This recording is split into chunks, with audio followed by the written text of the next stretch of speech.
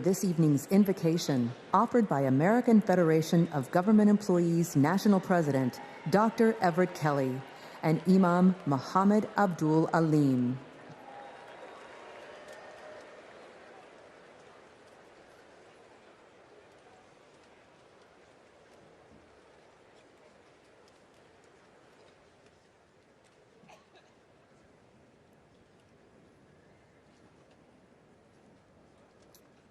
Let us pray.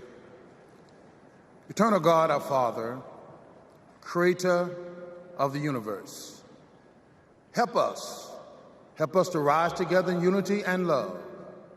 The work ahead is monumental. We must heed our call to feed the hungry, heal the sick, and comfort all who suffer. We must conquer fear, injustice, and despair. Our great democracy's foundation is our knowledge that all are equal in God's eyes, that righteous truth, your gift of freedom and equality, are being questioned once again. They're what our forefathers and mothers fought and died for. They died on battlefields, in factories, on farms and picket lines. They died in chains. They died for a better world. Beloved Creator, all this tonight, our democracy is now on the line. In the months that remain, guide Vice President Harris and Governor Walz with your wisdom and your thoughts. Eternal One, hear our prayer. Set our hearts afire that we may never weary in doing with your will in the pursuit of justice. In your Son's name, amen.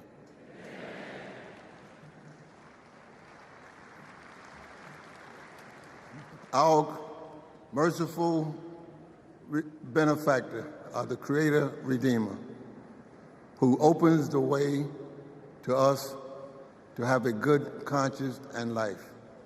Grant that we continue as a nation out of many one, a people of faith, taking pride in caring for our common humanity. Let us pray that this great nation inspire nations to advance social and economic progress. O God, make us among those who seek justice for all. O God, help us stand with humanity against hate. O God, bless us to approach each day with a feeling of gratitude and remembrance of you. Bless our homes and our schools. Bless us to never be without hope. Bless us in every decision, endeavor, and undertaking. Bless the efforts of the presidency to secure more opportunities for all in our great society. And finally, bless Americans to cherish our freedom and noble essence. Amen.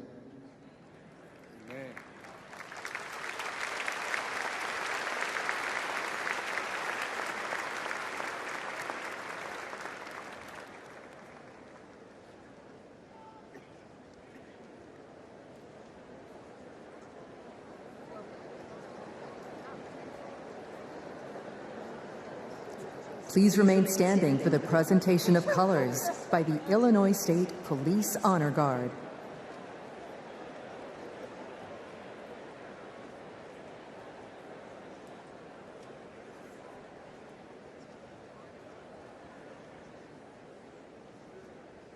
Detail, attention. Carry, colors. Forward, march. Left, left, left, left, left, left. Colors, color stern.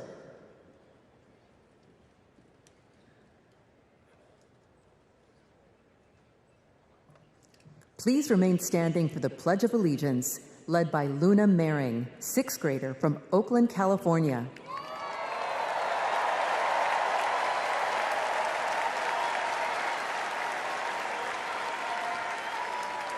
I pledge allegiance to the flag of the United States of America, and to the republic for which it stands, one nation, under God, indivisible, with liberty and justice for all.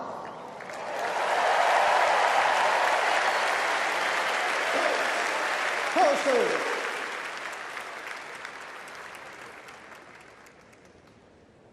Left.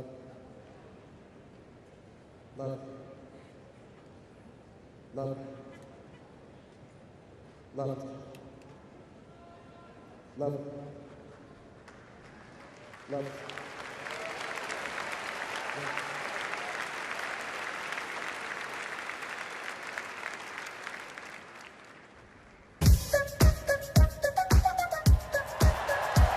She's a fighter for the American people, committed to our values, our hopes, our dreams, bringing joy back across our nation. It's about damn time. Turn up the music. Turn down the lights. Where did this strength and passion come from in this daughter of middle-class Oakland?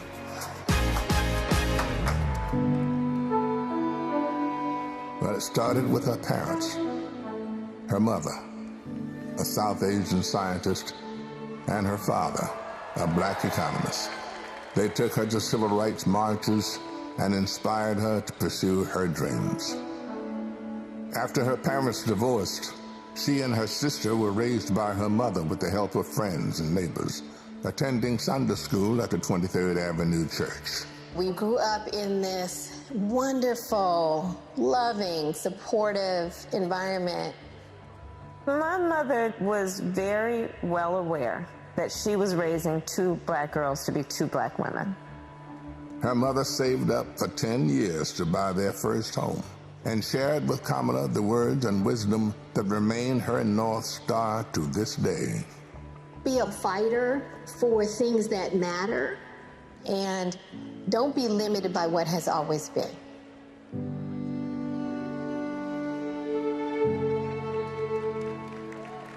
And then came a moment that changed Kamala Harris's destiny, that lit the fire within. When I was in high school, I had a best friend who I learned was being molested by her father. This particular day, she was like, hey, you really, really are not yourself. There's something going on. I said to her as soon as she told me, well, you have to come stay with us.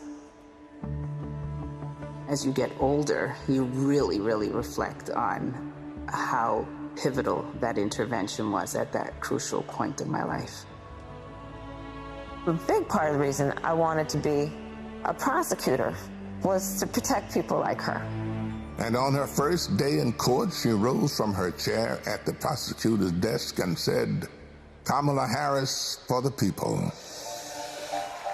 As a prosecutor, she put violent criminals and sexual predators in prison, leading to the highest conviction rate for serious and violent crime in 15 years, and created Back on Track, a program for first-time low-level drug offenders that became a national model. About, yeah, you did commit a crime, accept it, own up to it, and then let's talk about what we can do to change the circumstances going forward. Lowering recidivism rates for nonviolent offenders from 54% to 10%, giving people the training they needed to find a job after their sentence. I remember being so struck by having a district attorney who cared both about justice, about safety and accountability, but figuring out how to stop that crime from happening again. As California's Attorney General, she targeted transnational gangs and drug cartels, seized 10,000 kilos of cocaine and 12,000 pounds of methamphetamine, went after drug traffickers, and took 12,000 illegal guns off the streets. The new foreclosure crisis threatens to freeze up. She took on the nation's 5 largest mortgage banks that were stealing from homeowners. Prosecutors claim they duped desperate homeowners into paying thousands of dollars to get them out of foreclosure. She played hardball and delivered a landmark $20 billion settlement. This represents one of the largest dollar amounts to come to California. And in 2016, the people of California sent her to represent them in Washington, D.C. In the Senate, she earned a reputation for taking on the tough fights on the Judiciary and Intelligence Committees. Kamala hit the ground running. She came in with confidence. She was always respectful, but she would not let a witness off easily. I wouldn't. Yes or no? And if an argument didn't hold water, she could spot that flaw and get at it. I do want you to be honest. I'm not able to be rushed this fast. It makes me nervous. And when Joe Biden went looking for his vice president, I wanted someone who was strong and who was ready to be president on day one.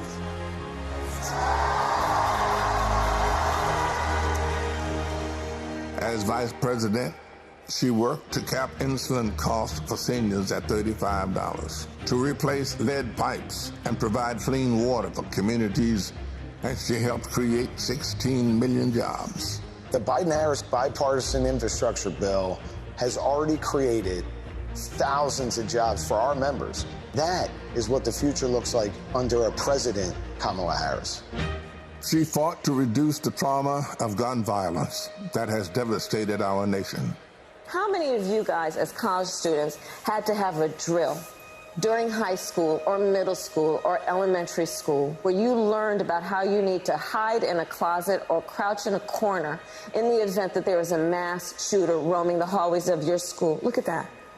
Look at that.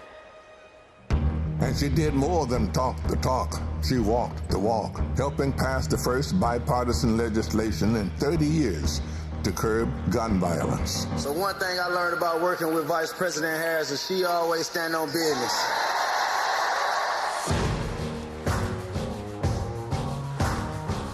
She has traveled the world to strengthen our national security and restore our global leadership, meeting with more than 150 heads of state. She stood shoulder to shoulder with our allies and stood up to dictators, helping to unite NATO behind Ukraine and impose punishing costs on Russia. She's led the fight for reproductive freedom. We have worked too hard and fought too long to see our daughters grow up in a world with fewer rights than our mothers. The first vice president to visit an abortion clinic, she built a nationwide grassroots movement to ensure that access to abortion, IVF, and birth control will always be protected. In the halls of power, she's a tough prosecutor, an effective policymaker, a powerful leader. And at home, she's the center of her family. I'm not knocking out. She's the best godmother, auntie. She's honest, she's loving, incredibly reliable. She's one of the most loyal people you'll ever meet. That is why I believe she is so prepared to be our next president. This love she has for her family, being there for all of us, that's how she will lead this country, being there for everyone. She's a proud graduate of Harvard University. Her campaign is a force of nature, generating the excitement we've all been yearning for. A campaign of joy, of love, of care. I am so fundamentally inspired. Kamala Harris will be our next president because you know there's too much on the line to stay on the sidelines. Thank you, Madam Vice President. Thank you for bringing back the joy. Sometimes people will open the door for you and leave it open. Sometimes they won't. And then you need to kick that door down. We are not going back.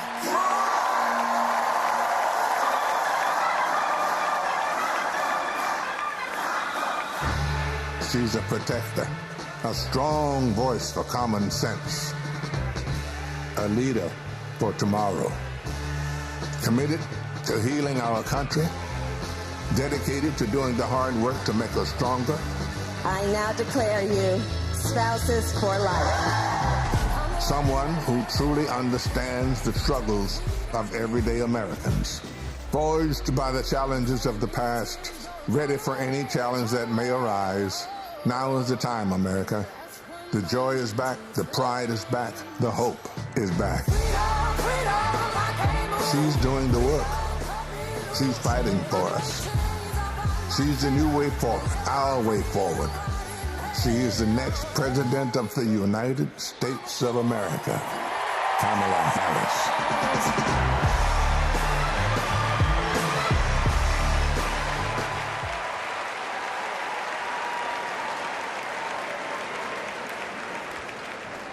Wow. Bienvenidos todos to the final night of the Democratic National Convention.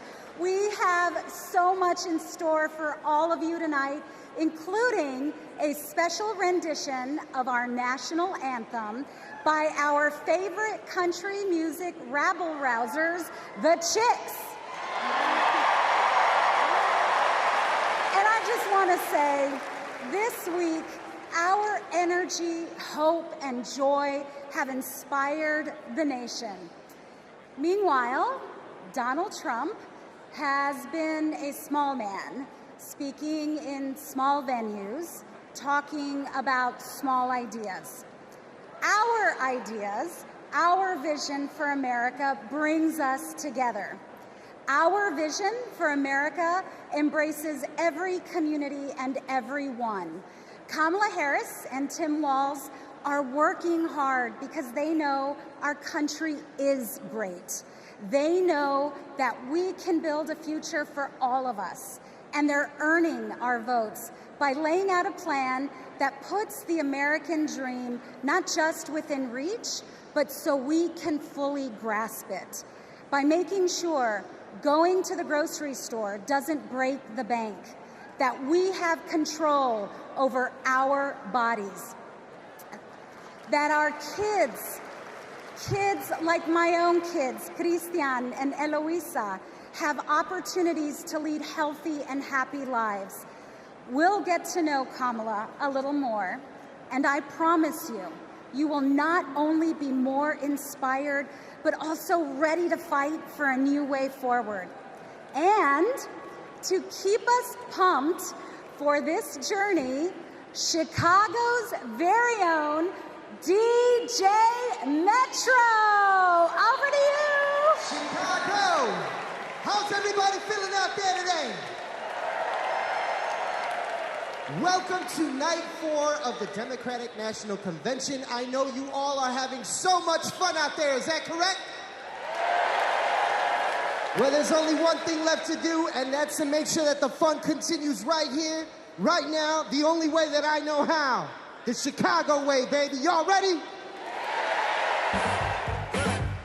Let's go.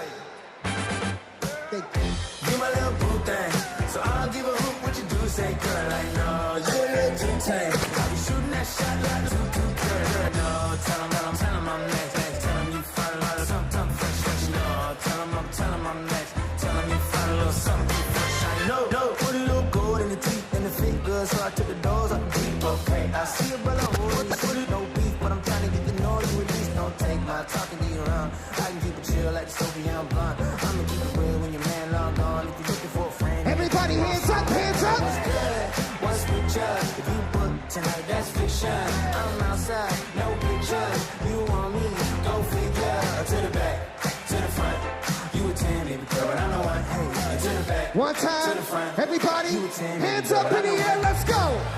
You my little boo thing, so I'll give a hoot what you do. Say, girl, I know you a little too tame. I'll be shooting that shot like 2K, girl, I know. Tell 'em I'm next. Tell 'em you find a little something fresh, I know. Tell 'em I'm next. Tell 'em you find a little. Thank you very much, ladies and gentlemen.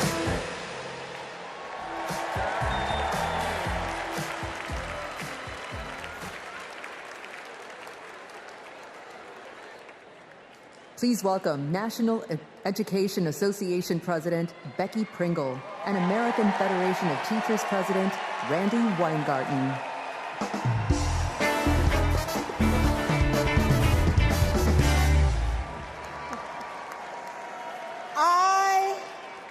am Becky Pringle, president of the largest labor union in this country, the National Education Association. As an 8th grade science teacher for over 30 years, I can tell you that Kamala Harris and teacher Tim Walz understand when our public schools are strong, our nation is strong. They know expanding free school meals, investing in health care, and keeping our communities and our schools safe creates opportunity for everyone. They will strengthen our schools, support our educators, and help our students live into their brilliance. Donald Trump and J.D. Vance are not just wrong, they're dangerous. It's all right there in Project 2025. They will shut down the Department of Education, end Head Start, and make educators pay a higher percentage in taxes than billionaires. But we are coming together to say, not on our watch. Not on our watch.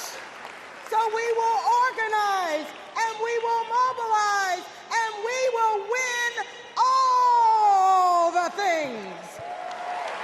So come this January, we will have a president who sees us, who believes in us, and who knows the beauty and the power of this diverse democracy. And her name is Kamala Harris.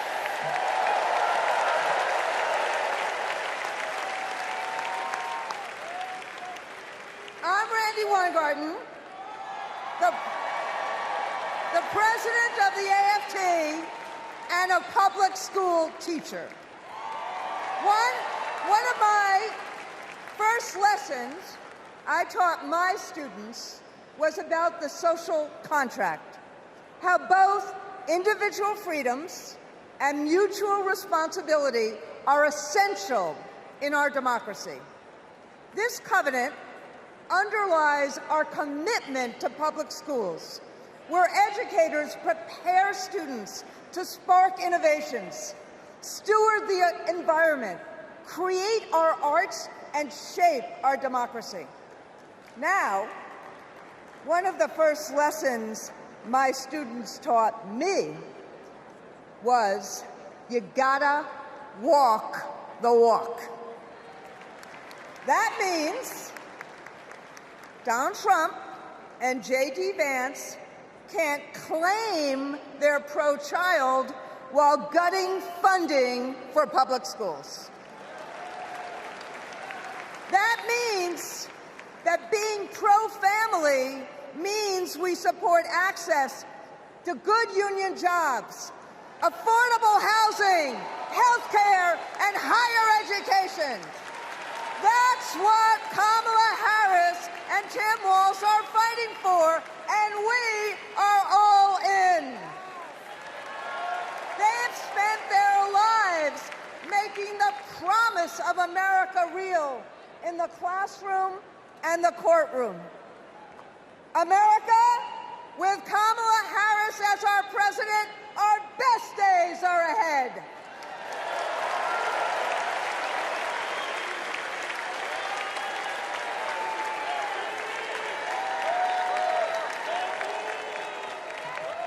Please welcome California Senator Alex Padilla.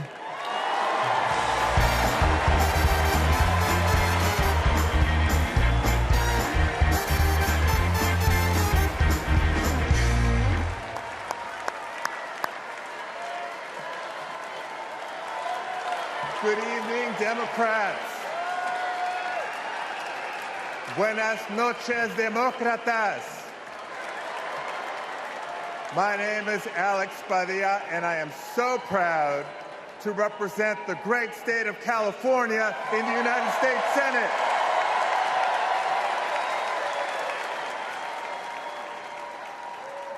But the titles I'm most proud of are husband to my beautiful wife, Angela, and father to 3 young gentlemen. You know, as a father, when we talk about the future of our country, it's not just hypothetical. For me, it is very real. Every day I go to work in Washington, I think about my kids and the future we're building for their generation. And to show you how Kamala Harris will treat America's kids as president, I'll tell you how she treats mine. Because whenever she sees Roman, Alejandro, and Diego, she greets them with kindness and respect, literally meeting them on their level, to speak to them and to listen. And every fight that Kamala and I have taken on together has been about making life better for this generation and the next. As a state senator, I stood with then Attorney General Harris as she took on the big banks to keep kids and their families in their homes. As California's Secretary of State, I knew her as a fearless United States Senator and my partner in defending our sacred right to vote. That's right. And when Kamala became vice president, I was honored to fill her seat. But I knew that I had some big Chuck Taylors to fill. But I was proud to carry on legislation that she championed to protect workers, to safeguard public lands, to provide kids with more access to quality education. You see, Kamala and I believe that all of our kids deserve a shot at the American dream. It's the American dream, after all, that brought my parents to the United States decades ago. Es cierto. Mis padres, Santos y Guadalupe Padilla, vinieron a los Estados Unidos en busca del sueño americano. But today, we know that the dream is out of reach for far too many families. So my question for all of you tonight is this. This November, who's ready to defend the dream? ¿Quién está listo a defender el sueño americano? Tim Walz is ready to defend the dream. Kamala Harris will defend the dream. And between now and Election Day, each of us must defend the dream too, by working to elect them as Vice President and President of the United States of America.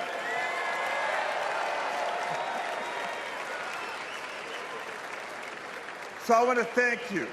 May God bless you. Now let's go win this thing.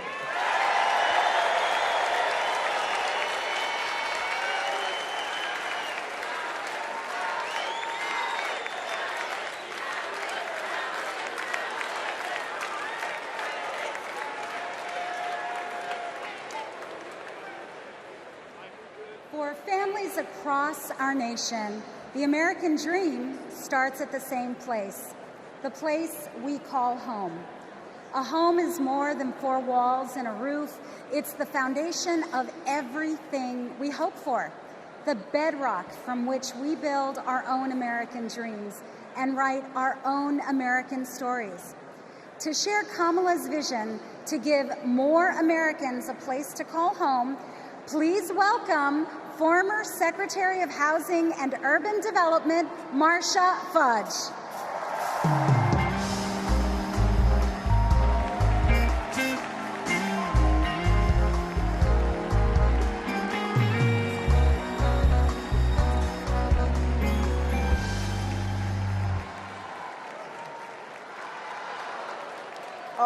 stage.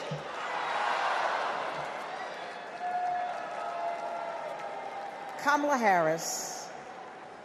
Harris has fought to protect homeowners and renters her entire career. As Attorney General, she held big banks accountable for their role in the foreclosure crisis and won billions of dollars for California homeowners. As Vice President, she and President Biden helped over 400,000 homeowners at the risk of foreclosure during the pandemic. And as President, she will build 3 million new homes and rentals, limit unfair rent increases, and offer down payment support for first-time home buyers. It's personal. Kamala remembers her mother's pride at buying their first home after saving for 10 years. She knows housing is a human right and a pathway to the middle class. Where you live determines what schools your children go to, what health care you receive, and whether you can get a good job without spending hours commuting. Where you live too often determines how you live. Donald Trump has no idea how housing works for everyday Americans. He doesn't care. He started his career being sued for denying housing to Black families. As president, he sat by while the cost of housing skyrocketed. Now, we can hand the keys to our housing policy back to a negligent landlord, or we can elect a president who believes in safe, affordable housing for all.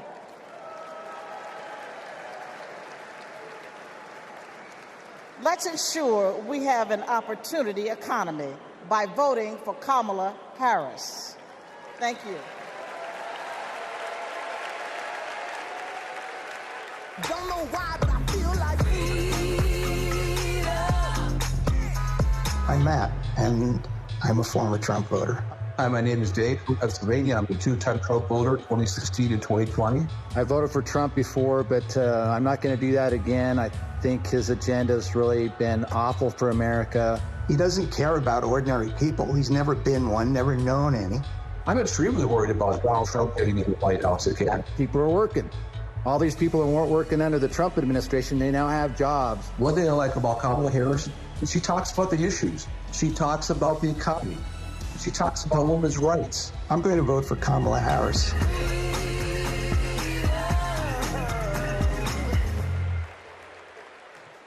Please welcome California Representative Ted Lieu.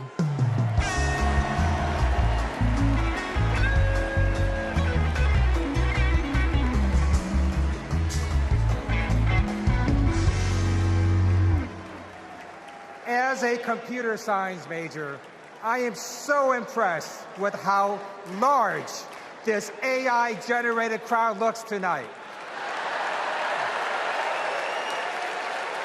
I first got to know Kamala Harris during the Great Recession when I was a California state legislator. Millions of hardworking families were facing foreclosure. My constituents told me stories about predatory and unfair loan terms, and about how hard they were fighting to keep the homes that they loved. Thankfully, they had someone fighting just as hard for them, Attorney General Kamala Harris. She led an investigation of the mortgage industry to root out fraud. She helped pass the Homeowners Bill of Rights, and she held the big banks accountable, bringing back $20 billion to homeowners. Since those days, I've seen her continue to fight for affordable housing as vice president. And as president, she's going to cut red tape so we can build more houses, help new homeowners afford a down payment, and take on corporations that unfairly hike up rent. Kamala Harris fights for affordable housing because she gets it. You know, when her mom was raising 2 girls, she did what so many parents do: work early hours, and work late nights, pay the bills, and put on a brave face so her girls did not know how hard it really was. It shouldn't be this hard in America, and President Kamala Harris will make sure it's not. She'll fight to lower housing costs so that everyone, everywhere, can find a place to call home.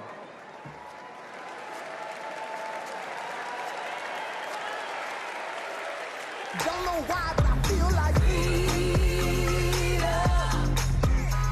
I depend on Medicare and Social Security for survival. I'm a recipient of Social Security benefits. I worry about Social Security and Medicare. If we don't protect it through Kamala Harris, that Trump is going to take that money. Project 2025 is going to be disastrous for many of us. What are we supposed to do? Who's going to take care of us? Where are we going to live? I don't know, but I know I'm voting Democrat. I'm supporting Vice President Harris because she will protect my Social Security and that of all others.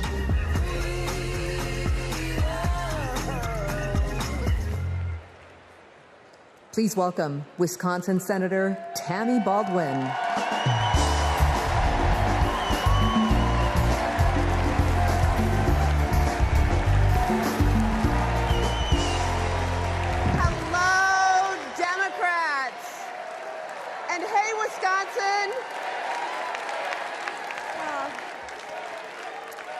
Tonight, I want to talk about family. We know that all families don't look alike. My mother was a teenager when I was born, and she struggled with addiction.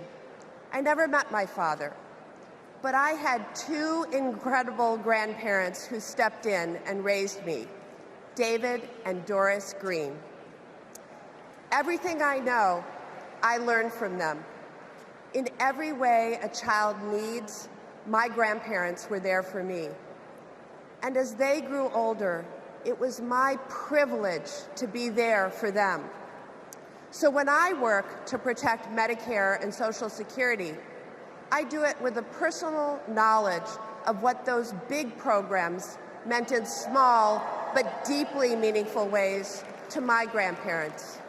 And I know what they mean for your parents and grandparents.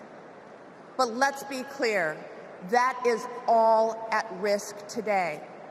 Donald Trump was asked what he would do about Social Security and Medicare, and he said, and I quote, "There's a lot you can do in terms of cutting." Cutting? He's talking about cutting Social Security and Medicare while giving a huge new tax break to billionaires and corporations? Well, Kamala Harris is not going to let that happen. And Tim Walz is not going to let that happen.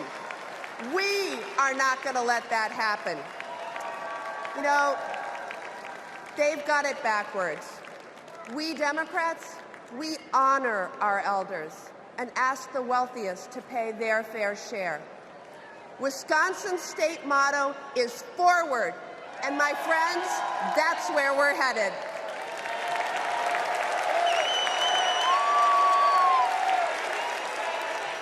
Please welcome Massachusetts Representative Catherine Clark.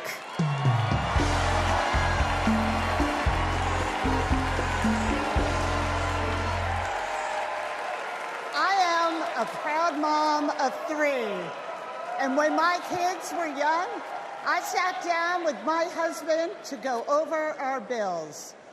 We realized that my entire income went to paying for childcare. We asked ourselves, how on earth will we make this work? So many parents will tell you a similar story. They'll tell you that preschool can cost as much as rent, or that they drive over an hour just to find childcare. They'll tell you that the workers who watch their children have it even worse. When parents have to choose between their kids and their jobs, businesses are hurt too. We shut out talent. we lose the prosperity parents could create. Childcare makes our economy run. And yet, Donald Trump's Project 2025 will eliminate Head Start, close classrooms, raise the cost of care. And J.D. Vance says affordable childcare is class war against normal people. You know what normal people want? A president who understands this shouldn't be so damn hard. That's Kamala Harris. She's seen this firsthand. You've all heard Kamala talk about her mother. She was both a brilliant scientist and a devoted mom. She had to fight to make it all work, to raise her daughters, to pay the bills, to keep the career she loved. Kamala and Tim know that when everyone can find and afford childcare, our kids and our communities will thrive. Our middle class will grow. So let's put childcare at the top of the agenda. Let's build a future worthy of our children. Let's elect Kamala Harris and Tim Walz.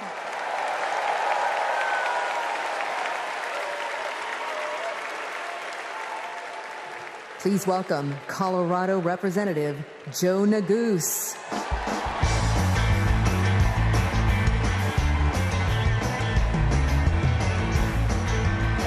Thank you. Good evening, Chicago. My name is Joe Neguse, and I represent the great state of Colorado in the U.S. Congress. My parents immigrated here from a place torn apart by war. They worked hard every day, made tremendous sacrifices, and taught me to never take for granted the educational opportunities that we have in this incredible country. It's because of them and because of those opportunities that tonight their son stands before you as Assistant Democratic Leader of the U.S. House of Representatives. My fellow Americans, let me say this clearly. Don't let anyone tell you that the American dream is dead. It is alive and well, and it will grow even stronger with Kamala Harris as the next president of the United States. How do we know that? How do I know that? Well, it's because Kamala Harris believes that college can be a ticket to the middle class, and she has fought to make it more affordable her entire career. As California Attorney General, she took down one of the biggest for-profit colleges, securing $1 billion, $1 billion for students who were defrauded. Alongside President Biden, she expanded Pell Grants and secured record funding for HBCUs. And Kamala Harris made public service loan relief a reality for teachers and first responders and firefighters and nurses and countless others across our land. Vice President Harris delivered before, and she will do it again. As president, she will build a brighter future, a more affordable future, a future where going to college doesn't break the bank, a future where my 5-year-old daughter, Natalie, who's watching us back home in Colorado right now, a future where she can live her dreams. So those are the stakes. Let's make it happen, America. Let's make history, America. Let's elect Kamala Harris, the 47th President of the United States. Thanks so much. God bless. Thank you.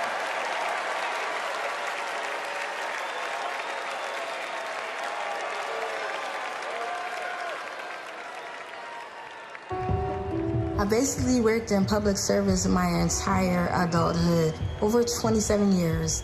Seeing my mom work in the public service sector, it was actually inspiring me, and I'm like, she gives more to the community than she is for her own self.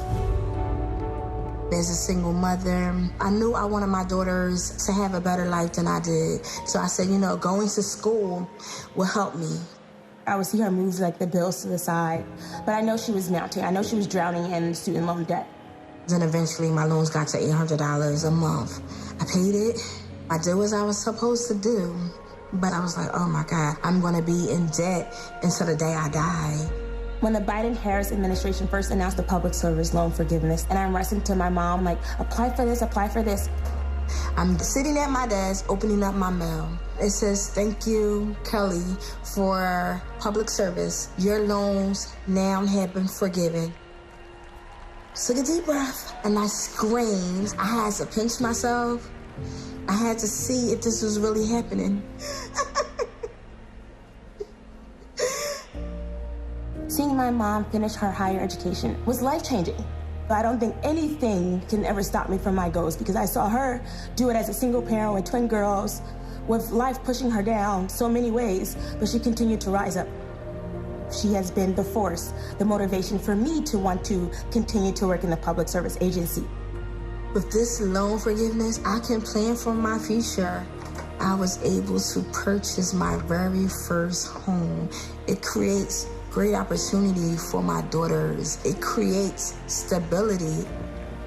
Thank you, Vice President Harris and the entire administration. I just want to thank you again and again and again. Thank you so much.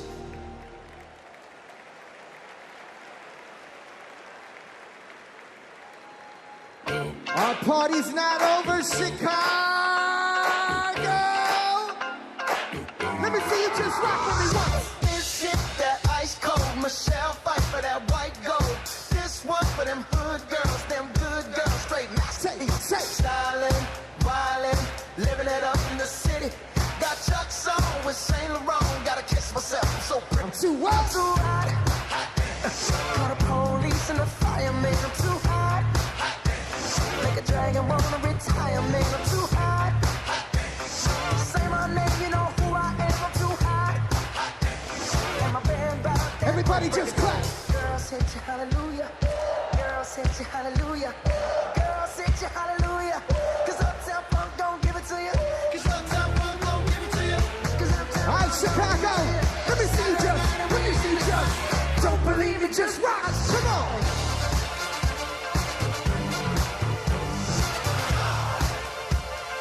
Don't believe me, just watch. Don't believe me, just watch. Don't believe me, just watch. Don't believe me, just watch. Hey, hey,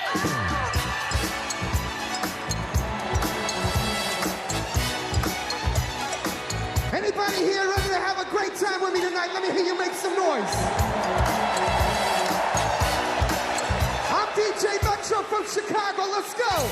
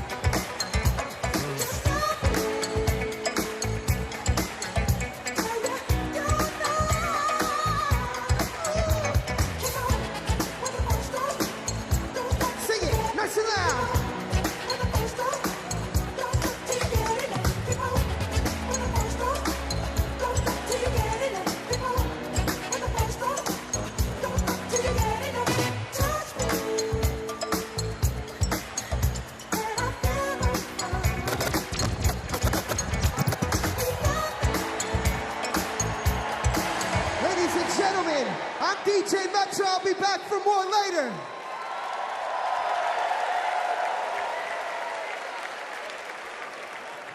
Please welcome Durham, North Carolina Mayor Leonardo Williams.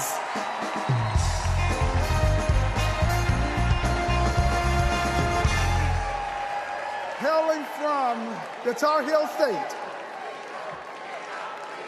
home of Duke University and North Carolina Central University, I am Mayor Leonardo Williams from Durham, North Carolina. You know, several years ago, my wife Zweli and I started cooking for our community.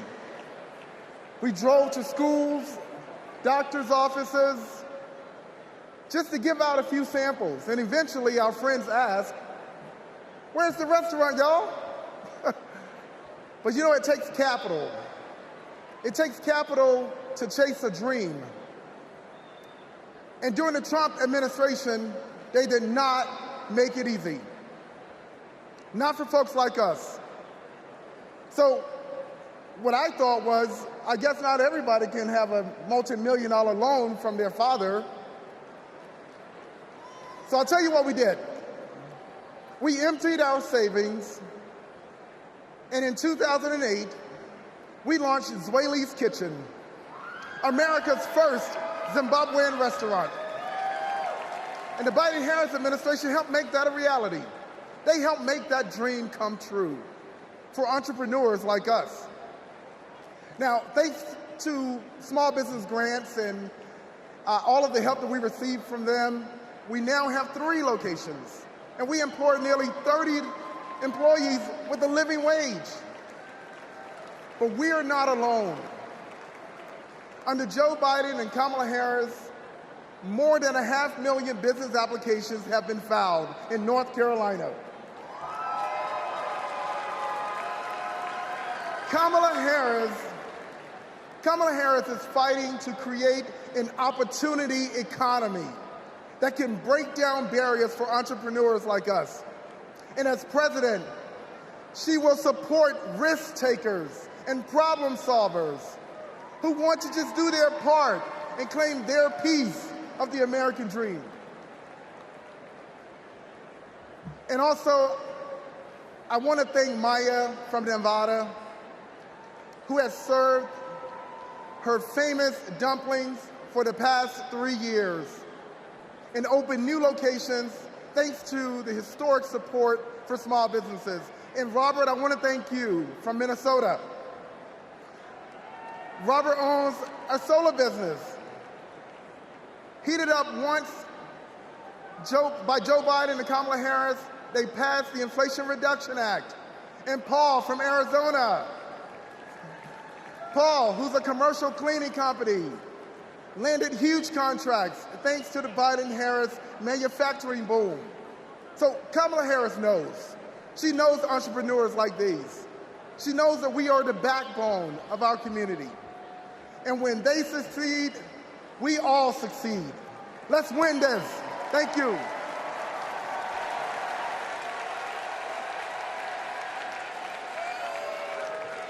Please welcome Illinois Representative Raja Krishnamurthy.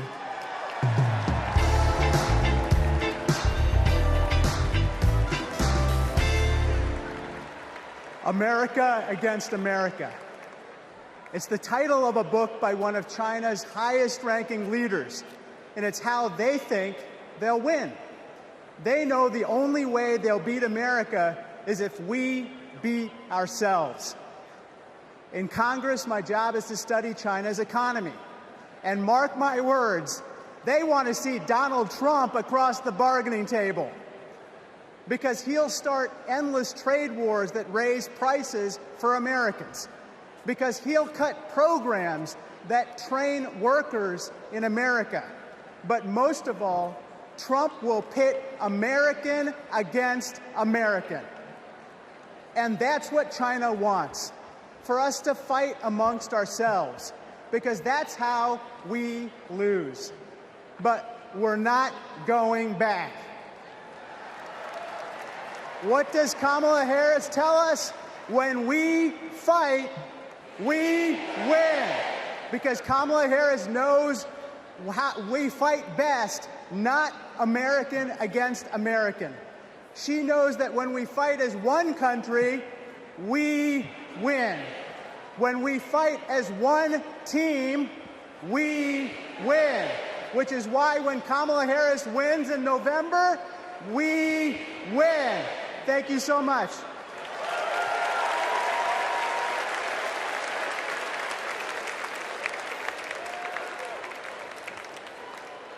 We believe in a future where every person has the opportunity to build a business, to own a home, to build intergenerational wealth,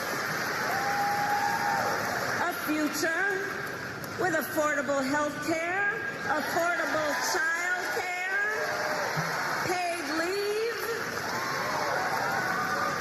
And all of this is to say, building up the middle class will be a defining goal of my presidency.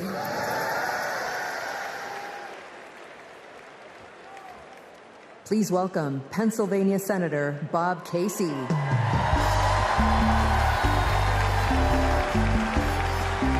Pennsylvania.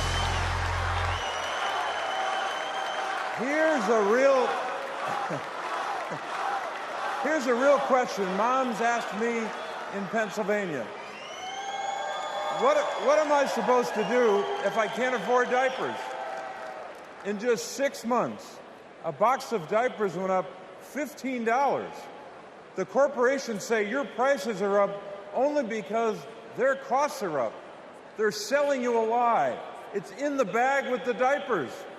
Prices are up because these corporations are scheming to drive them up. Most companies are good companies. It's the food conglomerates that sit behind the supermarkets, the faceless wholesalers. They're the ones who are extorting families at the checkout counter. This is greedflation. I've been fighting it a long time. So has Kamala Harris. And finally, we're starting to win. When Big Pharma jacked up the cost of insulin, we passed a bill to stop them. Now, for millions of Americans, it's capped at $35 a month. So that's one. I've been fighting to ban price gouging on food.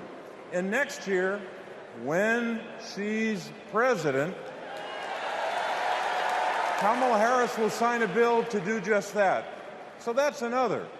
And when corporations take advantage of a crisis, like toilet paper during the pandemic, we'll hit them with harsher fines when Kamala Harris is president. Now, Americans don't expect stuff to be free, but we do expect it to be fair. The people I'm talking to, from Allentown to Erie, they don't tolerate being ripped off. Americans are hardworking, honest people. And that's what we've been fighting for. We're fighting for honesty. I'm fighting for it. Kamala Harris is fighting for it. Will you fight for it? All right, let's go out and win this thing. Thank you.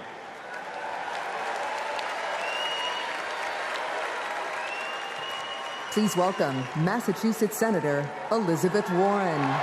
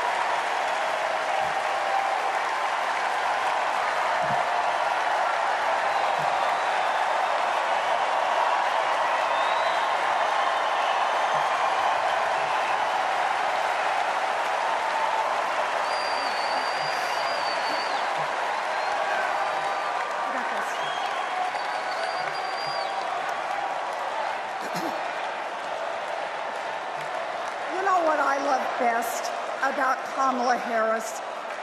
Kamala Harris can't be bought, and she can't be bossed around. Now, I first met Kamala in the aftermath of the 2008 financial crash. The banks had flat out broken laws, cheated people, and stolen homes. Millions of Americans had lost their jobs, their savings, their homes. Now, I was setting up the Consumer Financial Protection Bureau. Go CFPB!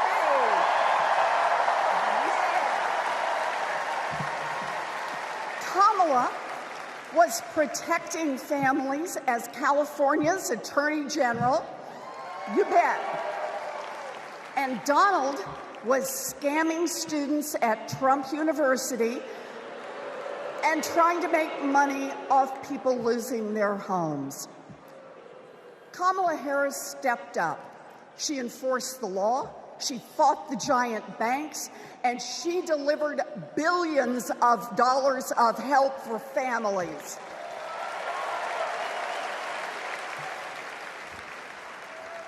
And that is the difference between a criminal and a prosecutor.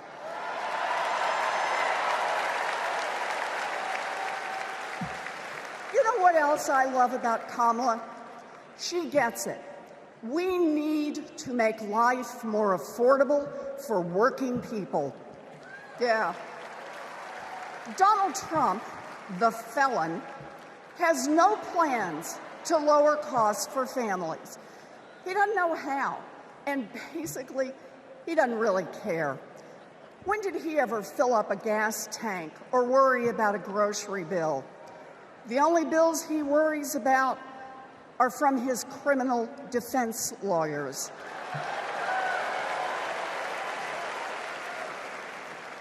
But Kamala, she cares deep down. And she will take on the giant corporations that are squeezing American families. In fact, it's something she's done before. During the California wildfires, she went after the price gougers. During the pandemic, we worked together in the Senate to stop price gouging. And as president, she will lower costs for your family. She'll take on the Wall Street firms that buy up millions of houses and apartments and then jack up the rent. She'll take on drug companies that charge an arm and a leg for prescriptions. She'll take on corporate monopolies that rip off consumers and billionaires who don't pay taxes.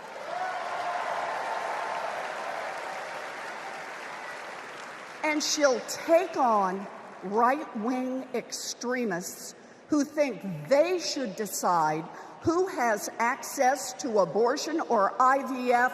Kamala will protect abortion rights nationwide. Yeah. And there it is. Groceries, gas, housing, healthcare, taxes, abortion. Trust Donald Trump and J.D. Vance to look out for your family? Shoot, I wouldn't let those guys, I wouldn't trust them to move my couch.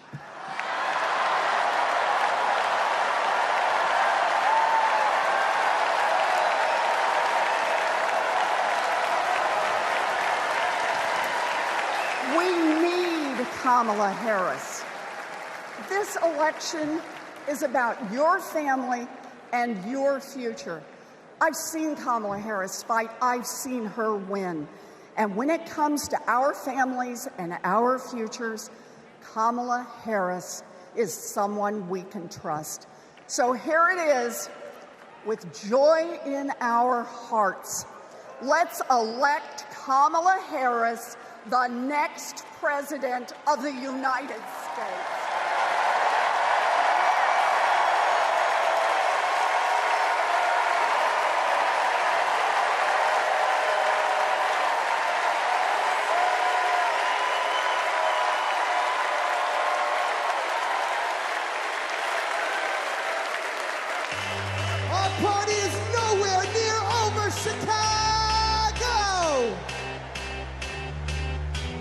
do this real big because we got a good feeling about this presidency. Now let me see your hands up one time. I got a feeling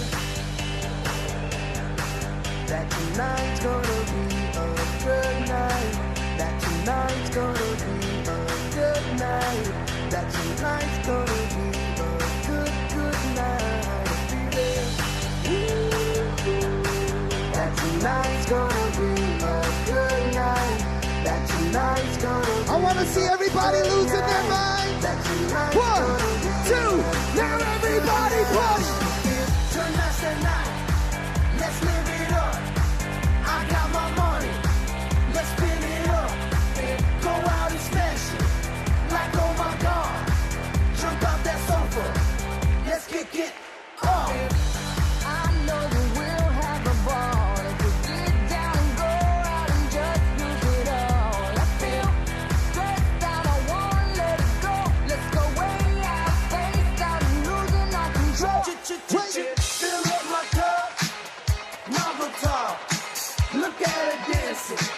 Just take it up, up, up, up, up, up, up, up, up. Let me hear you shut down. Come on. Because in this nation, we're all one big family. Let me see.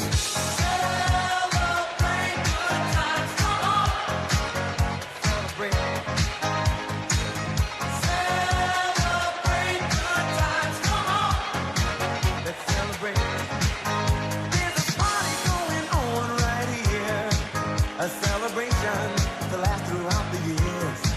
So bring your good times and your laughter too. We gon' celebrate your party with you. Come on now. Celebration. Let's all celebrate and have a good time. Celebration. We gon' celebrate and have a good time. It's time to come together. It's up to you. What's your pleasure? Everyone around the world. Come on! Ladies and gentlemen, I'll see you guys in just a little while. Thank you.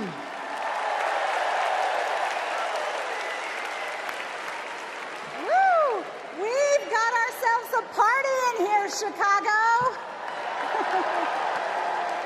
All right, Democrats, we know that a secure future depends on strong global leadership. As Vice President, Kamala Harris has been tested on the world stage. She's faced down threats, stood shoulder to shoulder with our allies, and engaged in the serious work of safeguarding America's security. Please welcome to the stage an Army Ranger, my colleague, Congressman Jason Crow.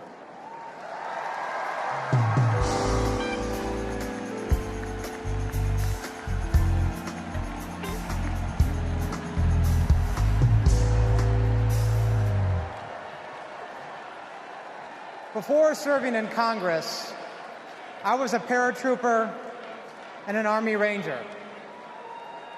Over 100 combat missions in Iraq and Afghanistan taught me what really makes America strong and secure. You see, it's not tough talk, it's not chest thumping, because in war, talk is cheap. And trust me, I know a couch commando when I see one.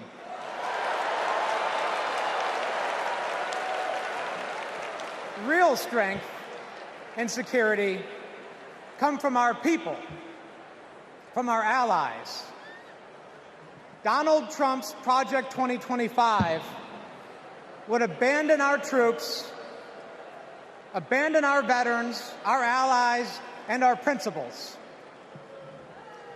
In Chapter 4, Trump plans to do Putin's bidding by abandoning Ukraine and walking away from our NATO allies. In Chapters 2 and 3, he plans to fire our national security and military professionals, and then replace them with MAGA loyalists. But I refuse to let Trump's golf buddies decide when and how our friends are sent to war. When we join the military, we raise our right hand and we take the oath. We know that it comes with sacrifice, but we also know that it comes with a promise that America will have our back. Trump will break that promise. In fact, in Chapter 20 of Project 2025, he plans to slash veterans' benefits and then privatize VA health care. As a paratrooper, we learned that the leader of the unit jumps first, and then the others follow. Leaders always go first. But Trump, he would push your son or daughter out of the plane and then abandon them when they come home. Our troops deserve a commander-in-chief who will always have their back. That leader is Kamala Harris. And together, we will make Kamala Harris our next commander-in-chief.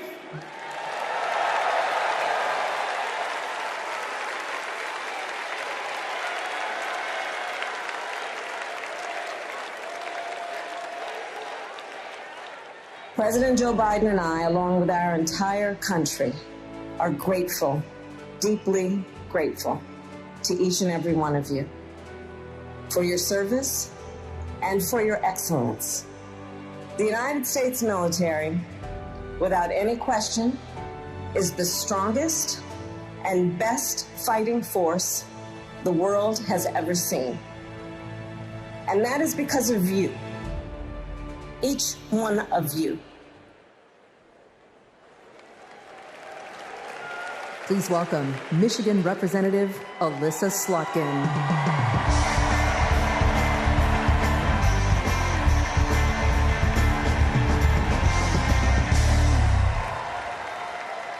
Good evening. I'm Alyssa Slotkin. I am honored to be your U.S. Senate nominee from the great state of Michigan. Go blue, go green, my peeps from Michigan. My life in service began in New York City on September 11th. As the smoke cleared, I knew my career would be spent protecting the country we all love. I was recruited by the CIA and served 3 tours in Iraq alongside our military. And I worked at the White House under presidents of both parties, and as an acting Assistant Secretary of Defense under President Obama. I want to talk tonight about national security, because the choice in November is stark. America retreating from the world or leading the world. Trump wants to take us backwards. He admires dictators a lot. He treats our friends as adversaries and our adversaries as friends. But our vision is based on our values, the values that took us to the shores of Normandy and helped us win the Cold War. We believe America should inspire and lead at home and abroad. We recognize that it's not just about having a strong military, but about tackling global challenges like AI and climate change together. And guess what? That takes friends. You gotta have friends to do that. Vice President Harris understands our strength abroad is inextricably linked to our strength here at home. Our schools, a strong middle class, and the health of our democracy. So, for everyone here and everyone watching, I want you to proudly claim your patriotism. You are here because you love your country. Do not give an inch to pretenders who wrap themselves in the flag, but spit in the face of freedoms it represents.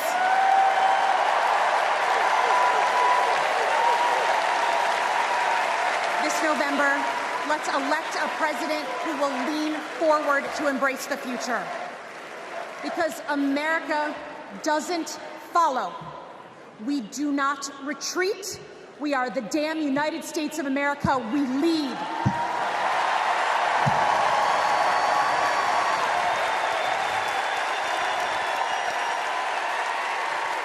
Please welcome New York Representative Pat Ryan.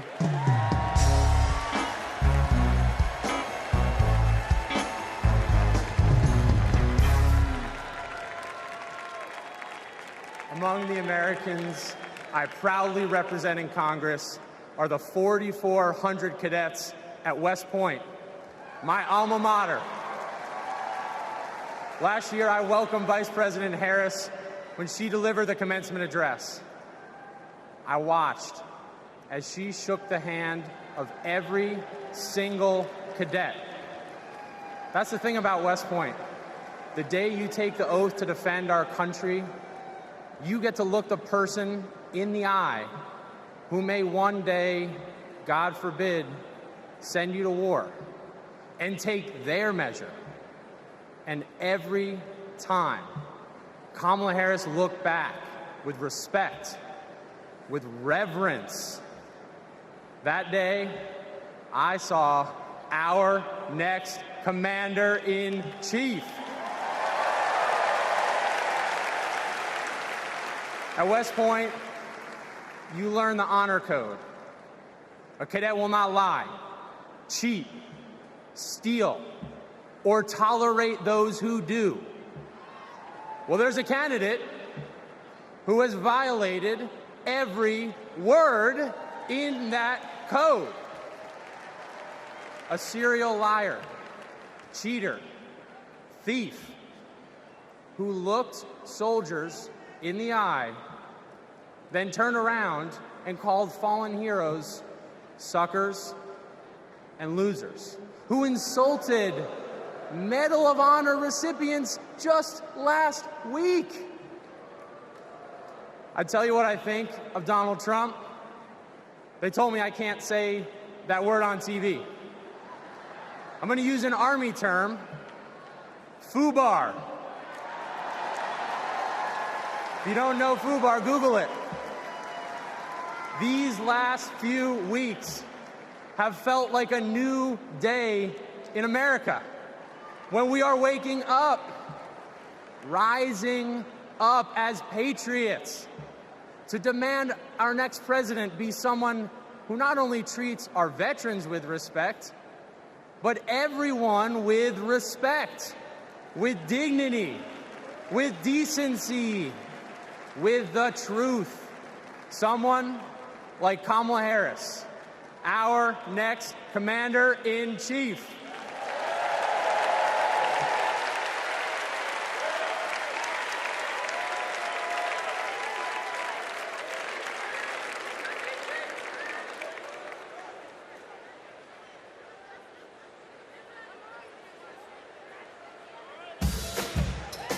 We are not done.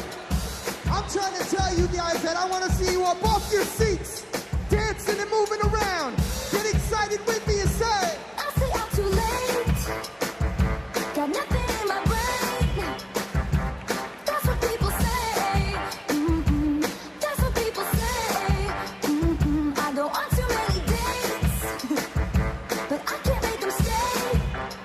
At least that's what people say. That's what people say. But I keep cruising.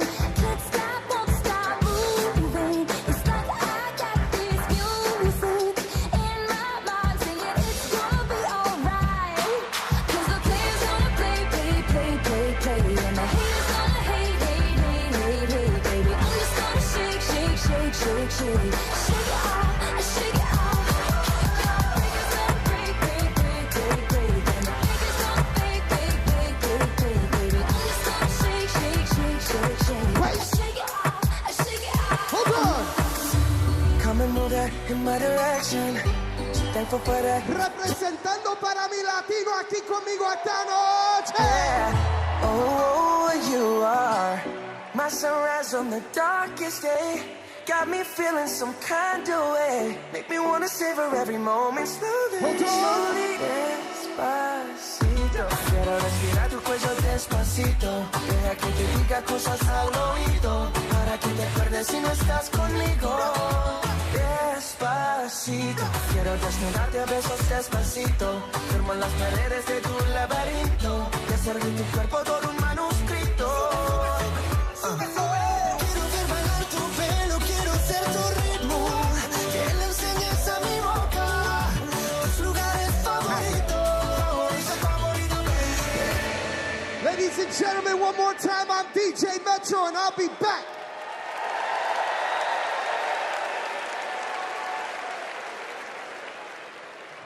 Please welcome the president of the National Action Network, Reverend Al Sharpton.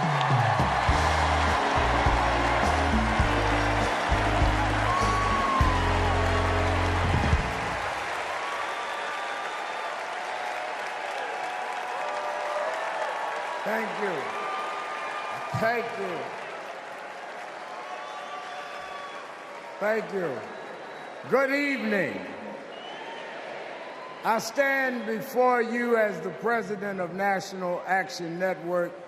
We do not endorse candidates, but we report where candidates stand on criminal justice, economic empowerment, health equity, and other issues.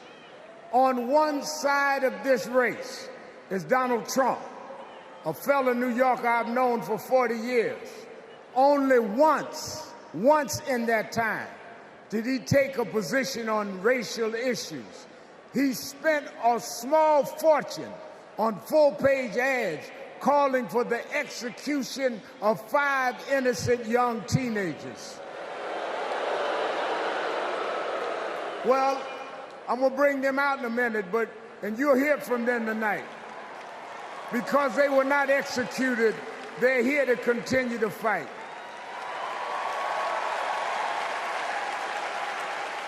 But it was there that I saw Trump love to fan racial flames. On the other side is a woman that I walked with in Selma, Alabama to commemorate the 59th anniversary of Bloody Sunday. Kamala Harris spoke to me that day about unity and passing bills. All I ever heard from Donald Trump was how he can get an advantage.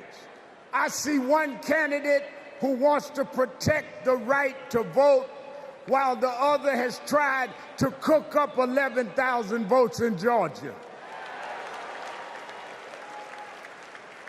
I see a candidate who, with Joe Biden, brought leaders to the White House to confront violent hatred, running against a man who said neo-Nazis in Charlottesville were fine people.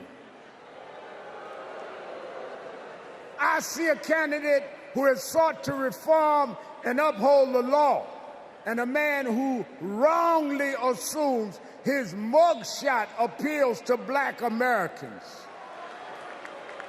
I worked with Kamala Harris. In every job she's had, she has consistently committed to making government work for those of us who've been disadvantaged. All Donald Trump has been consistent about is making himself richer and sowing division to get that done. This man sat right here in Chicago a few weeks ago, refusing to apologize for claims that migrants were taking black jobs. Well, in November, we're gonna show him when blacks do their job.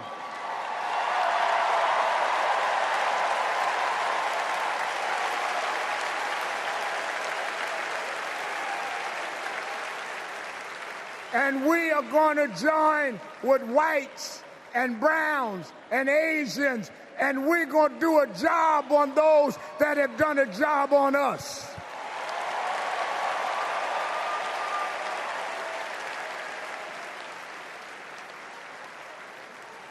Tonight, we are going to realize Shirley Chisholm's dream.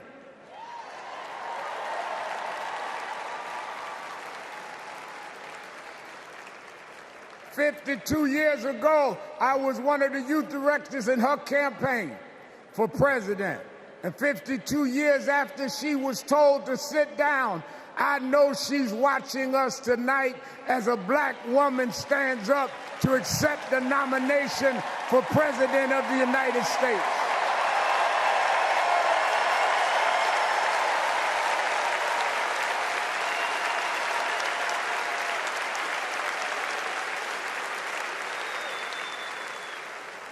We have fought too hard for women to be told to get out of the kitchen. We are now on our way to the Oval Office. We won't go back.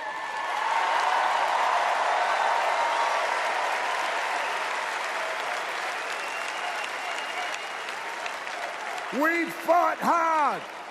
We fought hard for LGBTQ loved ones to get out the closet. We won't go back.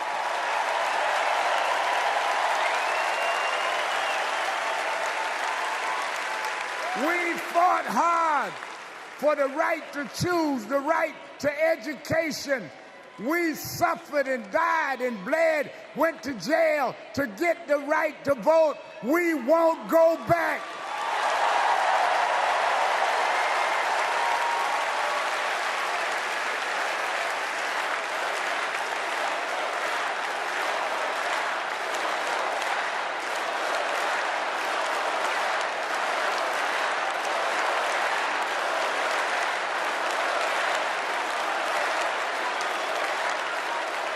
So we must be committed, no matter how the Supreme Court tries to roll back on civil rights, no matter what the amount of money they have. We are here because others fought and suffered for us, and we vowed tonight we won't go back.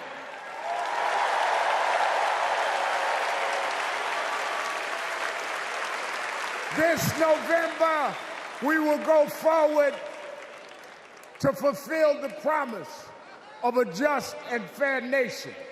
And let me say, as we transition, I'm a preacher. And in Psalms it says, weeping may endure for a night, but joy comes in the morning. We've endured January 6th. We've endured conspiracy theories. We've endured lies and areas of darkness, but if we stay together, black, white, Latina, Asian, Indian American, if we stay together, joy, joy, joy, joy coming in the morning.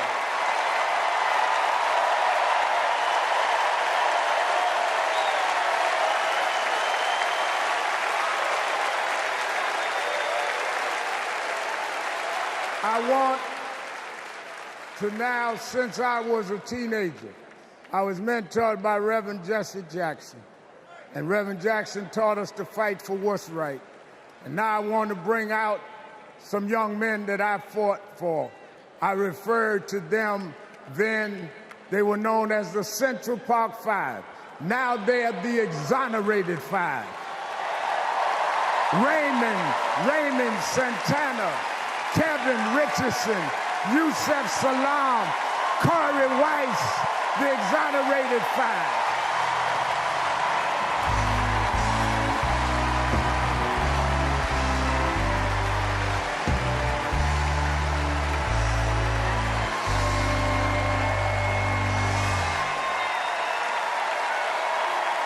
We won't go back.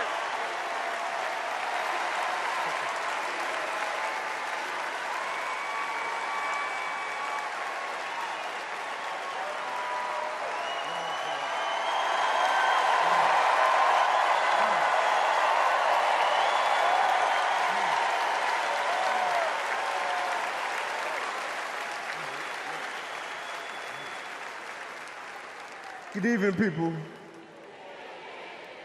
My name is Corey Wise. 35 years ago, my friends and I were in prison for a crime we did not commit. Our youth was stolen from us.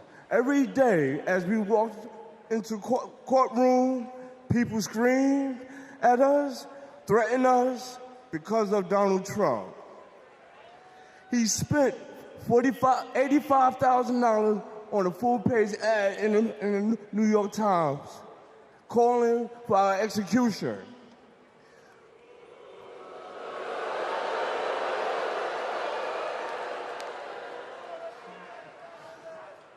We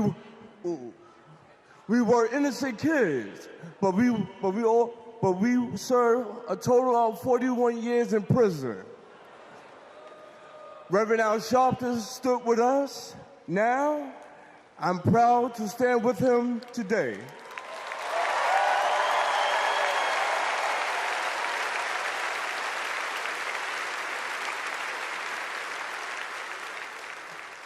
Vice President Kamala Harris has also worked to make things fairer. I know she will do the same as president. Now prove that message.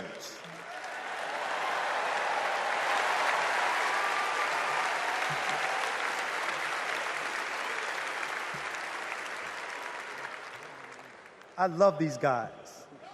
These are my brothers. These are my brothers. Yes, indeed. America.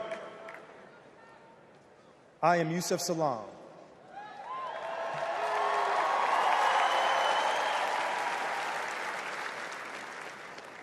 A New York City councilman representing my hometown of Harlem. That's right.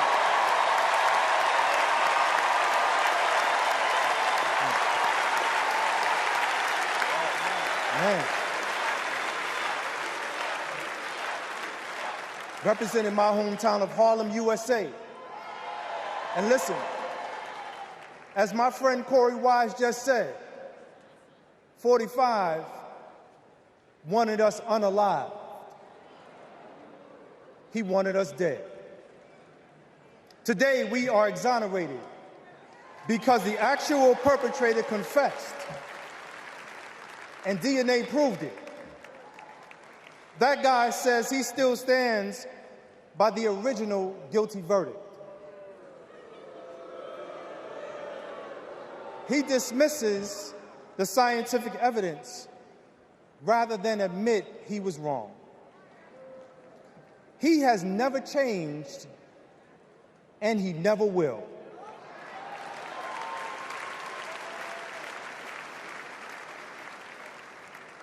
That man thinks that hate is the animating force in America. It is not. We have the constitutional right to vote. In fact, it is a human right. So let us use it. I want you to walk with us. I want you to march with us. I want you to vote with us.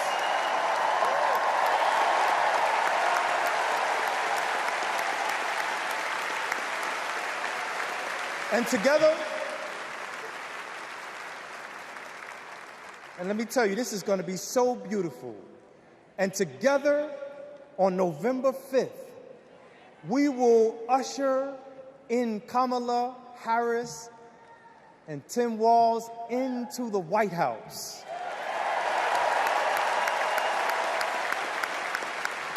So I want to do this. When I say one day, I want you to say, see us. When they see us. When they see us. When they see us, America will finally say goodbye to that hateful man.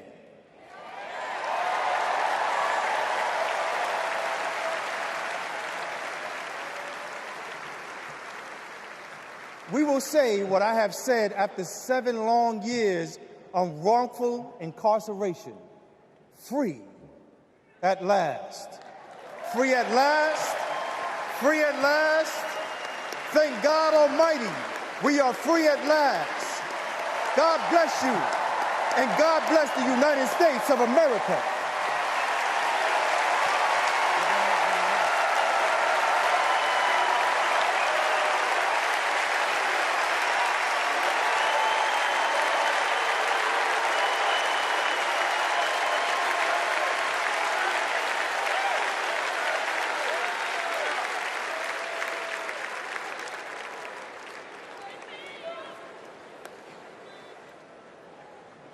Wow. Our country is built on justice, and people's lives, as we just heard, can be harmed when we fail to do justice. But Kamala Harris fights to do justice. No one knows that better than the prosecutors who fought alongside her. These are their stories.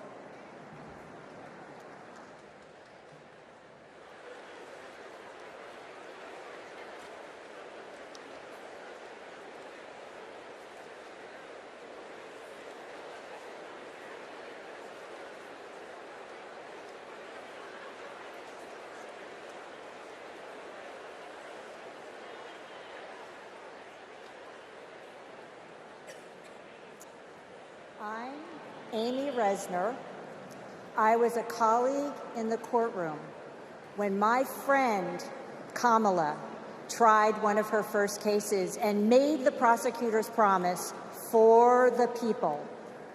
For Kamala, practicing law was always about protecting the vulnerable and giving the victims a voice. Women who were sexually assaulted, children who were mistreated and sexually abused. She helped them navigate their nightmares and demand justice for their injuries.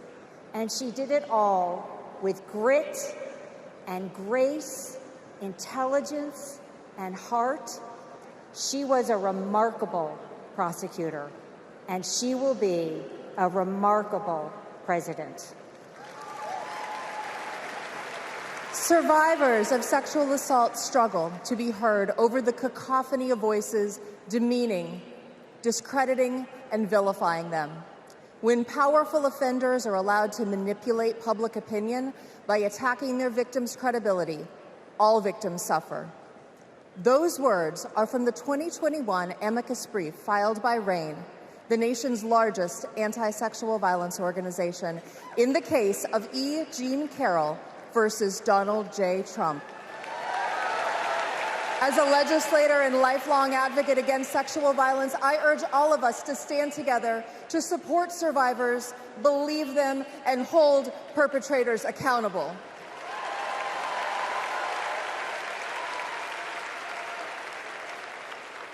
I'm Lisa Madigan, former Attorney General of Illinois. I worked with Kamala Harris during the Great Recession to protect homeowners from foreclosure. As Attorney General of California, Kamala met thousands of people on the verge of losing their homes and their faith in the American dream. She demanded big banks provide mortgage relief to allow families to stay in their homes. She stood her ground, and together, we prevailed. For as long as I have known her, Kamala Harris has always taken principled positions and never wavered. Thanks to Kamala's determination, countless Americans have a home they can call their own.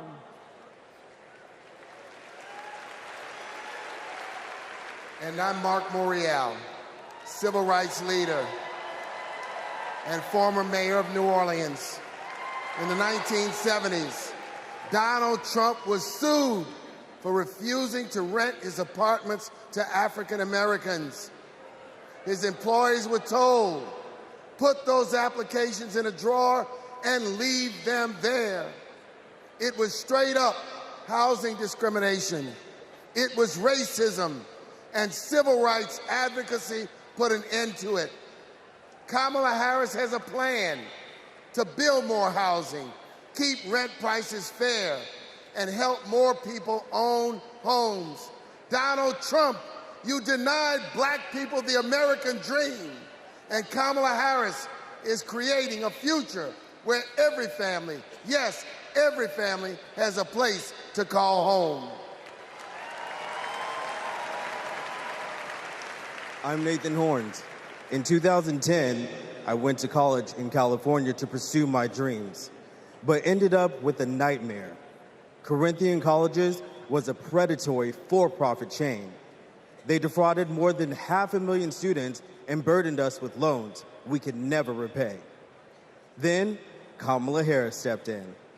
As Attorney General of California, she stuck up for students. She prosecuted Corinthian, and as Vice President, she stuck with us. As we fought and we organized for debt relief, the Biden-Harris administration came in, canceled all Corinthian student debt, and gave us back our futures. My name is Tristan Snell, and I prosecuted Trump University.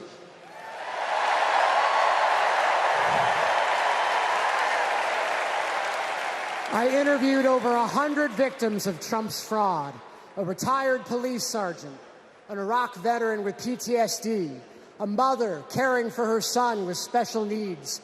They trusted Trump. They believed that he would teach them his secrets and make their American dreams come true. But all they got was credit card debt and a fake diploma. Some lost their life savings, some lost their homes. Donald Trump ripped off his biggest fans and made $5 million in profit. Kamala Harris fought scammers like him, and as president, she will continue to fight for you, for us, for the people.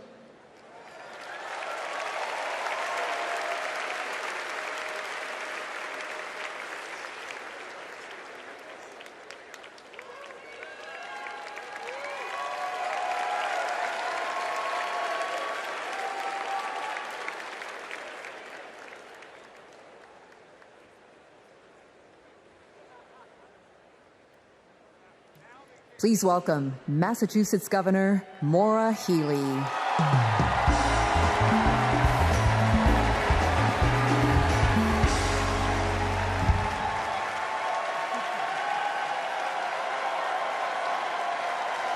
For the people. Those three words define the role of a prosecutor. To serve not only our clients in the courtroom, but our community and our country. To give people a sense of security and safeguard the principles that hold our nation together. To stand up to abusers and bullies, and stand up for the voiceless and the vulnerable. In other words, exactly what Kamala Harris has done her whole life. When she was DA, mothers of children who'd been murdered, whose cases had gone cold, would come to her office saying, "I'll only speak to Kamala," because they knew she would listen, because they knew she would help them find justice. And she did. That's the Kamala Harris I know. A few weeks ago in Massachusetts, I watched a little girl meet the vice president. Her eyes were so wide, as open as the future. Kamala asked her about the summer, her basketball camp, and what position she likes to play. The little girl said to her, "Anything but defense." Kamala put her hand on her shoulder and replied, "Me too. I love offense." That's what it means to be for the people. Kamala Harris fights for all Americans. She stays on offense and she wins. And I know that she'll fight with the same passion, the same determination as President of the United States. I can't wait to see her prosecute the case against Donald Trump on the debate stage in September. We face a stark choice in this election: a felon and con man or a dedicated prosecutor. The contrast between Donald Trump and Kamala Harris is clear. He obstructs justice. She upholds it. He swindles people. She serves them. He thinks he's above the law. She actually understands the law.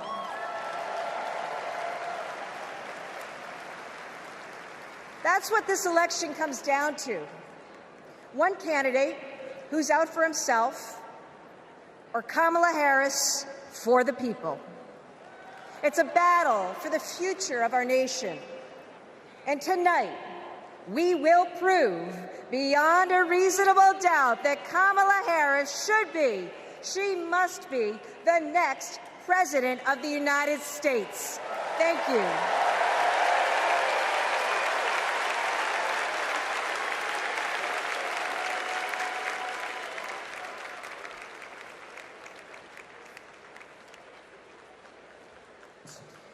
Please welcome survivor and advocate Courtney Baldwin.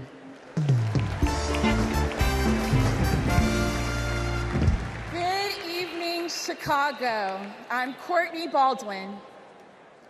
In 2013, I was sold for sex in cities across California by a trafficker who controlled every aspect of my life. During those dark moments, I held on to hope that one day I'd be seen as more than a victim, that I could pursue my dreams, and that my trafficker would be held justice. I didn't know it yet, but waiting for me on the other side were people who were fighting for survivors. One of them was Kamala Harris.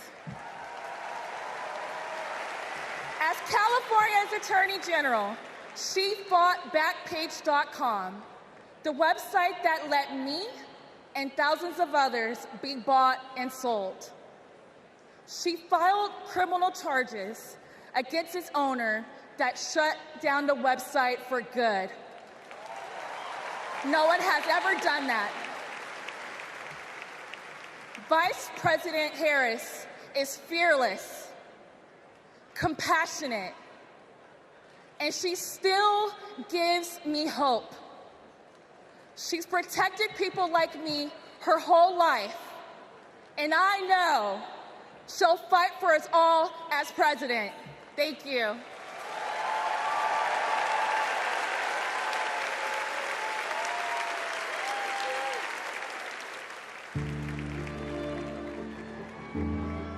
We have to wake up at 2 a.m. in the morning.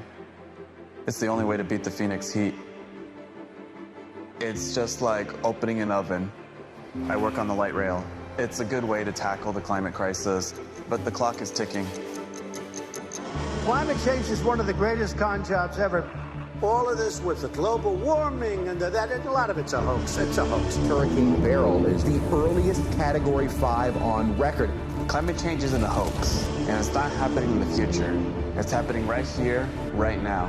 Here in Phoenix, the most consecutive 110-plus degree days in a row. Trump is pouring gasoline on the fire. He proceeded to solicit $1 billion from the fossil fuel companies because, if elected, he would roll back environmental rules and repeal regulations. Trump's Project 2025 agenda gives tax breaks to big oil and completely tramples the middle class. Trump would gut clean energy jobs like mine. This work gives us security and economic freedom. Trump would rip that away. Kamala Harris sees the future differently. She's a clean energy champion. She took on big oil that gouged Americans. Harris was the deciding vote that passed Democrats' epic clean energy investments. Kamala will fight for climate and clean energy policies that protect our health and hold big polluters accountable. The clock is not just ticking, it is banging. And that is why President Biden and I made the largest climate investment in America's history. We are not going back. I was raised to care for my community. That means jobs for my guys and a clean energy future.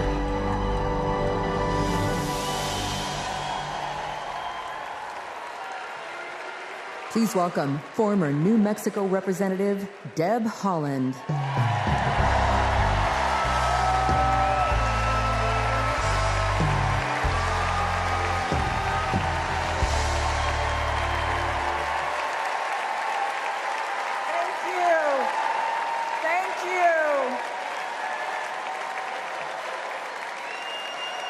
Thank you.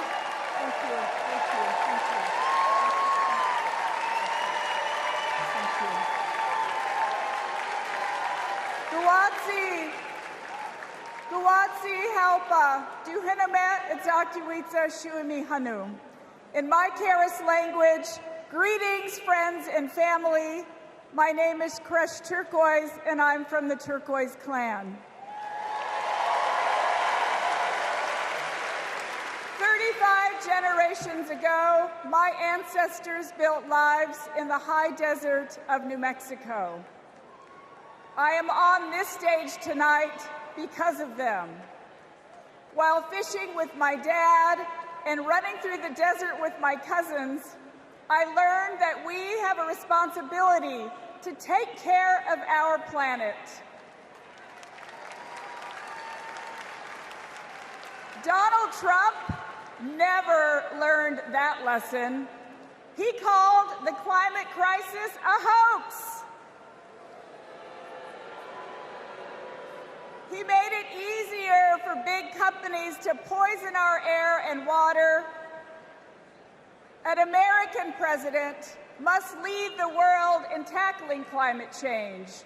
We need a president who understands that assignment. That's Kamala Harris.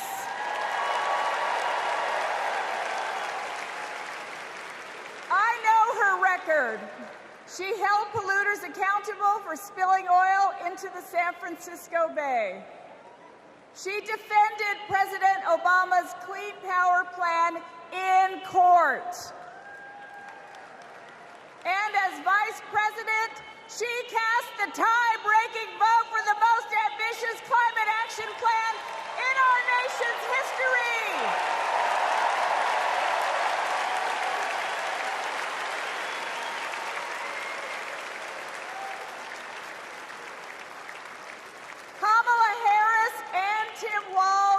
Will fight for a future where we all have clean air, clean water, and healthy communities. Let me go back to the lesson I learned in the desert Southwest. We all have a role in protecting our Earth for future generations. So let's all be fierce, and let's make Kamala Harris the next president of the United States. Thank you all so much. Thank you. Thank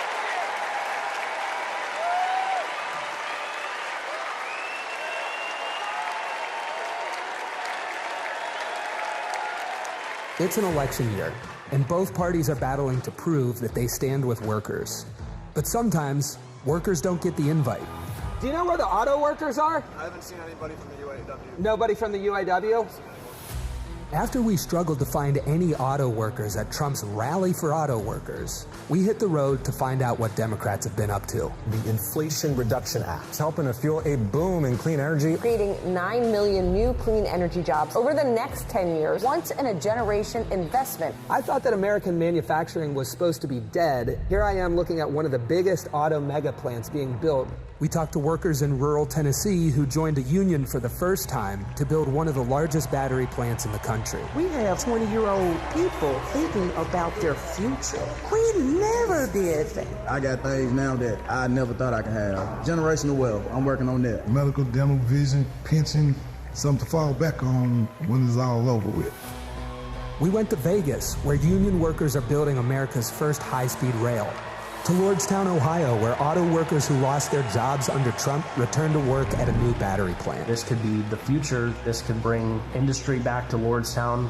We saw it in its heyday, and here we are. We have the opportunity to make the battery. And Milwaukee, where workers are replacing every lead pipe in the city. It helps with the struggle.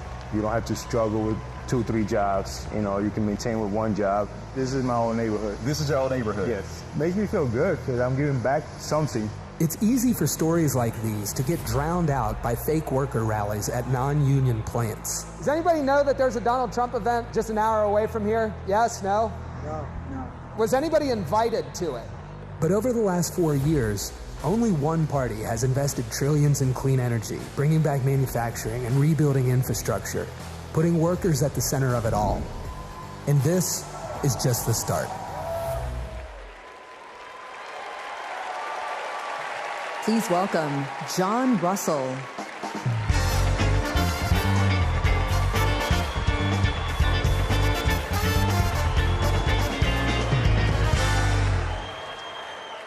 Hello, America. Thank you to the workers that make this convention happen. Let's never forget how essential all of our labor is. I come from Appalachia. We kept the lights on in this country for generations. But the wealth made by our broken backs and our black lungs never did trickle down. And Washington listened to rich men demanding that we stick with dirty energy at any cost. Across the country, working class people are looking for a political home after years of both parties putting profit above people. Now, Trump, a billionaire, says that he'll take on the elites. But then he promises handouts to big oil, and he punches down at anyone with the guts to be different. But populism that insists we are too different to get along, is just divide and conquer by a different name. There's another sort of populism with roots in this party that we in West Virginia know well. They called us rednecks back in the 1920s because striking workers from all different races wore red bandanas around their necks as they fought and died for respect and a living wage. Their fight yesterday is our fight right now. Right now. It is our choice to build on this progress and to create a political home for the mass of working Americans fighting for control over their government, their workplaces, and their planet. And it is our moment to live up to. Let's get after it. Thank you very much.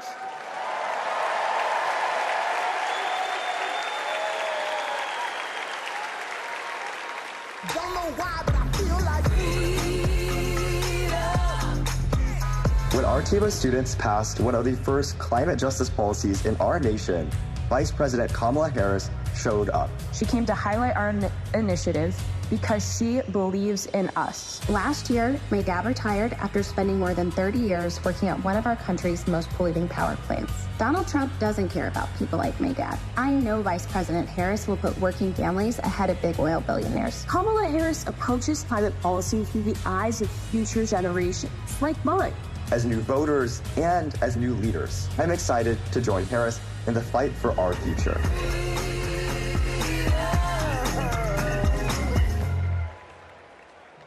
Please welcome Florida Representative Maxwell Frost.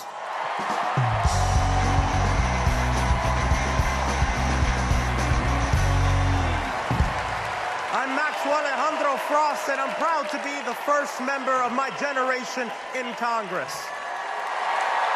I'm also proud to represent Central Florida. You might expect me to talk about how climate change will impact our future. But as a Floridian, as a Florida man, I'm here to tell you that the climate crisis isn't some far-off threat. It is here. Donald Trump and J.D. Vance think they can divide us by saying this crisis is some type of hoax. But I've walked the streets of communities that have been forced to rebuild after hurricane flooding destroyed their homes. I've heard the stories of immigrant farm workers made to work in horrid conditions exacerbated by this crisis. And I felt the scorching record heat and know that climate change can sometimes feel like an unstoppable force. But with our movement and with organizing and an administration that cares, we are making progress. Kamala Harris and Joe Biden have proven that tackling this crisis creates jobs, that investing in clean energy protects our health, and that investing in mass public transit builds strong communities. And we must always remember that peace is essential to our climate and war destroys our environment. This election is about every drop of water that we consume and every breath we breathe. Fighting the climate crisis is patriotic. And unlike Donald Trump, our patriotism is more than some damn slogan on a hat. It's about actually giving a damn about the people who live in this country. Because when you love somebody, you want them to have clean air. When you love somebody, you want them to have safe drinking water. And when you love somebody, you want them to have a dignified job. And so, America, it's simple. Let's get to work and elect Kamala Harris and Tim Walz for our planet, for our future, for our present, and for our people. God bless.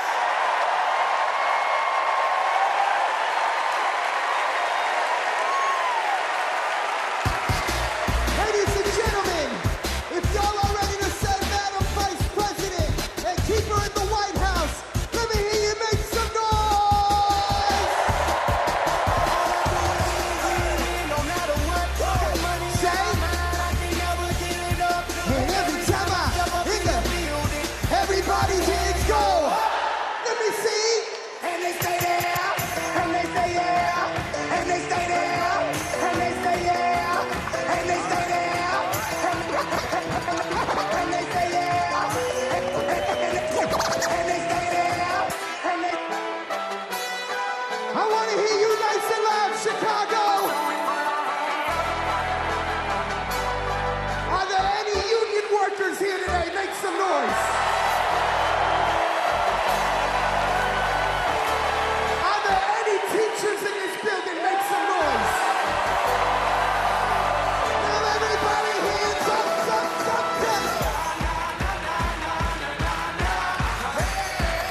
Whoa. Thank you, ladies and gentlemen. I'm DJ Metro. We'll be back for more.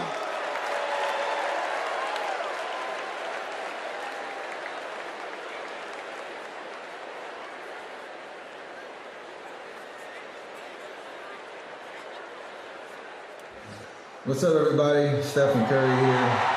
I know you all know I play for the Golden State Warriors, but man, what a great honor it was to represent Team USA and go out there and win that gold medal at the Olympics this summer. And that unity on and off the court reminded us all that together we can do all things and continue to inspire the world. That's why I believe that Kamala, as president, could bring that unity back and continue to move our country forward. This is about preserving hope and belief in our country, making sure families can be taken care of during their most precious times. I got to visit Kamala with my team in the White House last year, and I can tell you one thing I knew then, and I definitely know now. The Oval Office suits her well. So in the words of Michelle Obama, do something. Go vote. Be active. Let's show out in November like never before. It's been an honor for me to represent our country. It's an honor to support Kamala. So let's all do our part. God bless. Please welcome Democratic nominee for U.S. Congress in Alabama, Shamari Figures.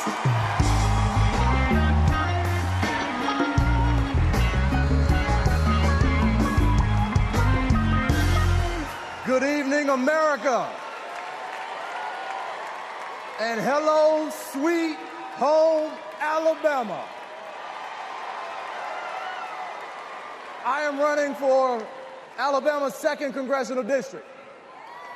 This is the district that gave America the Tuskegee Airmen, Rosa Parks, Fred Gray, and it is the birthplace of the civil rights movement in Montgomery, Alabama. And of course, this district is home to Mr. Good Trouble himself, Congressman John Lewis. Look, my pathway to this stage was paved by a legacy of fighters. Fighters that include my mother, Alabama State Senator Vivian Davis Figures, who is here at her 11th DNC. And it also includes my father, my late father, Michael Figures, who was also a state senator and civil rights lawyer who sued the Klan into bankruptcy. Listen, all of America, all of us owe a debt to courageous freedom fighters, both known and unknown, a debt that can never be repaid. But what we can do is ensure that the work of those fighters who came before us continues, and that our sacred right to vote is always protected. Kamala Harris gets this. She's working to protect our freedoms every single day. And that's why she will sign into law the John Robert Lewis Voting Rights Act once it is introduced again by Congresswoman Terry Sewell.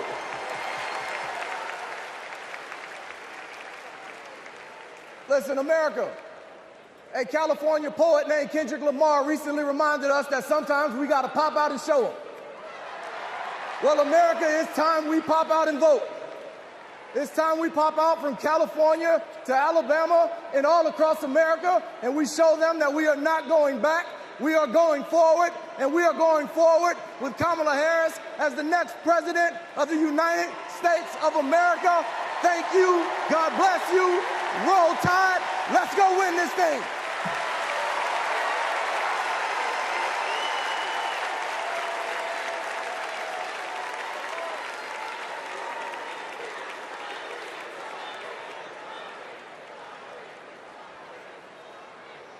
As I close out my segment tonight, I got to send a quick message. Madrecita querida, I love you. Kamala Harris and Tim Walz understand what everyday Americans are going through because, unlike Donald Trump, they actually grew up in families where every dollar mattered, where everything was earned and nothing was handed to them. Our next speaker knows something about that too. Please welcome my dear friend, our fellow Texan, our next senator, Representative Colin Allred.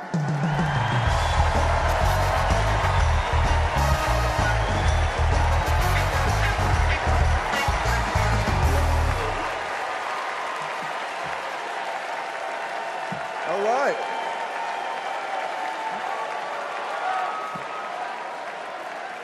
Hey, everybody. I'm Colin Allred, a congressman from Dallas, dad to two perfect little boys. And this November, I'm going to beat Ted Cruz.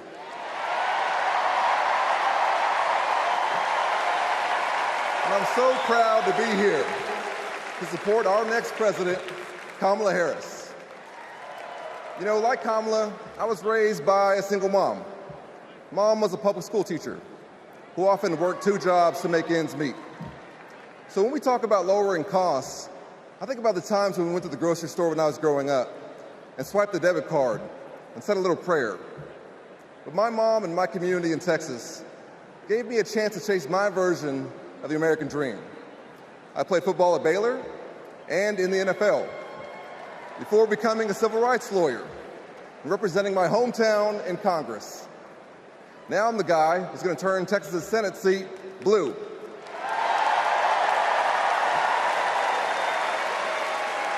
You know, in the NFL, we had a term for guys like Donald Trump and my opponent Ted Cruz.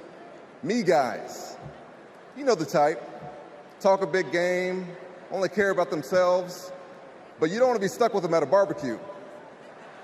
The truth is, America has never been about me.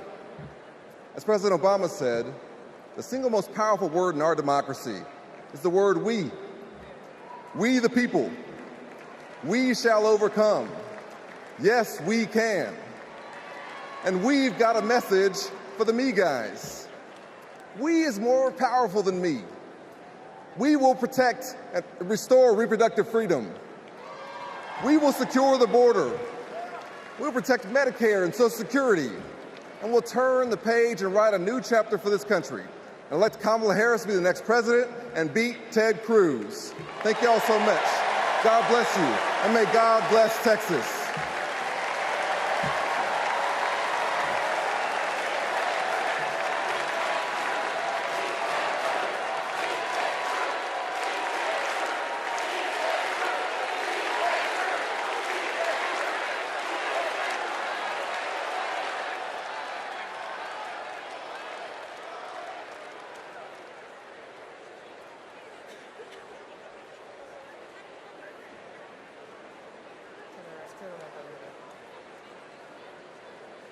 I'm Anya Cook.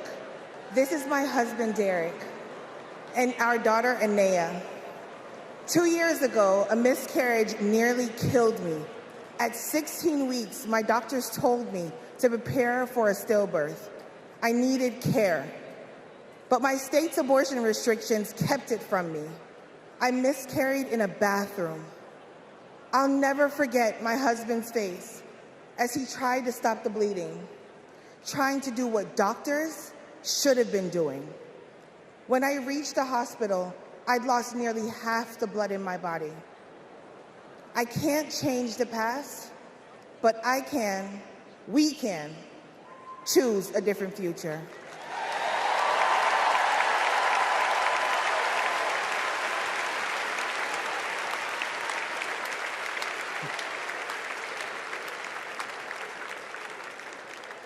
I'm Craig Sicknick, and this is my mother, Gladys. My brother was a U.S. Capitol Police officer, Brian Sicknick, a hero who died after defending our country on January 6th.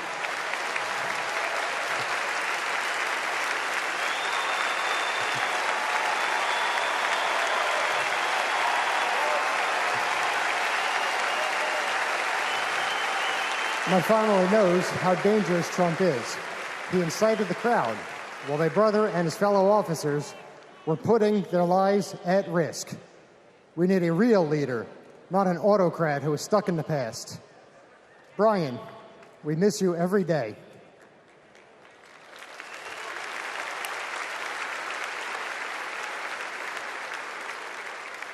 I'm Gail DeBoer. I've had type 1 diabetes since I was 11. Stressing about insulin cost has been a constant in my life.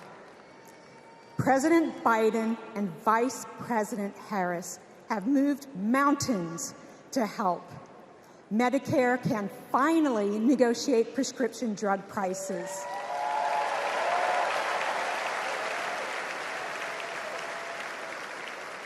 Insulin is capped at $35 for Medicare recipients.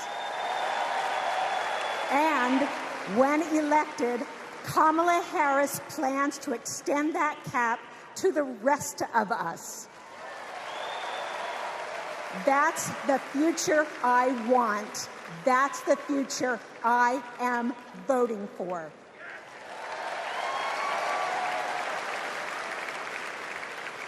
I'm Wani Romero, owner and CEO of Mothership Coffee in Las Vegas. I put in work to build my business. When COVID hit, this administration's support kept us moving. I hired staff and we grew. We've more than doubled in size since the pandemic, and it's just not us. Over the last 4 years, 19 million new business applications have been filed.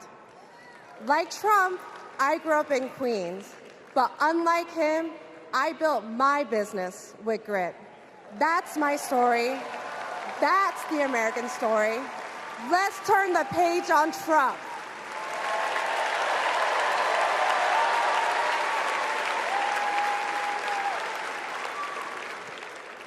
I'm Eric Fitz, and these are my sons, Christian and Carter.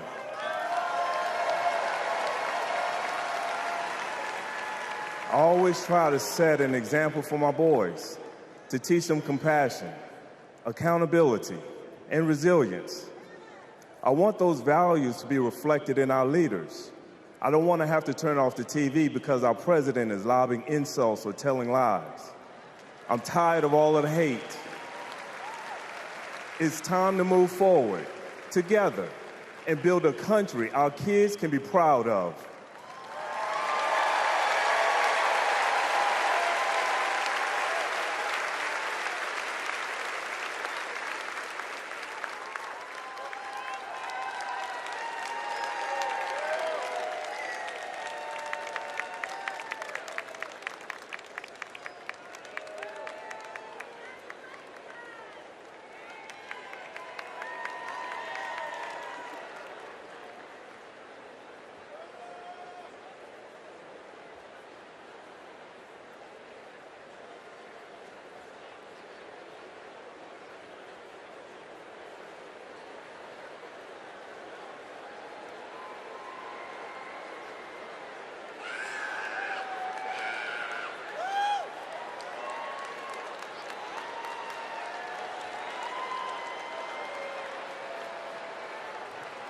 Please welcome the Bulls' official drumline, Chicago's own Pack Drumline.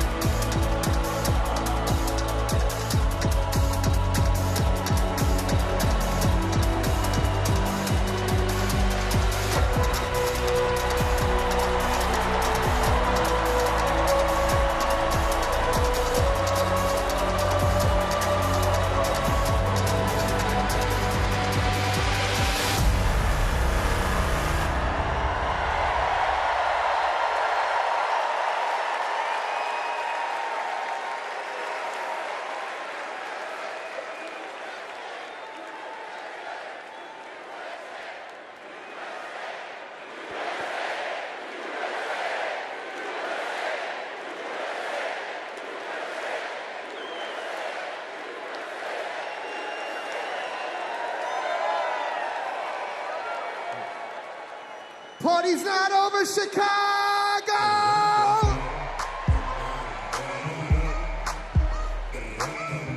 What I want to see is those flags and those hands up in the air.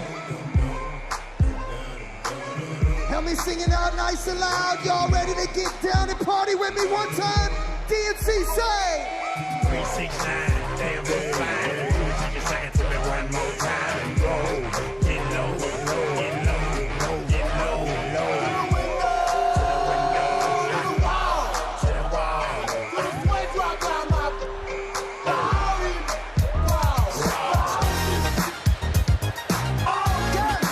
I got it. Pop, pop, it's showtime.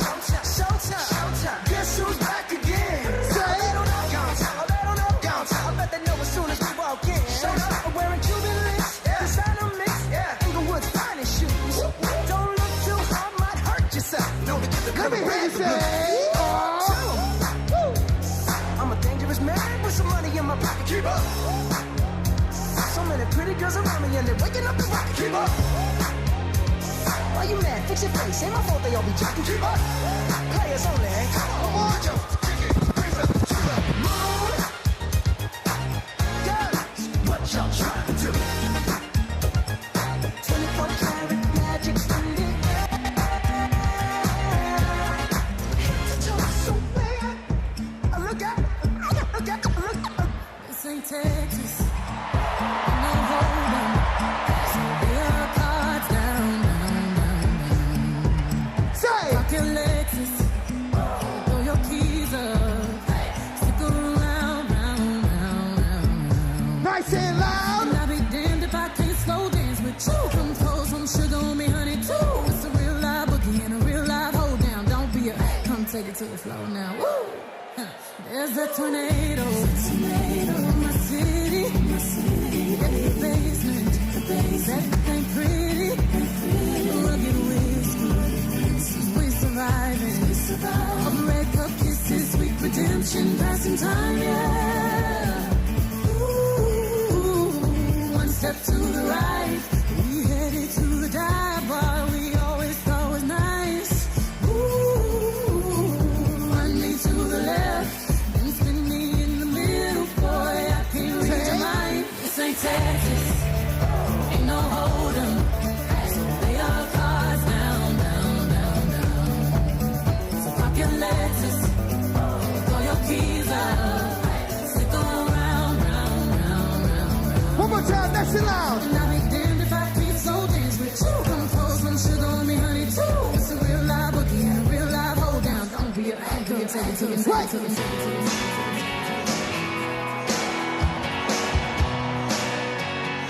If you've been with me all 4 days, let me see you make some noise right now. And if this is your first convention, let me hear you make some noise. I was born in a small town, and I live in a small town. Papa died in a small town, small communities. All my friends are small town. My parents live in the same small town. My town is a small town, but that's little out between the trees.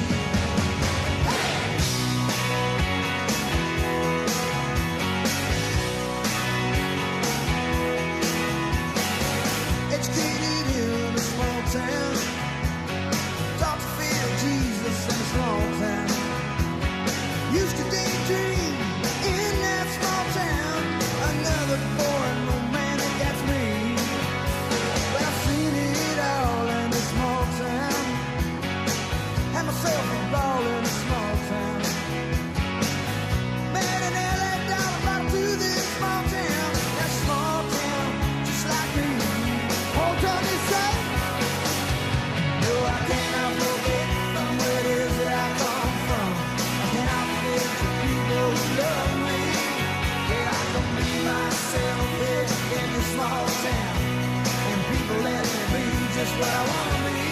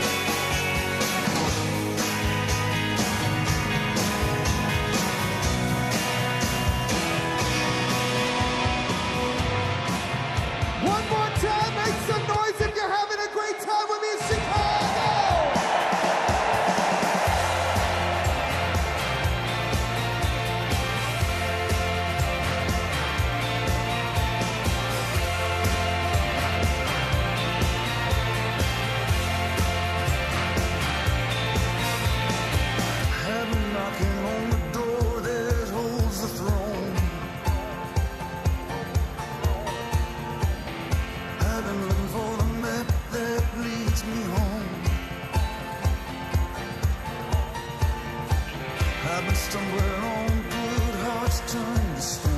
The road of good intentions is gone dry as a bone. We take care of our own. And we say, we take care of our own. One more, wait.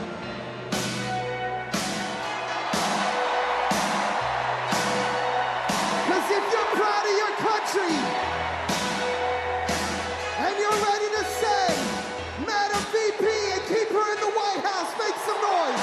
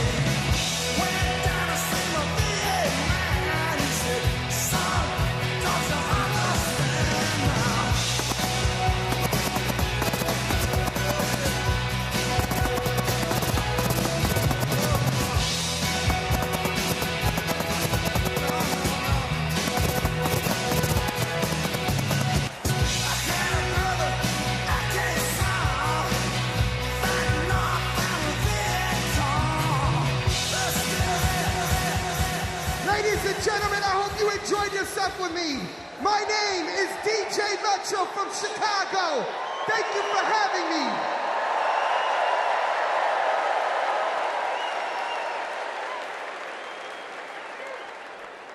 Here we go.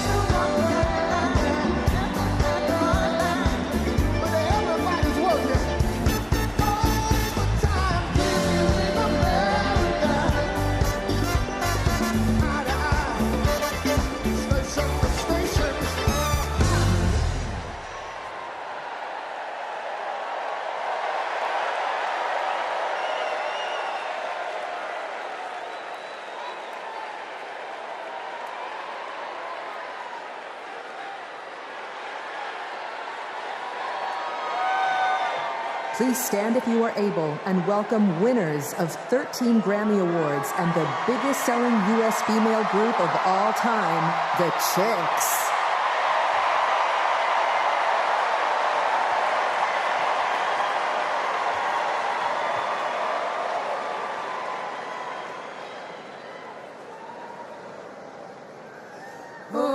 say, can you see by the dawn's early light what so proudly we hailed at the twilight's last gleam, whose broad stripes and bright stars through the perilous fight o'er the ramparts we watched were so gallantly streamed, and the rocket's red glare, the bombs bursting in air, gave proof through the night that our flag was still there. Oh, say does that star-spangled banner yet wave?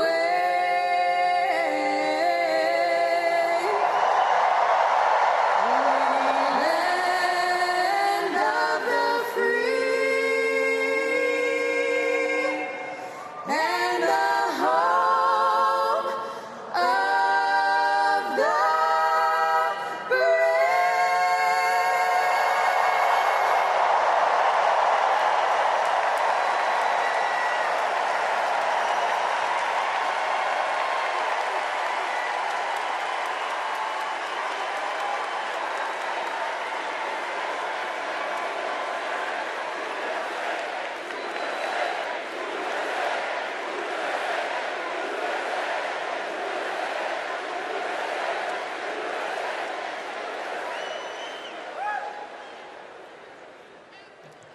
Please welcome Kerry Washington. Welcome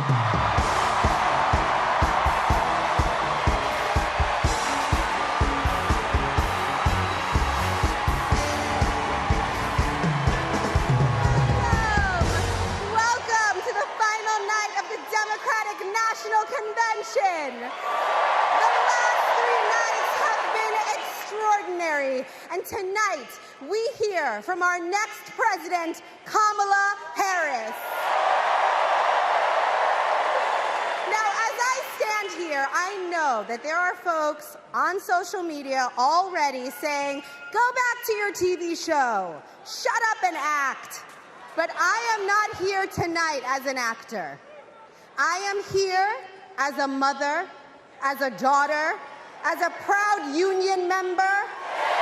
I am here as the granddaughter of immigrants, as a black woman descended from enslaved people. I am here tonight because I am an American and because I am a voter and because we, the people, are stronger when all our voices are heard. Look, I know that I am the one standing on this stage, but I am not the lead character in this story. You are. All of you. You are the messengers. You are the fixers. Dare I say it, you are the Olivia Popes. You are the superheroes saving this democracy. It is you, not me, who have the greatest power to convince your loved ones to vote. So, just like Michelle Obama told us, let's do something. Let's make a video. Everybody take out your phones. Everybody take out your phones. We're going to make a moment. Can somebody bring me my phone? I want to capture this historic moment and share it with the people that we love. What'd you do?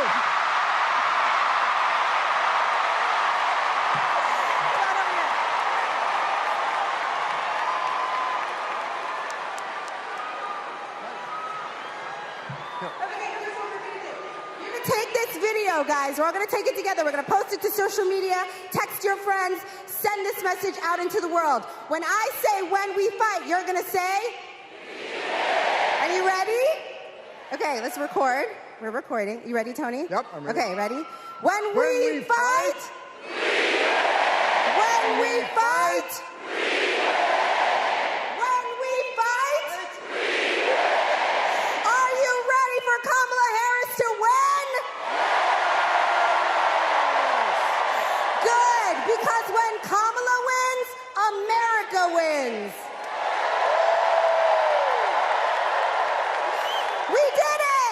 We did it, Joe. Thank you, Tony. I don't get to stay? No, you gotta go. Bye, everybody. Tony Goldwyn, ladies and gentlemen. Okay, so listen. It's come to my attention that there are some folks who struggle or pretend to struggle with the proper pronunciation of our future president's name. So, hear me out. Confusion is understandable. Disrespect is not. So tonight, we are going to help everyone get it right. Here to help me are some very special guests.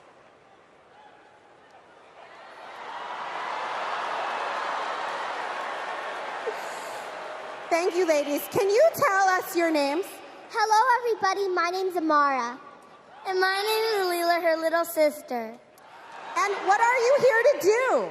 To teach you how to say your auntie's name. Okay.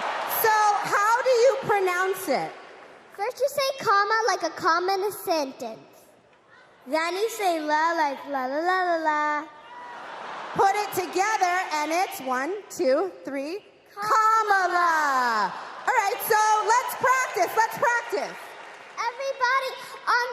Everybody over here say comma. Everybody over here say la. Together.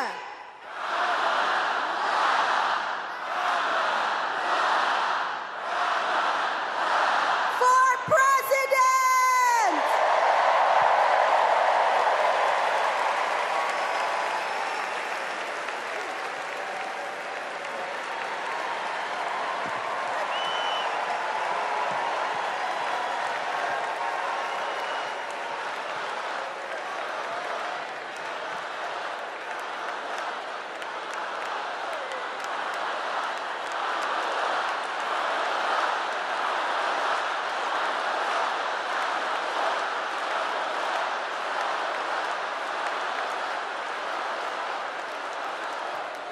Please welcome Mina Harris, Ella Emhoff, and Helen Hudlin.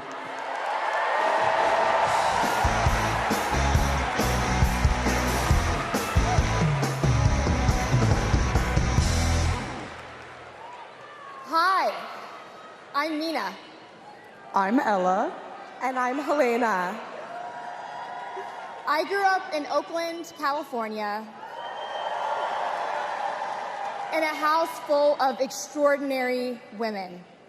My mom, my grandma, and my auntie, who showed me the meaning of service, helping her sister, a 17-year-old single mom, fighting for justice for the American people, and still cooking Sunday family dinner. She guided me, now she's guiding my own children, and I know she'll guide our country forward.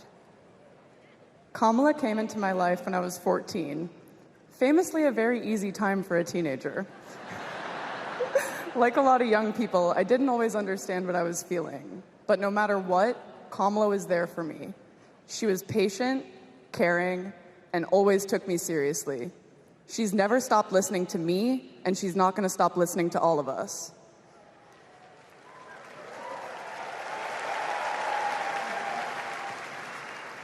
Kamala Harris is my godmother.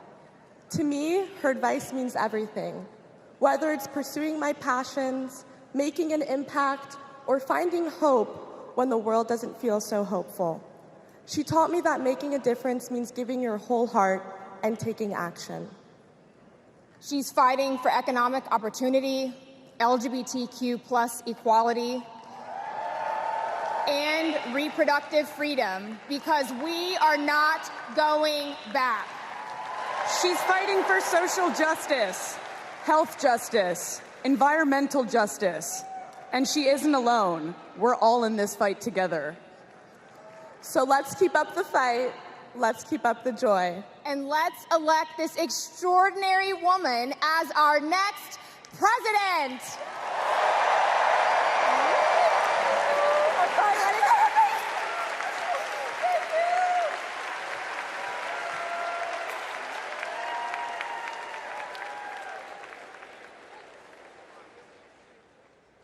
Please welcome actor and comedian D.L. Hughley.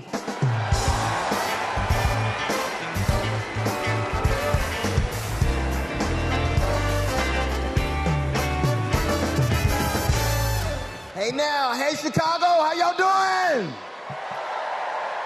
What's happening, California? Now, wait, where those AKAs at? Where they at? You know what? In 3 months, ain't gonna be no living with y'all. I can tell you this, I don't blame Donald Trump for not wanting to debate Kamala. I've been married to a black woman for 40 years and I ain't won one debate. I'm owing $93,000. Now, of course, Trump is saying that Kamala isn't black. I guarantee you this, Kamala's been black a lot longer than Trump's been a Republican.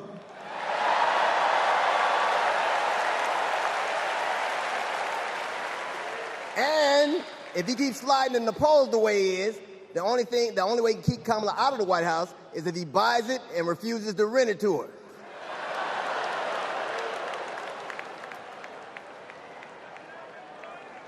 Of course, Kamala's getting broad support. They got black men for Kamala, white men for Kamala, Latinos and Asians for Kamala. They even have Republicans for Kamala. Republicans for Kamala. I guess Donald Trump will finally know what it's like when you get left for a younger woman.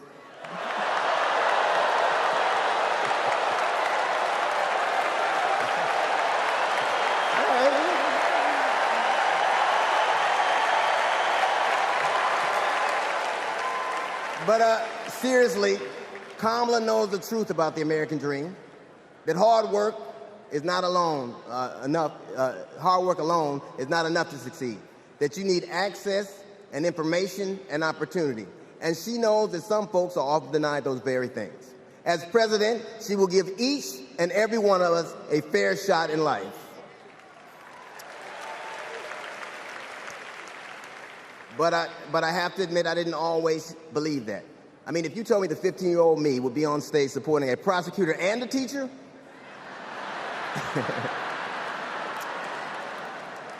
there is no way that I would have believed you. But because of that, I made assumptions about Kamala's record. And I often repeated them to a lot of people. Then one day, Kamala invited me to her house. She put her hand on my shoulder and she asked me to do some research. Something I had never done. Something a lot of people I know had never done before. Imagine attacking someone's character without a single Google search. So I did what I should have done in the first place. I learned that she had done for us exactly what she promised to. I believe that your apology should be as loud as your accusation, and I'm here apologizing in front of the whole damn world. I was wrong. I was wrong, and I'm so very glad I was wrong because, Kamala, you give me hope for the future, a future where my grandchildren, Nola and Stevie, had the freedom to control their own bodies, where they have the opportunity to go as far as their wits and their talents would take them. That future, ladies and gentlemen, is possible, but only if we elect Kamala Harris as the 47th President of the United States of America.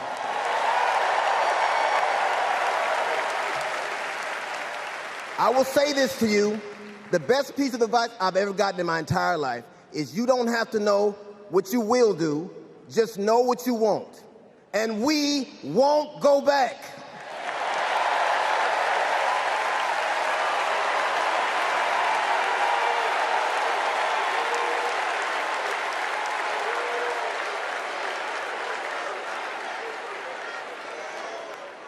The energy in this room is electric. And you can feel it everywhere, all over the country.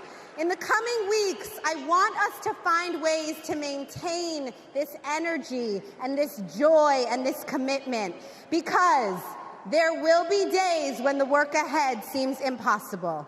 And when that happens, I know what I do. I get involved. I get engaged. I ask myself, how can I be of service to my community? Because community is why we do this. Am I right?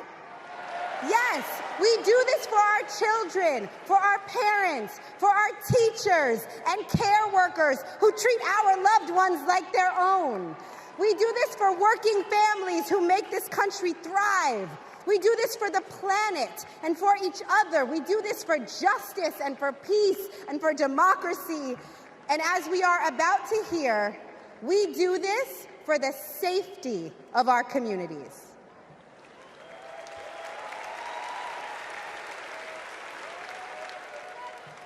Please welcome Genesee County, Michigan Sheriff Chris Swanson.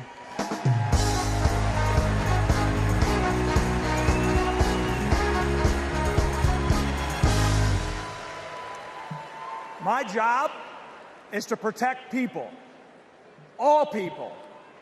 In 2020, righteous anger spilled over into the streets of Flint, Michigan. One bad decision from either side, and there would have been bloodshed. But that didn't happen. We laid down our riot gear, and we embraced the community, and instead of hate, we chose hope.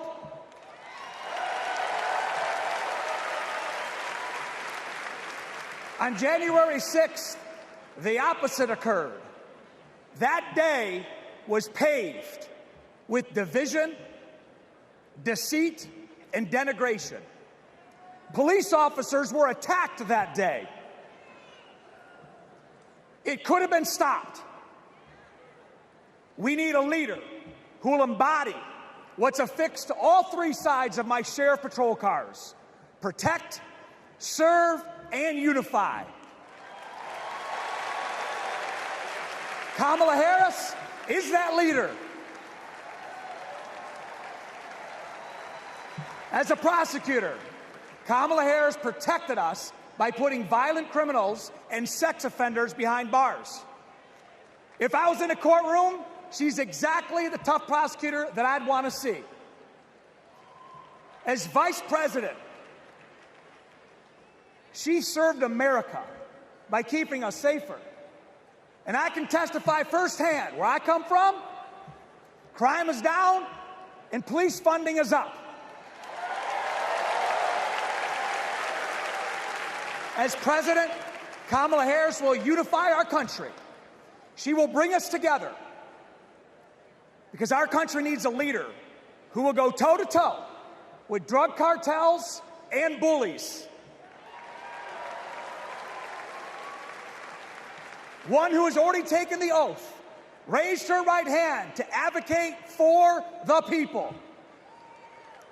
I can tell you in 2020, we were able to turn a protest into a peaceful movement by walking together.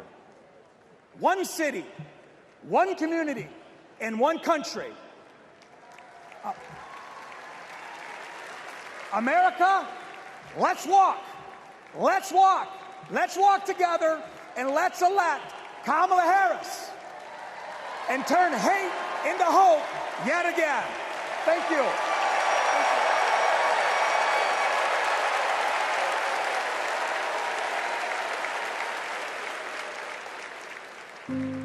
We were contemplating adopting, and then, out of nowhere, I got pregnant.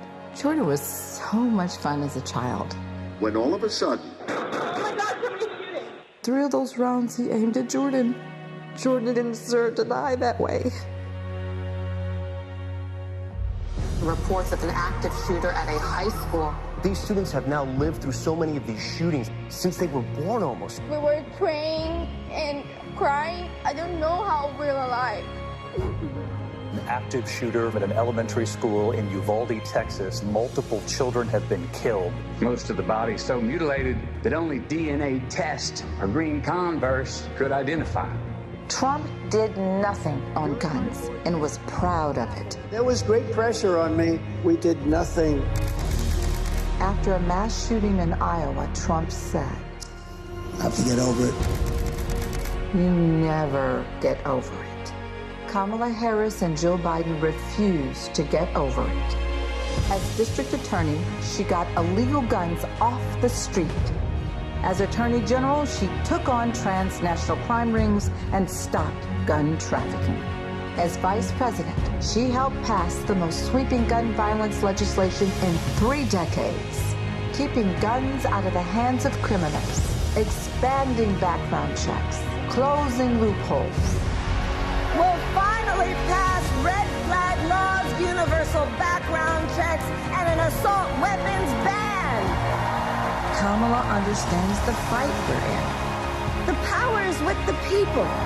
And gives people like me, survivors like me, hope.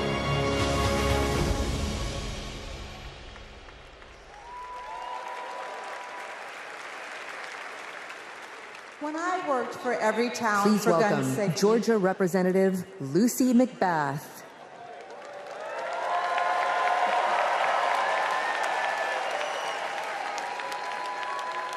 When I worked for every town for gun safety and moms demand action for gun sense in America, I saw firsthand the power of telling our stories. You've just heard mine, but there are many more to tell.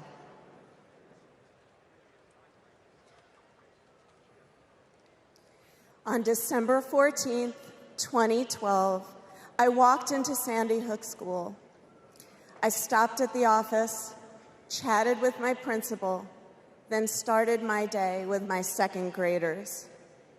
Suddenly, a loud crash, like metal folding chairs falling. 154 gunshots blaring. Hiding in the coats, trying to sing with my students, trying to read to them, trying to drown out the sounds. Terror, crying, running. I carry that horrific day with me. 20 beautiful first grade children and 6 of my beautiful colleagues were killed. They should still be here.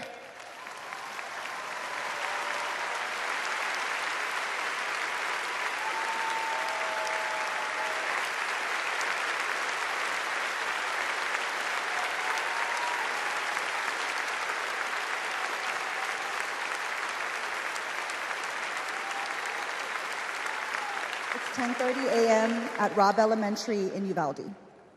The school is recognizing my 10-year-old daughter, Lexi, for receiving all A's. She receives a Good Citizen Award, and we pose for photos. She wears a St. Mary's sweatshirt and a smile that lights up the room. 30 minutes later, a gunman murders her, 18 classmates, and 2 teachers. We are taken to a private room where police tell us she isn't coming home.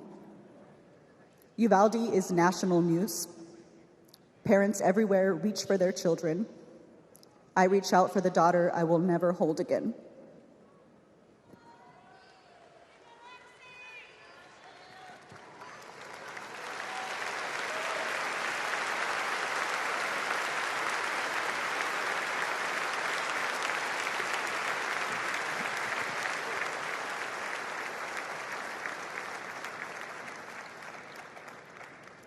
My niece, Sandy Patrice, was 22. She drove to Myrtle Beach for sun and fun and motorcycle parades. Hours later, my phone rang. Shooting on the beach. No one can find Sandy. I stayed calm. You see, my mother, Patricia Ann, had been shot and killed by an abusive partner. I was calm then, too. I got to handling business. I called relatives, the police, hospitals, and I kept calling, voice steady, heartbeat pulsing. Then I was connected to the coroner. 10 years of waiting, and Sandy's murder is still unsolved. I'll keep calling, and I'll keep fighting.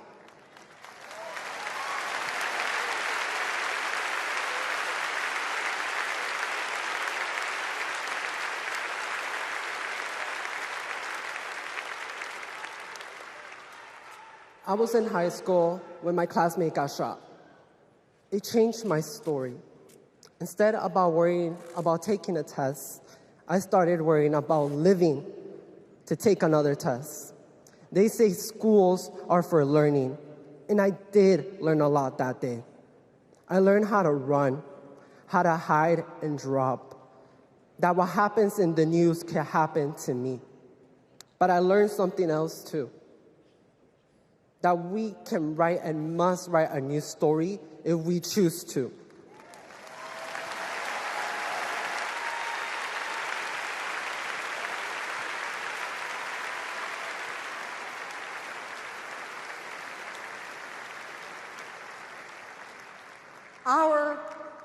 Are stories of loss.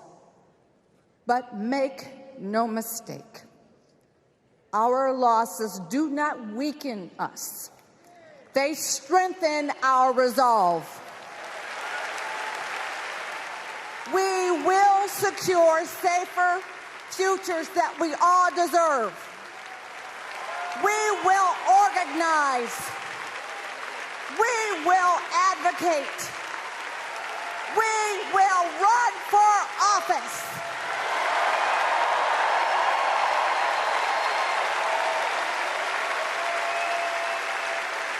And we will join with Americans from small towns and big cities to keep our communities safe.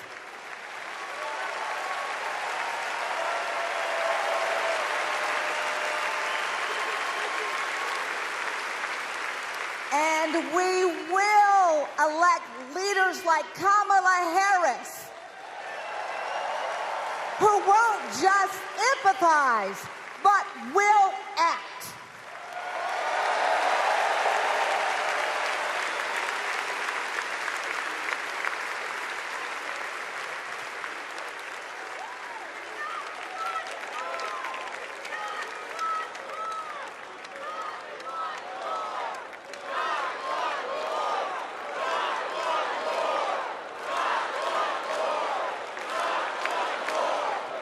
Please welcome former Arizona Representative Gabby Giffords.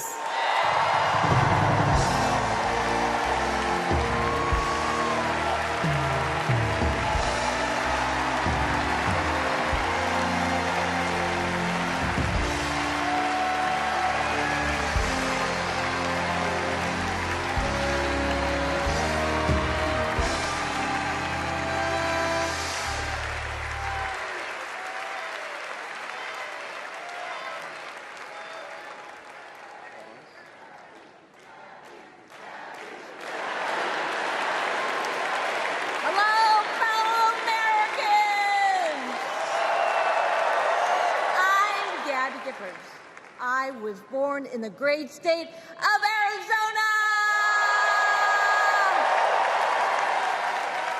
I was born with grit. I grew up racing motorcycles, mucking stalls, and exploring the beautiful desert. I fell for an astronaut.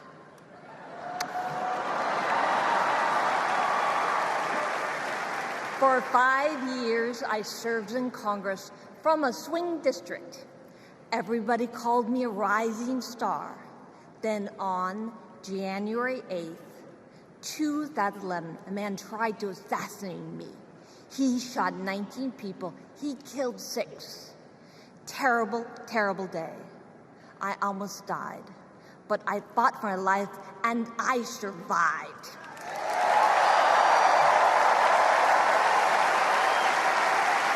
I learned to walk again, one step at a time. I learned to talk again, one word at a time. So many people helped me as I worked hard to recover, including a decent man for Delaware who always checked in. He still does. Thank you, Joe Biden. Thank you for everything. Joe is a great president. My friend Kamala will be a great president. She is tough. She has grit. Kamala can beat the gun lobby. She can fight gun trafficking. Kamala stood up to Wall Street and the drug company. She will protect abortion access. She will defend our freedom. She saved lives. Join me in voting for Kamala Harris. Bravo!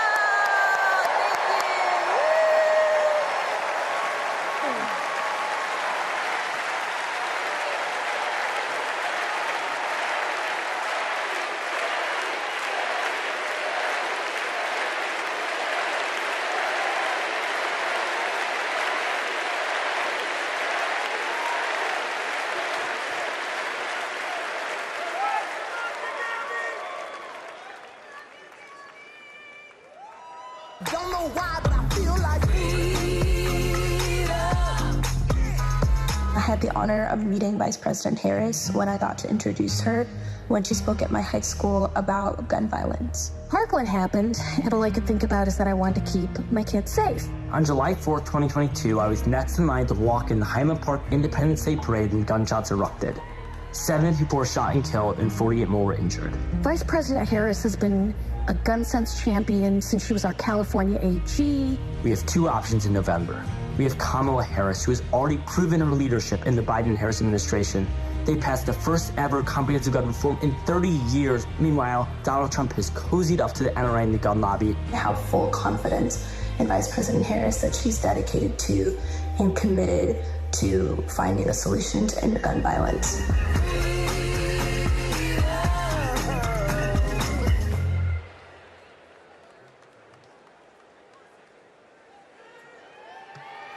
Please welcome 3-time Grammy-winning singer-songwriter and global pop icon, Pink.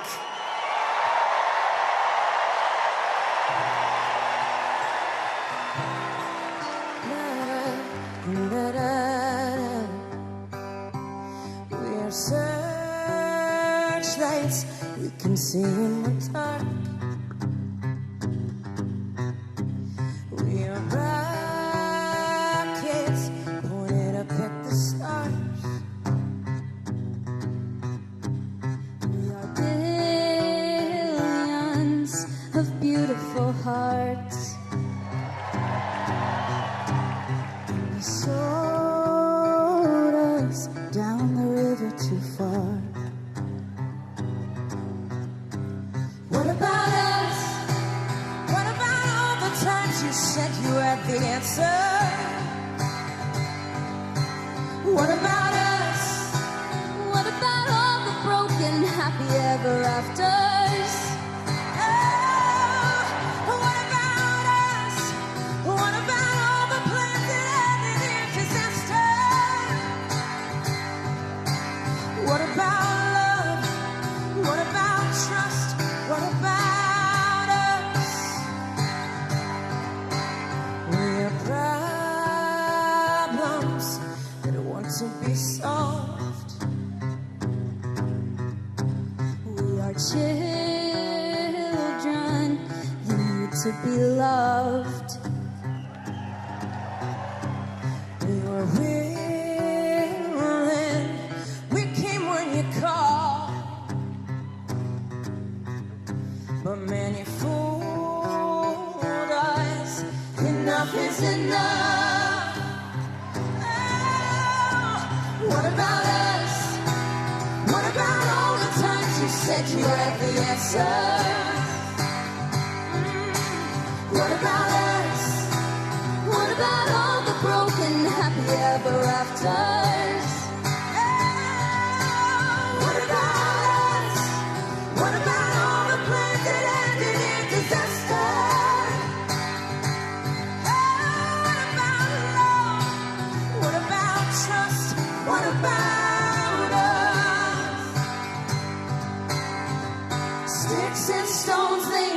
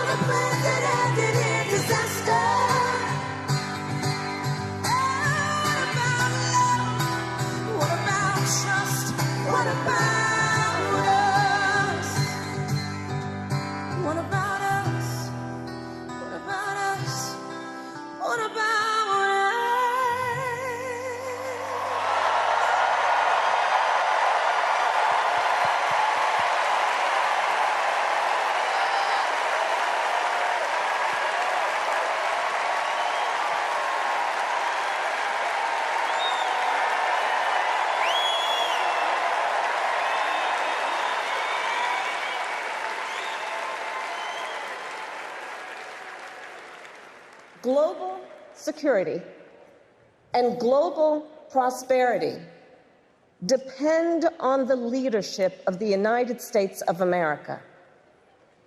And a strong America remains indispensable to the world. Our democratic ideals of freedom and liberty inspire billions, and our military is the strongest in the world. Our military is a force that underwrites global stability and our national security.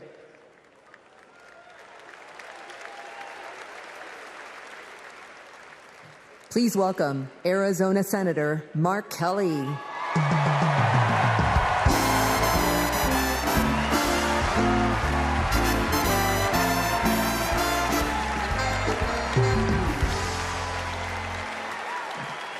Hello, Chicago.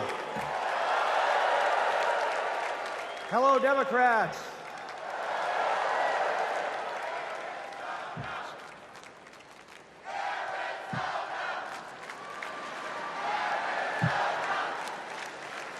So, President Obama had to follow Michelle. I had to follow Gabby in pink. Gabby amazes me every single day. She was able to walk out and address you tonight because she's a fighter. And thanks to a team of doctors, nurses, and especially her speech therapist. We all need a team. I've flown into space 4 times. I've flown into combat nearly 40 times. Not once did I do that by myself. It took a team to accomplish a mission. It always does. I flew in the Navy during the first Gulf War. America rallied our allies to kick out a tyrant who invaded a neighbor. Today, Vladimir Putin is testing whether we're still that strong. Iran, North Korea, and especially China watch closely. What's Trump's answer? He invited Russia to do, and these are his words, not mine, whatever the hell they want.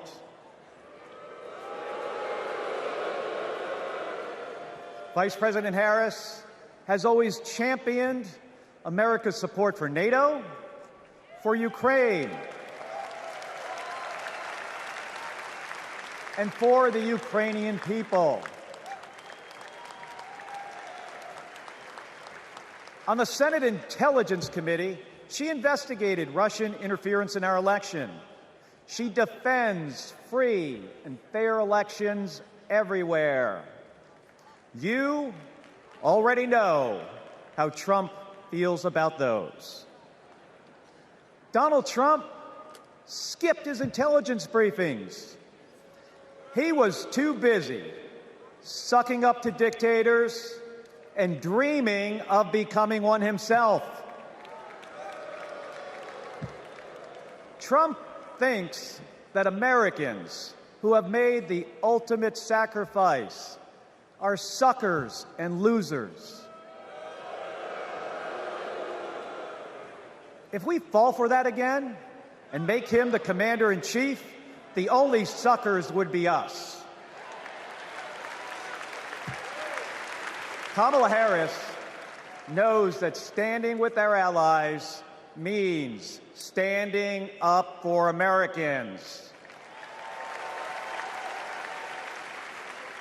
She'll keep modernizing our military to support our troops, and to support our veterans like our next Vice President, Tim Walz.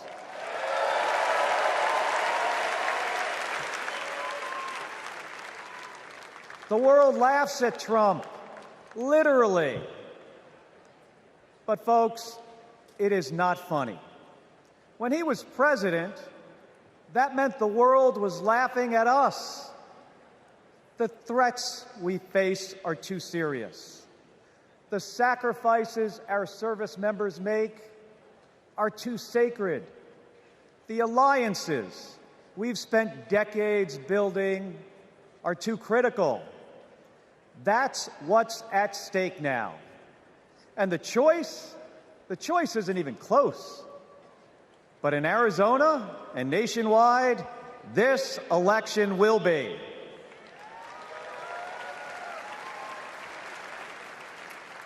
We'll win in the same way we launch rockets into space and land fighter jets on an aircraft carrier as one team on one mission. State by state, voter by voter, coming together. No country is better than ours at solving big problems. So, on November 5th, let's prove that America is still the leader the world needs today by electing the leader we need right now, Kamala Harris. Thank you, everybody. Thank you.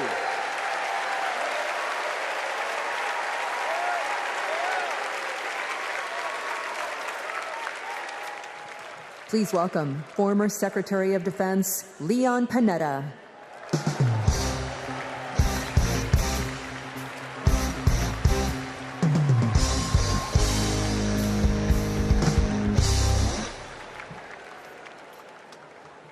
My fellow Americans, I'm proud to have served in the Army, the Congress, the White House, Chief of Staff, CIA Director, and Secretary of Defense.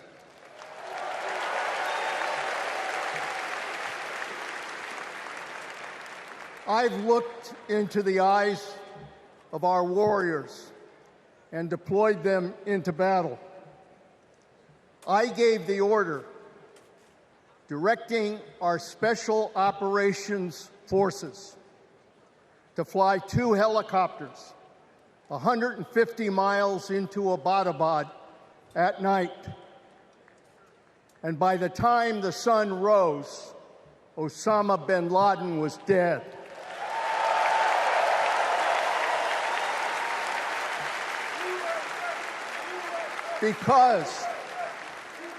Because nobody attacks our country and gets away with it. Nobody.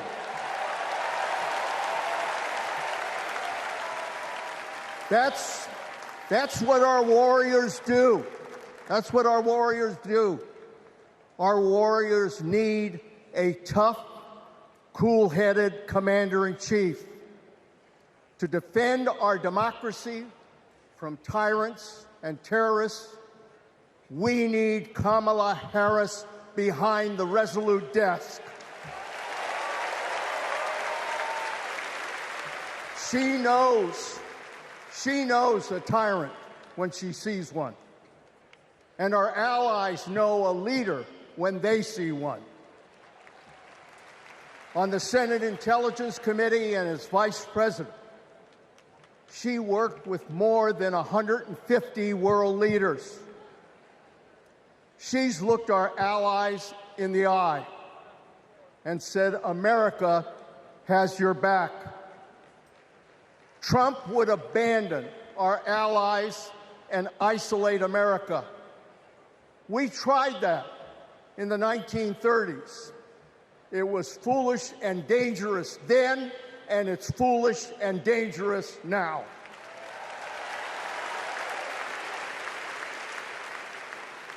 Listen to President Reagan. President Reagan. Isolationism never was and never will be an acceptable response to tyrannical governments. Never. Trump tells tyrants like Putin they can do whatever the hell they want. Kamala Harris tells tyrants, the hell you can, not on my watch. She's worked with President Zelensky to fight back against Russia. She knows that protecting their democracy protects our democracy as well. Look, Donald Trump does not understand the world, and he does not understand the service and sacrifice of our military. Our fallen veterans are not suckers. They are not losers. They are our heroes.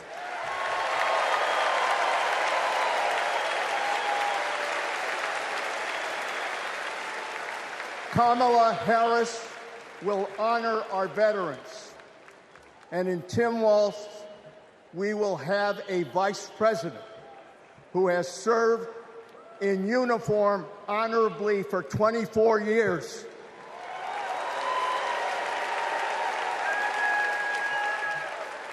Kamala Harris understands this moment. It is a moment of danger and a moment of opportunity. She'll keep America's military the strongest in the world, the strongest ever known. And she understands what our military is for. The role of our military is to defend us from foreign enemies. It is not to threaten Americans, and it sure as hell isn't to put immigrants in camps.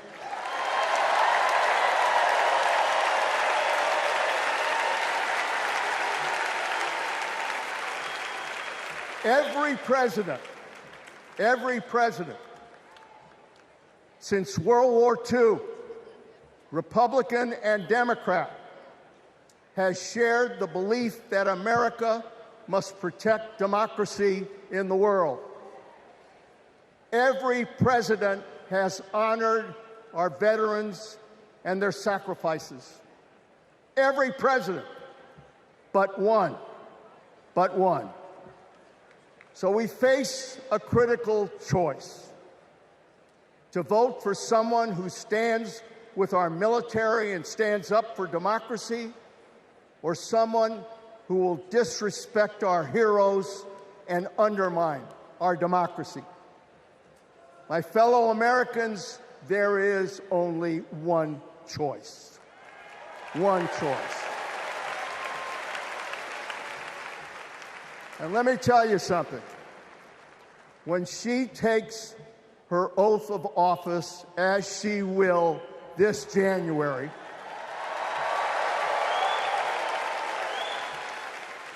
our allies will cheer, our enemies will fear, and we will have a commander-in-chief that we can trust. God bless our veterans, and God bless our country.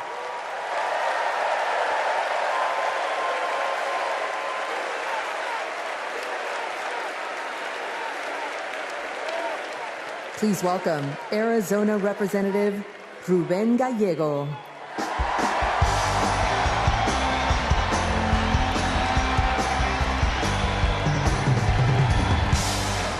I'm a dad, husband, congressman, and the proudest Arizonan you'll ever meet.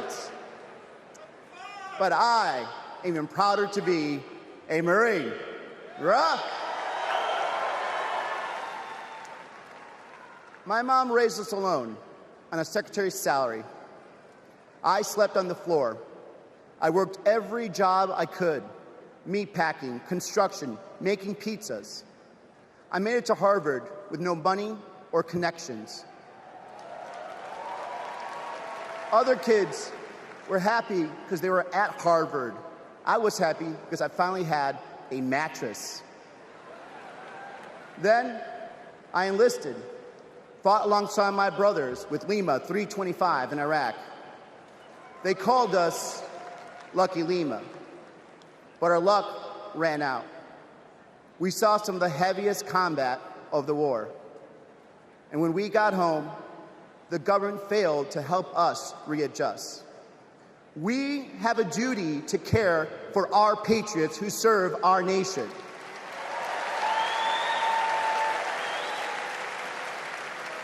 For the Vietnam veteran in Buckeye who relies on the VA for his medication. For the Afghan veteran in Pittsburgh who finally got treatment for his PTSD. For the Marine in Milwaukee who relies on the benefits she earned. For my Navajo brothers and sisters who serve the Marines with me, I remember you too. Kamala Harris and Tim Walz are fighting for them. Kamala Harris has delivered more benefits to more veterans than ever before, and has achieved the lowest veterans unemployment rate in history. Vice President Harris has stood up for us and our families always. Tim Walz served for 24 years. His passion for veterans earned him respect on both sides of the aisle, and he stands with us too. In fact, let me introduce you to some of the many Democrats who understand what service means, because we put country over politics. We were proud to wear the uniform. And we're proud serving our countries in city halls, state capitals, the U.S. House, and the Senate. These veterans represent the best of our country. We stand united as veterans, Democrats, and patriots to fight for everyone who serves.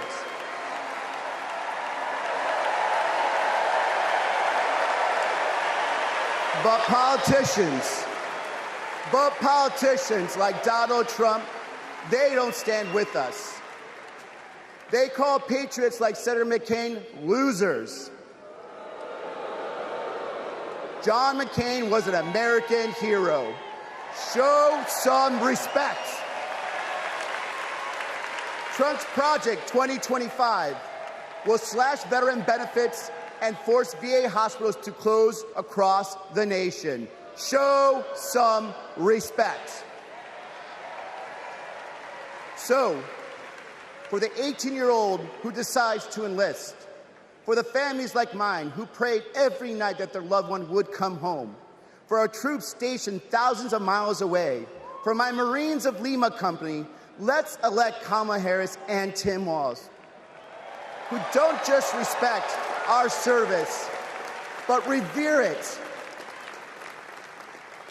Because the veterans who defended this country aren't just the reason we can sleep at night. They're the reason we can dream. And together, we'll fight for our veterans and everyone who served our country. Thank you.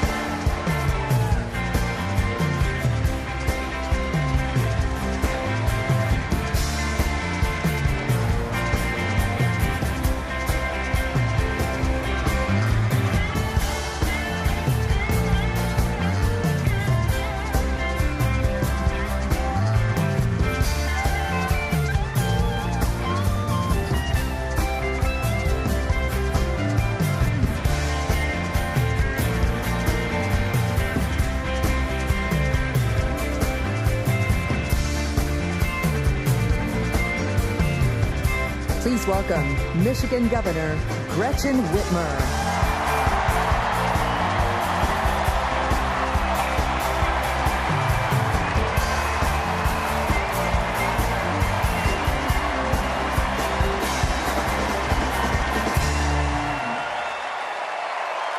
I'm Governor Gretchen Whitmer.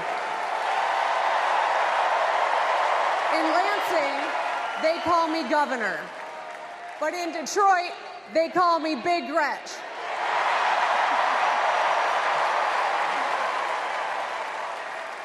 Donald Trump called me that woman from Michigan as an insult.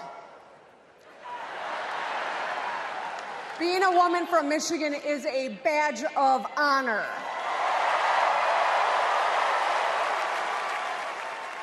Like women across America, we just GSD. Get stuff done. At 29, I joined the sandwich generation. Sandwiched between working and raising my newborn and caring for my mom, who was dying from brain cancer. It was hard, but not extraordinary. It's life. Those nights reminded me who I was fighting for. People just trying to make it. Kamala Harris knows who she's fighting for, too. She took care of her mom, who also battled cancer. As president, she'll fight to lower the cost of health care and elder care for every family. She's lived a life like ours. She knows us. Donald Trump doesn't know you at all. You think he understands that when your car breaks down, you can't get to work? No. His first word was probably chauffeur. You think he's ever had to take items out of the cart before checking out? Hell, you think he's ever been to a grocery store? That's what the chauffeur is for. But Kamala Harris, she gets us. She sees us. She is us.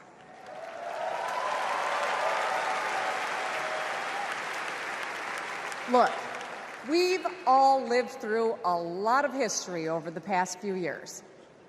Floods and fires, an attempted coup, a plot, and a pandemic. It's exhausting. We don't know what the next 4 years will bring. But what we do know is this. Through it all, your life won't stop. You're going to have to get to work, pick up the kids, and pay your bills.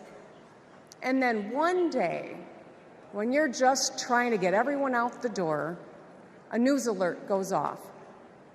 Something happened. Something hit the fan. You'll ask, is my family going to be okay? And then you'll ask, who the hell is in charge? What if it's him? What if it's that man from Mar-a-Lago?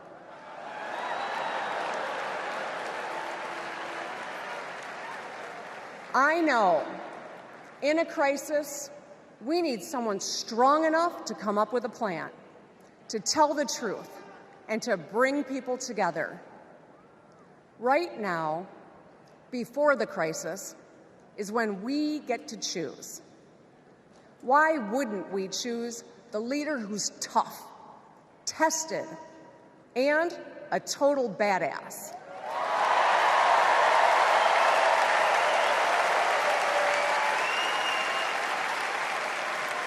I know who I want as our commander-in-chief. America, let's choose Kamala Harris.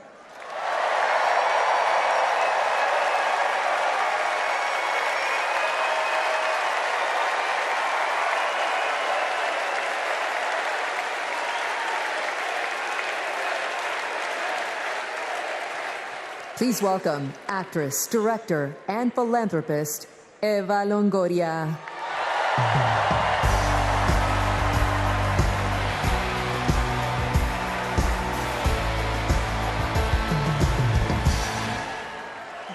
Hello, Chicago! Yes! so excited to be here tonight. What an honor to be part of this historic moment, and y'all are part of it. Look, I have known Kamala Harris for more than a decade, and she comes from a family a lot like mine, and I'm sure a lot like yours. We were both raised knowing that no one was going to hand us anything, especially as women. That we were going to have to touch every rung of the ladder to get ahead. We were going to have to work really hard. Now, she worked at McDonald's, but I worked at Wendy's.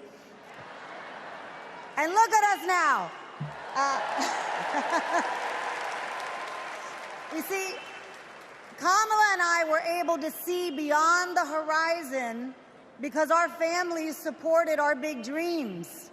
Well, guess what? As Americans, we're all part of one big family. Somos familia. And as familia, we have to have each other's back. We have to support each other's dreams because Kamala's success is our success. And she supports us to dream big, too. So let me tell you, in the Latino community, in our community, we have a saying, sí se puede, which means yes. It means yes, we can. But tonight, I'm here to tell you, yes, she can. So we're going to say, she se puede. So when someone asks you, is she ready to lead this country forward, we're going to say, she se puede. When somebody says, is she qualified for the job, we're going to say, she se puede. When somebody asks, is she going to be the first female president of the United States, we're going to say, she se puede. Our voices, our vote, we're going to decide this election. And let me tell you, the energy tonight isn't just here in Chicago, it's all across the country. People are gathered at watch parties everywhere to celebrate Kamala Harris. Say hello. Yes. All right. We know how to work, so let's get to work. Let's turn all of this enthusiasm and joy into action between now and November 5th. Let's go. She se puede. She se puede.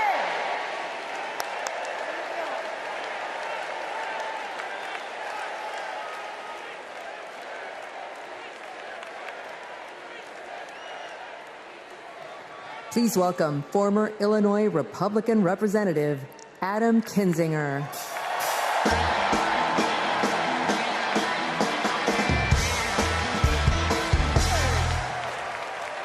Hey, good evening. Good evening. Thank you, thank you, thank you. I'm Adam Kinzinger, and I am proud to be in the trenches with you as part of this sometimes awkward alliance that we have to defend truth, defend democracy, and decency. I was just a kid when I was drawn to the party of Ronald Reagan, to his vision of a strong America, the shining city on a hill. I was a Republican for 12 years in Congress, and I still hold on to the label. I never thought I'd be here, but listen, you never thought you'd see me here, did you? But I've learned something about the Democratic Party, and I want to let my fellow Republicans in on the secret. The Democrats are as patriotic as us.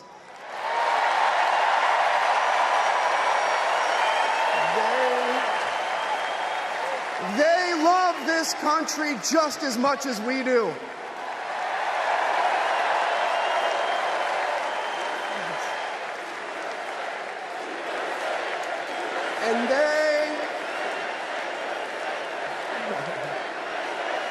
And they are as eager to defend American values at home and abroad as we conservatives have ever been. I was relieved to discover that because I've learned something about my party too. something I couldn't ignore. The Republican Party is no longer conservative. It has switched its allegiance from the principles that gave it purpose to a man whose only purpose is himself. Donald Trump is a weak man pretending to be strong. He is a small man pretending to be big. He's a faithless man pretending to be righteous. He's a perpetrator who can't stop playing the victim. He puts on, listen, he puts on quite a show, but there is no real strength there. As a conservative and a veteran, I believe true strength lies in defending the vulnerable. It's in protecting your family. It's in standing up for our Constitution and our democracy. That is the soul of being a conservative. It used to be the soul of being a Republican, but Donald Trump has suffocated the soul of the Republican Party. His fundamental weakness has coursed through my party like an illness, sapping our strength, softening our spine, whipping us into a fever that has untethered us from our values. Our democracy was frayed by the events of January 6th, as Donald Trump's deceit and dishonor led to a siege on the United States Capitol. That day, I stood witness to a profound sorrow, the desecration of our sacred tradition of peaceful transition of power, tarnished by a man too fragile, too vain, and too weak to accept defeat.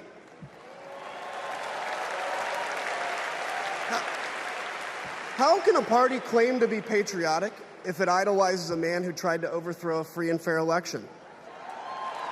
How can a party claim to stand for liberty if it sees a fight for freedom in Ukraine, an attack pitting tyranny against democracy, a challenge to everything our nation claims to be, and it retreats, it equivocates, it nominates a man who is weirdly obsessed with Putin, and his running mate who said, quote, "I don't care what happens in Ukraine." Yeah, and he wants to be vice president. Yeah. How can a party claim to be conservative when it tarnishes the gifts that our forebears fought for? Men like my grandfather, who served in World War II, who believed in a cause bigger than himself, and he risked his life for it behind enemy lines. To preserve American democracy, his generation found the courage to face down armies. Listen, all we're asked to do is to summon the courage to stand up to one weak man.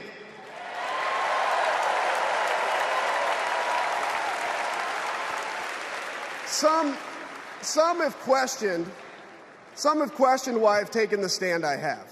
The answer is really simple, ladies and gentlemen. We must put country first.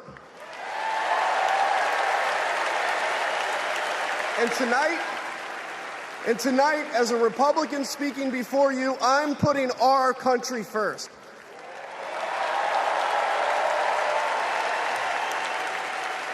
Because the fact is, I do belong here. I know Kamala Harris shares my allegiance to the rule of law, the Constitution, and democracy. And she is dedicated to upholding all three in service to our country.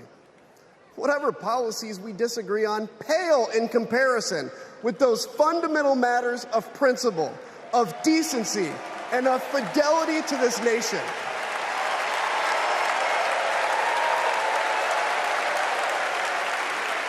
Listen, to my fellow Republicans, if you still pledge allegiance to those principles, I suspect you belong here too. Because democracy knows no party. It's a living, breathing ideal that defines us as a nation. It's the bedrock that separates us from tyranny And when that foundation is fractured, we must all stand together, united, to strengthen it.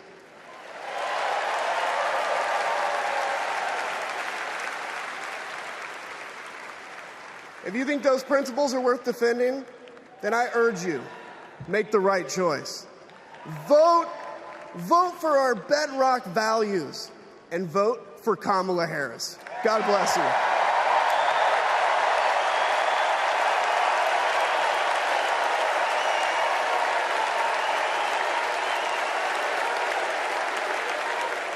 Please welcome lawyer, policy advocate, and sister of the Vice President, Maya Harris.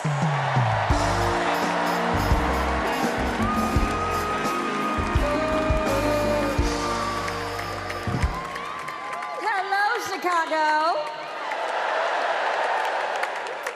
In 1958, a 19-year-old from India left the only country she'd ever known to chart her own path in America. She came here to pursue an education, but she stayed here to build a life. Her name was Dr. Shamala Gopalan Harris.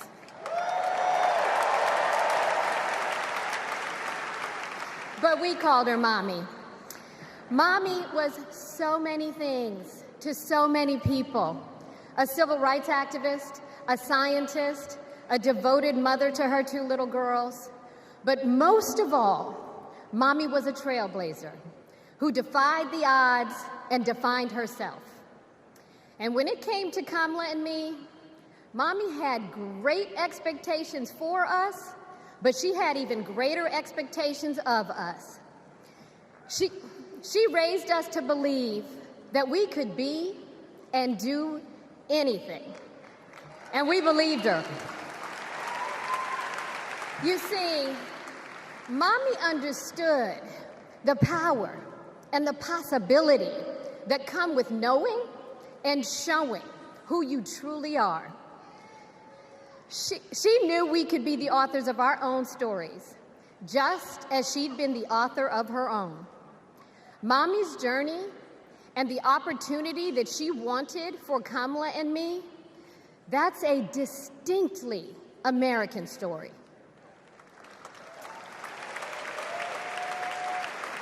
We may all have different histories, different struggles, or different perspectives, but what binds us together is the fervent desire to be free, to fulfill our God-given potential.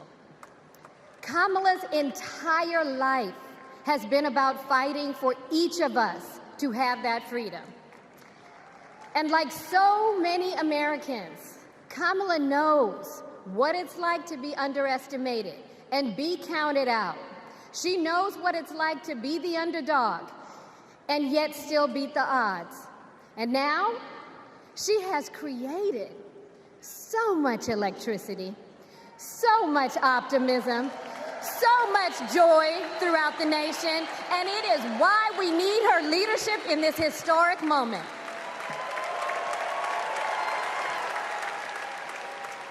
We are living in a time when some are trying to divide us, to separate us in ways that make it difficult for us to come together. Well, look, my sister rejects that view. Where others push darkness, Kamala sees promise. Where others feel detachment, Kamala fosters connection. Where others want to drag us back to the past, my sister says, hold up now, we are not going back.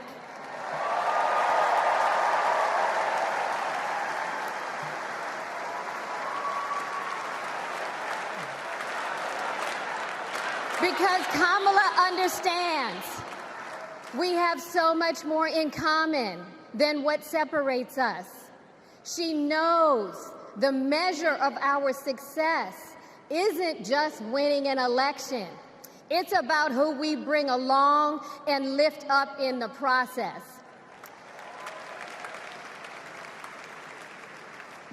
And so as I look out at all of you today and take in this incredible moment, I so wish that Mommy could be here tonight. I can just see her smiling, saying how proud she is of Kamala. And then, without missing a beat, she said, "That's enough. You got work to do." She would tell all of us to roll up our sleeves and get to work, to elect a leader who sees the potential in each of us, a leader who cares for all of us, a leader who fights for every one of us. Our Democratic nominee, my big sister, the next President of the United States, Kamala Harris.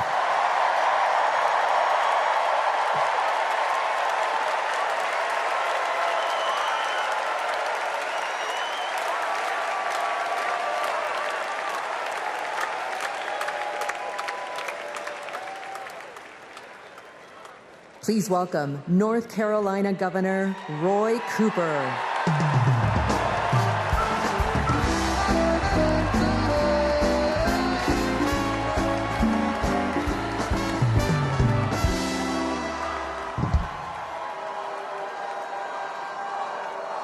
Hello, America. I'm Roy Cooper, the last guy standing between you and the moment we're all waiting for. So I'm going to get right to it. All week, you've heard stories about my friend Kamala. I want to take you behind the scenes of one of them. 2011 was a rough time for American homeowners. Hundreds of thousands were losing their homes to illegal foreclosure. I was Attorney General in North Carolina, while Kamala had just become California's. All the AGs were close to a settlement with the big banks, and it was a pretty good deal. Would have meant $4 billion for California families who'd been ripped off. I know that sounds like a lot, but Kamala said, "Hang on a minute. I've met these families. I know what they've been through, and they deserve more." She went toe-to-toe with some of the world's most powerful executives, and she refused to give in. Let me tell you, this was a huge risk, but she knew it was a risk worth taking. That's Kamala. And we all know what happened. The banks caved. That $4 billion for California families became $20 billion. That was the first time I witnessed Kamala in action. And what I saw was a leader who does exactly what she says she's going to do, who never will settle for less. America, we got a lot of big fights ahead of us, and we've got one hell of a fighter ready to take them on. I know that because I know her. And tonight, I want the American people to know, even if you don't agree with her on everything, Kamala Harris will fight for you to the very end. For families who need better health care or a safer place to live, Kamala will fight for you. For parents who want better schools for their kids, for workers worried about a secure retirement for themselves, Kamala will fight for you. For any one of our allies anywhere in the world wondering if America still has your back, remember this: Kamala will fight for you. And when she fights, we win. Kamala's ready. Kamala's ready. The question is, are we? Are we going to stand up and fight for Kamala like she'll stand up and fight for us? All right. If you're ready, my home state of North Carolina, stand up. Stand up, Pennsylvania. Stand up, Michigan. Stand up, Wisconsin. Stand up, Georgia. Stand up, Nevada. Stand up, Arizona. Stand up, America. Are we going to stand up? Are we going to fight? Are we going to vote? Are we going to win? You bet we are. Let's go get them.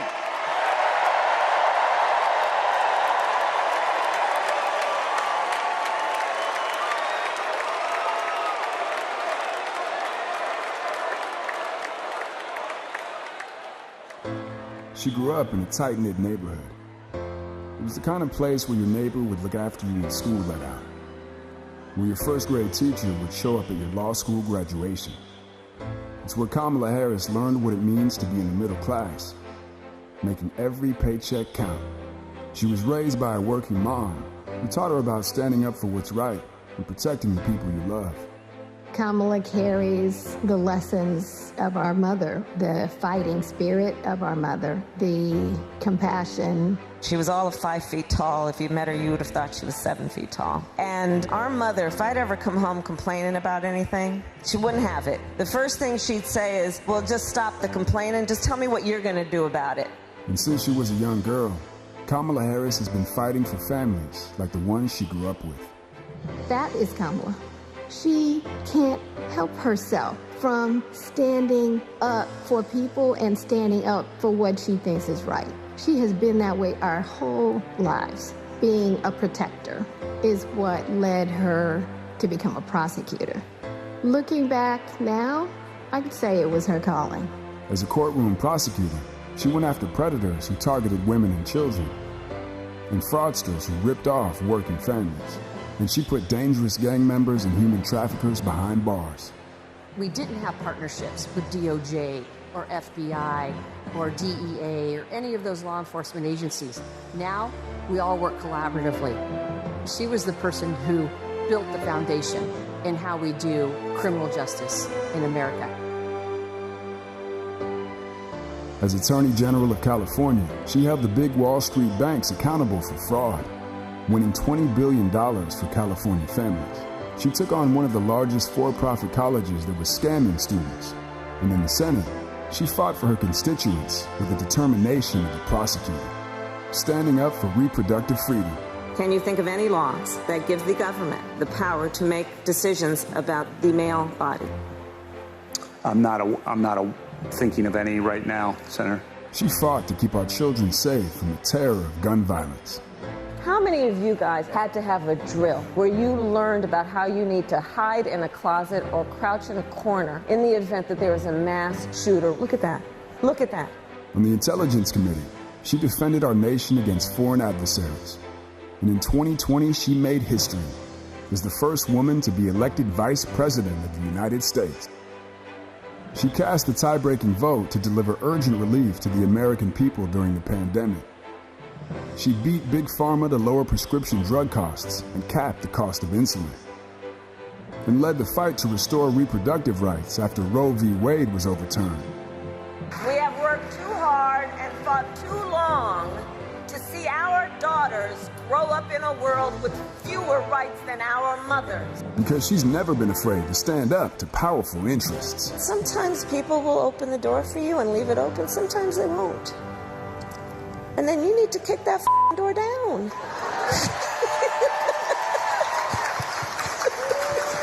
Excuse my language. Now, she's running for president, still fighting for families like the one she grew up with. Our campaign is about saying we trust the people. We're saying we just want fairness. We want dignity for all people. And we are a work in progress. We haven't yet quite reached all of those ideals, but we will die trying because we love our country. We believe in our country. We're not falling for these folks who are trying to divide us, trying to pull us apart. We know what we stand for, and we stand for the people, and we stand for the dignity of work, and we stand for freedom. We stand for justice. We stand for equality. And so we will fight for all of it. That's who Kamala Harris is, That's what she believes, and that's what she'll fight for every day.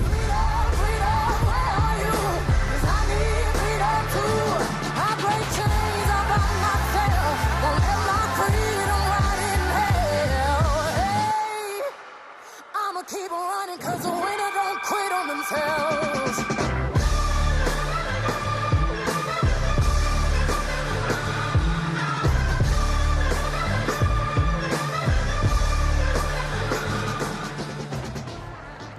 Please welcome the Democratic nominee for president, Vice President of the United States of America, Kamala Harris.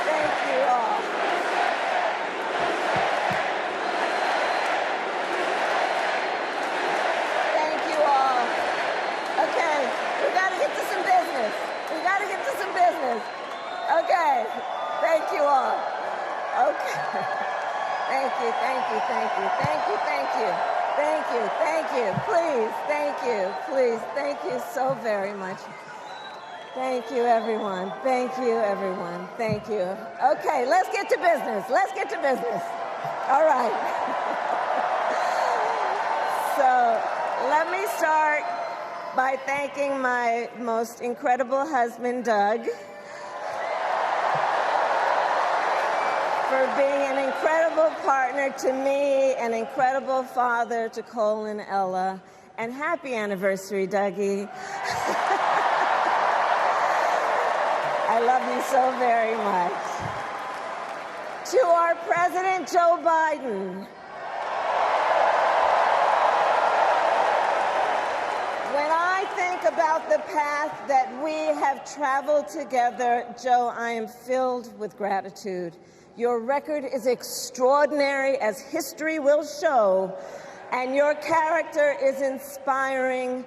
And Doug and I love you and Jill and are forever thankful to you both.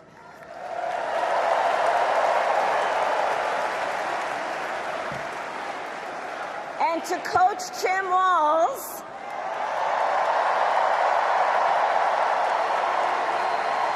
you are going to be an incredible vice president.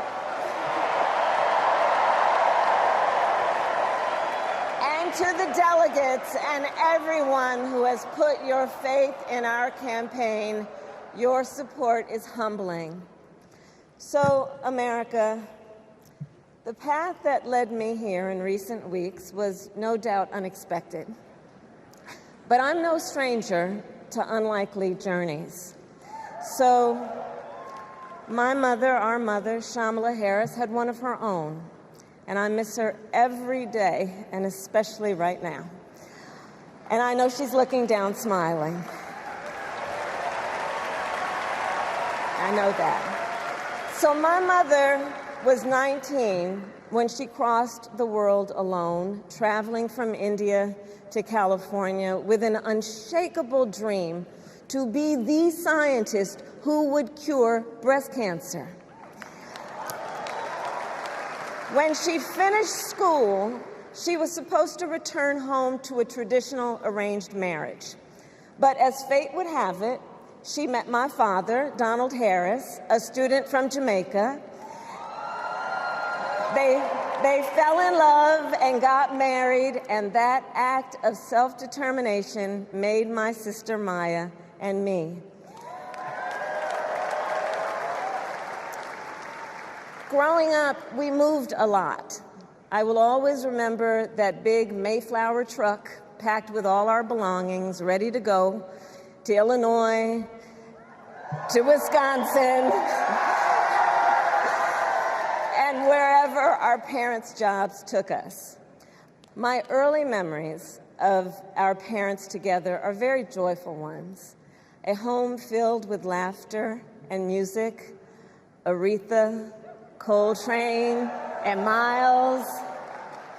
At the park, my mother would say, "Stay close."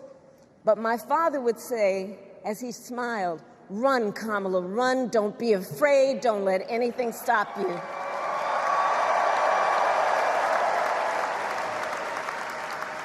From my earliest years, he taught me to be fearless. But the harmony between my parents did not last. When I was in elementary school, they split up, and it was mostly my mother who raised us. Before she could finally afford to buy a home, she rented a small apartment in the East Bay. In the Bay, you either live in the hills or the flatlands. We lived in the flats. A beautiful working-class neighborhood of firefighters, nurses, and construction workers,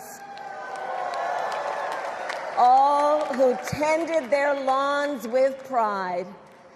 My mother, she worked long hours, and like many working parents, she leaned on a trusted circle to help raise us. Mrs. Shelton, who ran the daycare below us and became a second mother. Uncle Sherman, Aunt Mary, Uncle Freddie, Auntie Chris. None of them family by blood, and all of them family by love.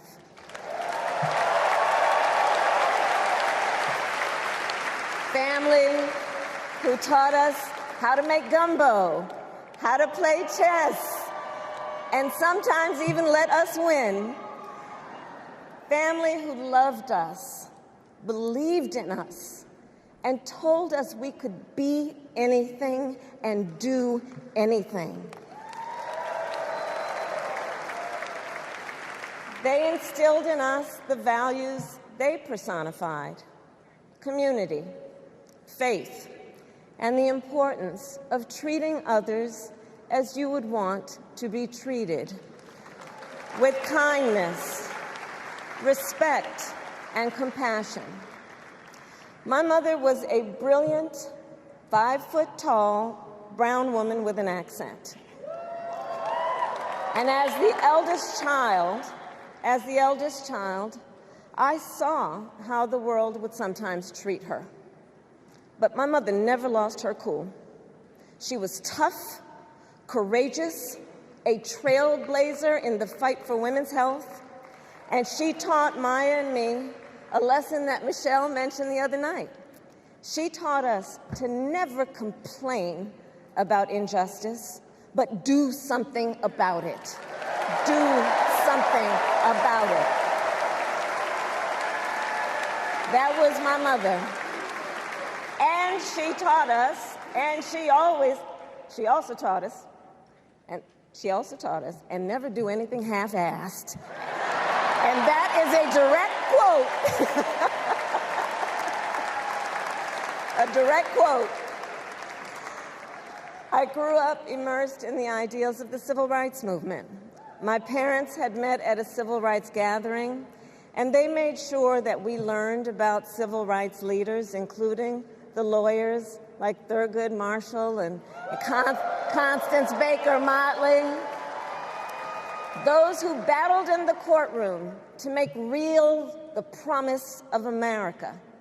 So at a young age, I decided I wanted to do that work. I wanted to be a lawyer. And when it came time to choose the type of law I would pursue, I reflected on a pivotal moment in my life. You see, when I was in high school, I started to notice something about my best friend, Wanda. She was sad at school, and there were times she didn't want to go home. So one day I asked if everything was all right, and she confided in me that she was being sexually abused by her stepfather.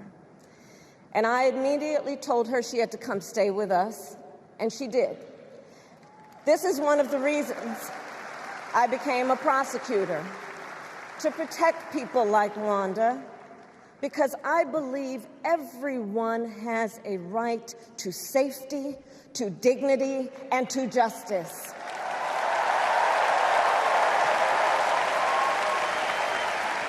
As a prosecutor, when I had a case, I charged it not in the name of the victim, but in the name of the people. For a simple reason. In our system of justice, a harm against any one of us is a harm against all of us.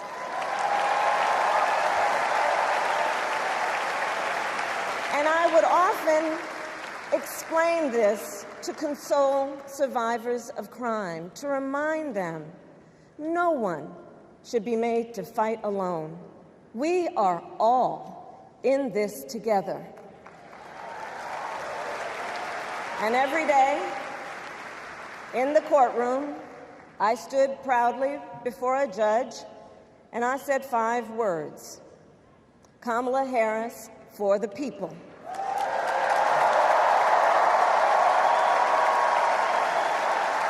And to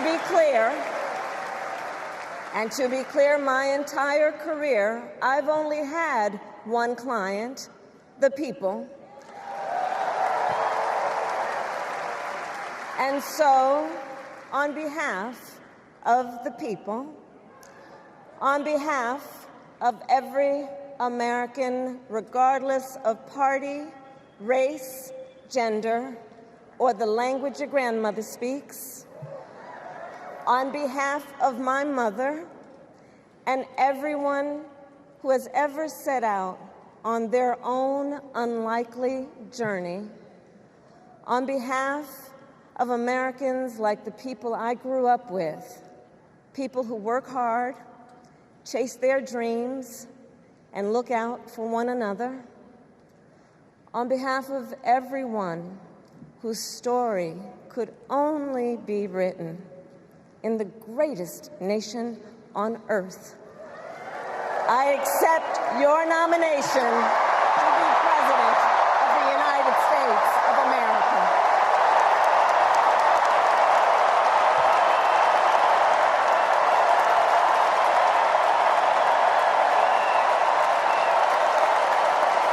And with this election,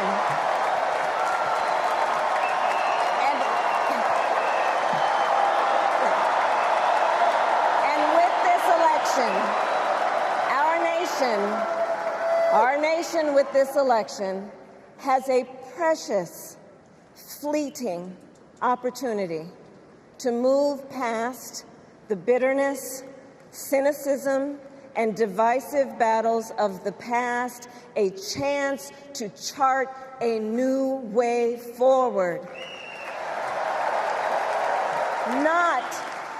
not as members of any one party or faction, but as Americans. And let me say, I know there are people of various political views watching tonight, and I want you to know, I promise to be a president for all Americans. You can always trust me to put country above party and self, to hold sacred America's fundamental principles, from the rule of law to free and fair elections, to the peaceful transfer of power.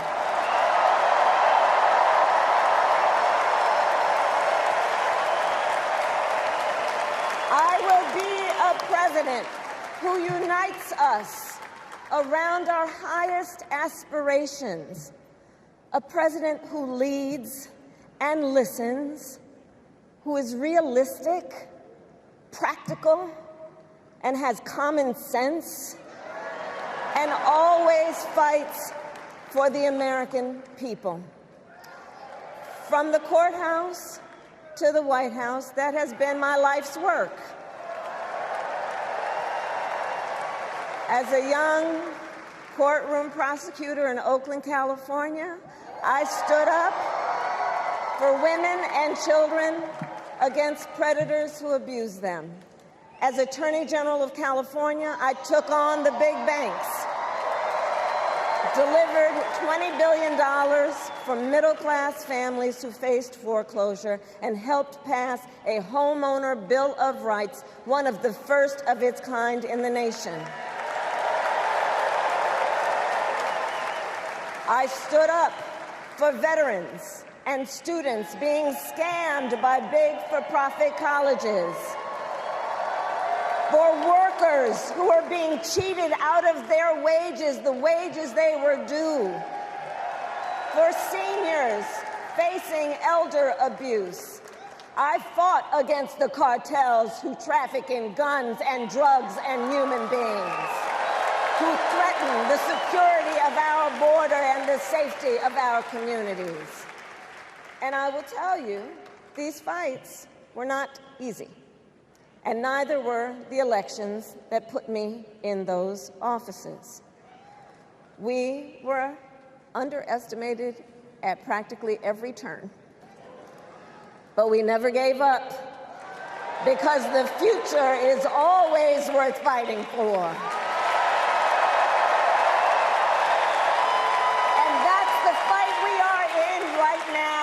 A fight for America's future.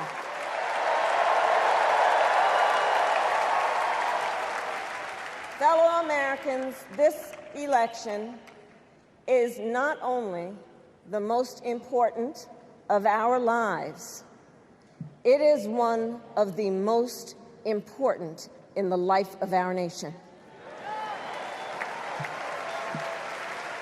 In many ways, Donald Trump is an unserious man. But the consequences of putting Donald Trump back in the White House are extremely serious. Consider not only the chaos and calamity when he was in office, but also the gravity of what has happened since he lost the last election. Donald Trump tried to throw away your votes. When he failed, he sent an armed mob to the United States Capitol, where they assaulted law enforcement officers. When politicians in his own party begged him to call off the mob and send help, he did the opposite. He fanned the flames.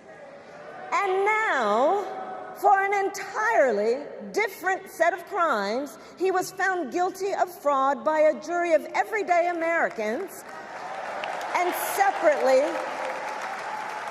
separately found liable for committing sexual abuse. And consider what he intends to do if we give him power again.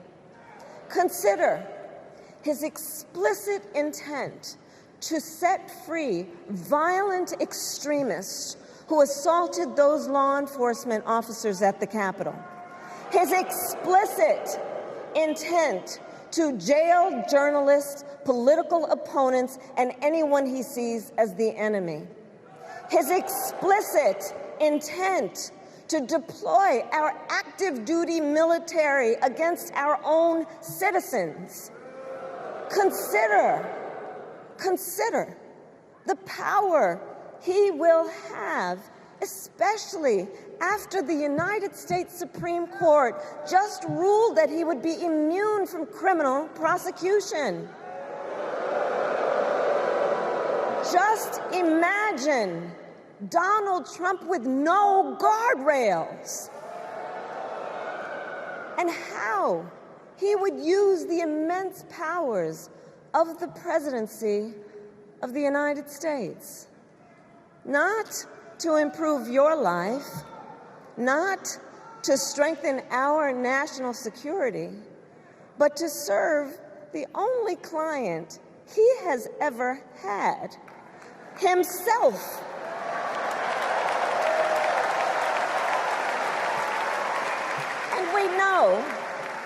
And we know what a second Trump term would look like. It's all laid out in Project 2025, written by his closest advisors, and its sum total is to pull our country back to the past. But America, we are not going back. We are not going back. We are not going back. We are not going back to when Donald Trump tried to cut Social Security and Medicare. We are not going back to when he tried to get rid of the Affordable Care Act, when insurance companies could deny people with pre-existing conditions. We are not going to let him eliminate the Department of Education that funds our public schools. We are not going to let him end programs like Head Start that provide preschool and childcare for our children. America, we are not going back.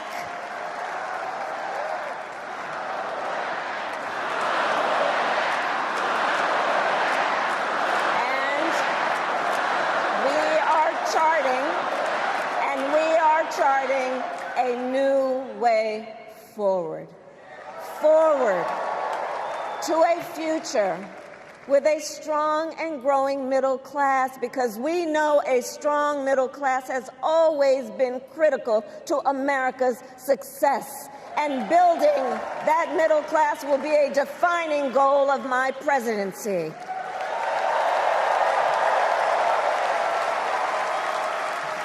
And I'll tell you, this is personal for me. The middle class is where I come from. My mother kept a strict budget. We lived within our means, yet we wanted for little. And she expected us to make the most of the opportunities that were available to us and to be grateful for them. Because, as she taught us, opportunity is not available to everyone. That's why we will create what I call an opportunity economy, an opportunity economy where everyone has the chance to compete and a chance to succeed. Whether you live in a rural area, small town, or big city. And as president, I will bring together labor and workers and small business owners and entrepreneurs and American companies to create jobs, to grow our economy, and to lower the cost of everyday needs like health care and housing and groceries. We will provide access to capital for small business owners and entrepreneurs and founders. And we will end America's housing shortage and protect Social Security and Medicare. Now compare that to Donald Trump, because I think everyone here knows he doesn't actually fight for the middle class. He doesn't actually fight for the middle class. Instead, he fights for himself and his billionaire friends. And he will give them another round of tax breaks that will add up to $5 trillion to the national debt. And all the while, he intends to enact what in effect is a national sales tax, call it a Trump tax, that would raise prices on middle-class families by almost $4,000 a year.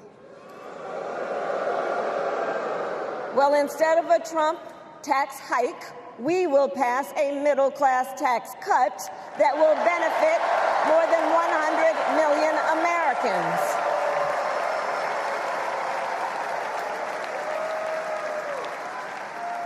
Friends, I believe America cannot truly be prosperous unless Americans are fully able to make their own decisions about their own lives, especially on matters of heart and home.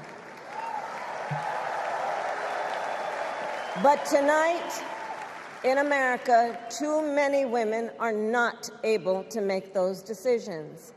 And let's be clear about how we got here. Donald Trump handpicked members of the United States Supreme Court to take away reproductive freedom. And now he brags about it. In his words, quote, "I did it and I'm proud to have done it," end quote.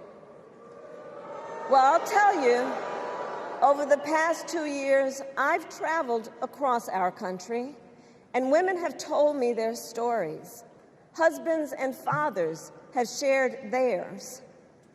Stories of women miscarrying in a parking lot, developing sepsis, losing the ability to ever again have children, all because doctors are afraid they may go to jail for caring for their patients.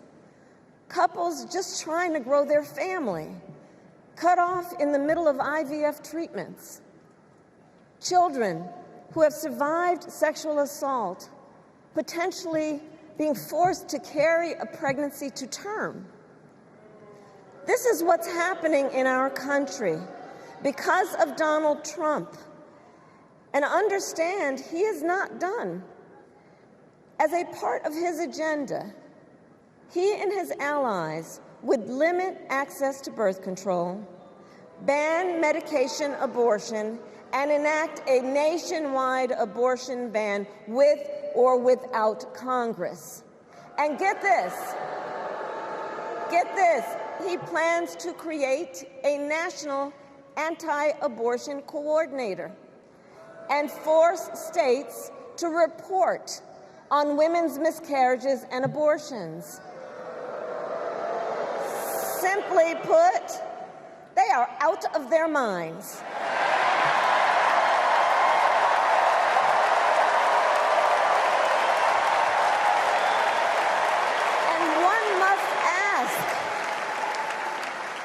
One must ask, why exactly is it that they don't trust women? Well, we trust women. We trust women. And when Congress passes a bill to restore reproductive freedom, as President of the United States, I will proudly sign it into law.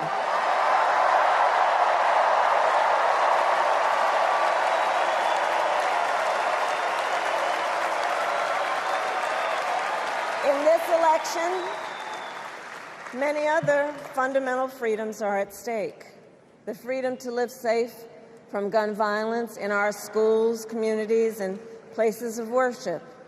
The freedom to love who you love openly and with pride. The freedom to breathe clean air and drink clean water and live free from the pollution that fuels the climate crisis.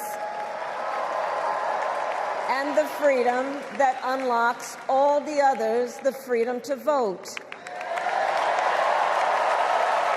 With this election, we finally have the opportunity to pass the John Lewis Voting Rights Act and and the Freedom to Vote Act.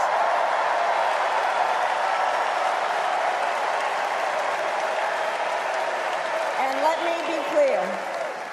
let me be clear, after decades in law enforcement, I know the importance of safety and security, especially at our border. Last year, Joe and I brought together Democrats and conservative Republicans to write the strongest border bill in decades. The Border Patrol endorsed it. But Donald Trump believes a border deal would hurt his campaign. So he ordered his allies in Congress to kill the deal. Well, I refuse to play politics with our security, and here is my pledge to you. As president, I will bring back the bipartisan border security bill that he killed, and I will sign it into law. I know we can live up to our proud heritage as a nation of immigrants and reform our broken immigration system. We can create an earned pathway to citizenship and secure our border.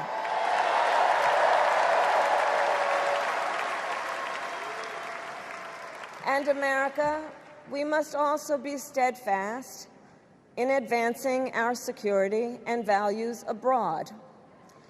As Vice President, I have confronted threats to our security, negotiated with foreign leaders, strengthened our alliances, and engaged with our brave troops overseas.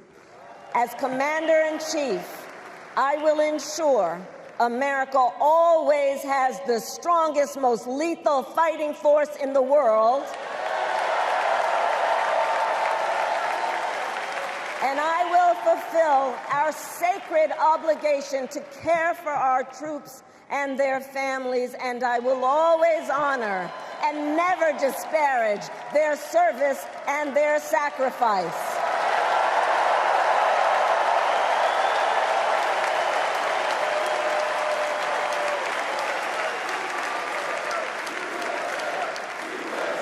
I will make sure that we lead the world into the future on space and artificial intelligence, that America, not China, wins the competition for the 21st century, and that we strengthen, not abdicate, our global leadership. Trump, on the other hand, threatened to abandon NATO. He encouraged Putin to invade our allies, said Russia could, quote, do whatever the hell they want. 5 days before Russia attacked Ukraine, I met with President Zelensky to warn him about Russia's plan to invade. I helped mobilize a global response, over 50 countries, to defend against Putin's aggression.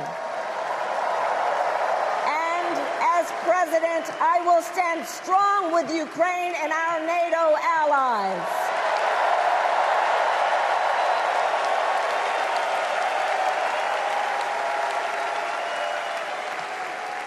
With respect to the war in Gaza, President Biden and I are working around the clock, because now is the time to get a hostage deal and a ceasefire deal done.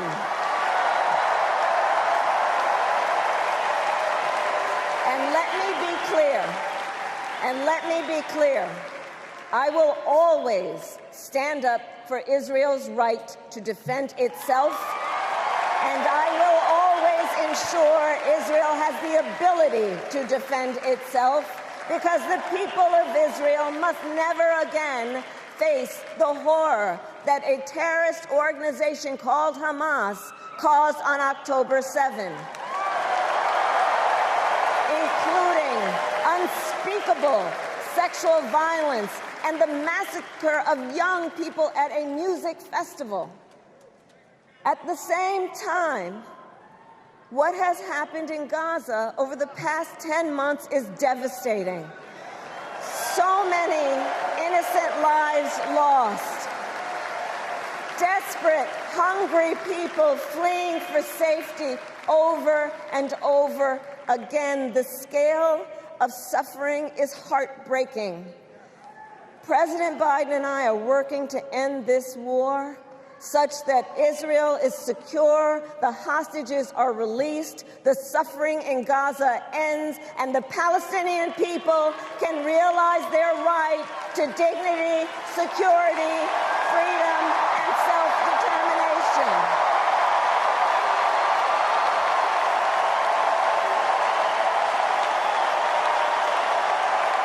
And know this, I will never hesitate to take whatever action is necessary to defend our forces and our interests against Iran and Iran-backed terrorists. I will not cozy up to tyrants and dictators like Kim Jong-un who are rooting for Trump,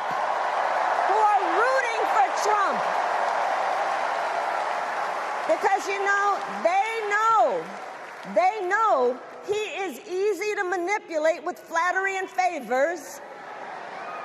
They know Trump won't hold autocrats accountable because he wants to be an autocrat himself. And as president, I will never waver in defense of America's security and ideals, because in the enduring struggle between democracy and tyranny, I know where I stand and I know where the United States belongs.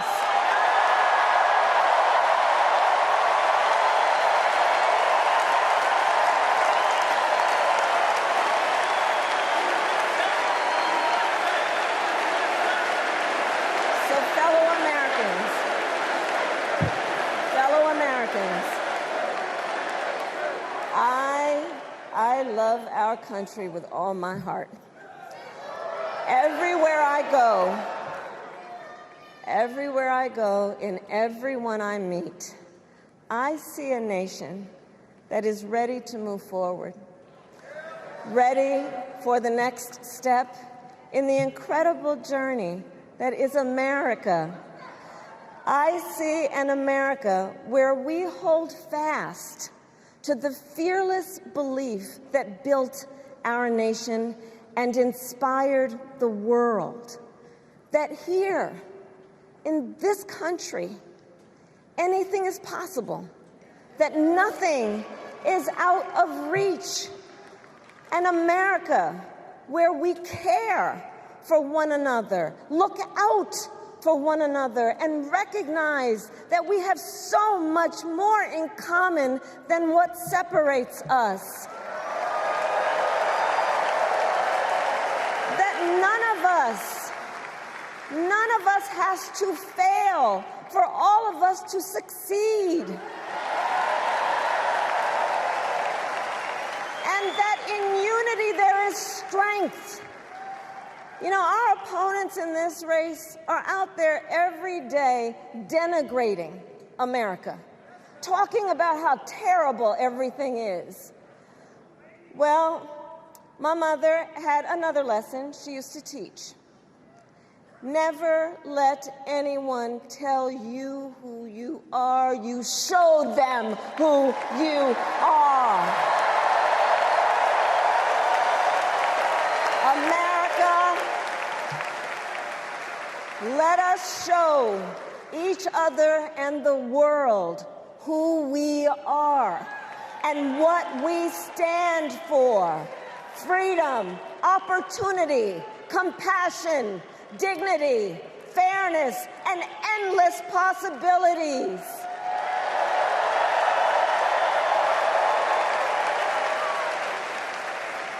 We are the heirs to the greatest democracy in the history of the world.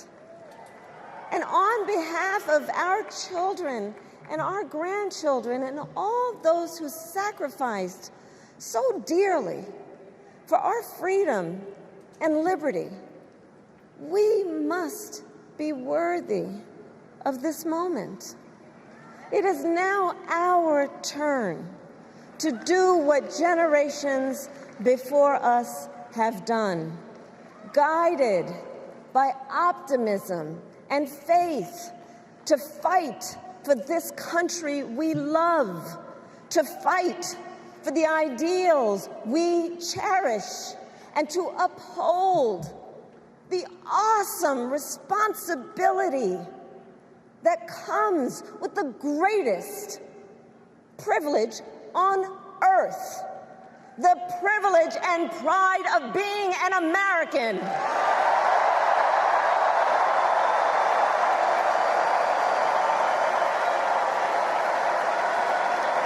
So let's get out there, let's fight for it, let's get out there, let's vote for it, and together let us write the next great chapter in the most extraordinary story ever told. Thank you. God bless you, and may God bless the United States of America. Thank you all.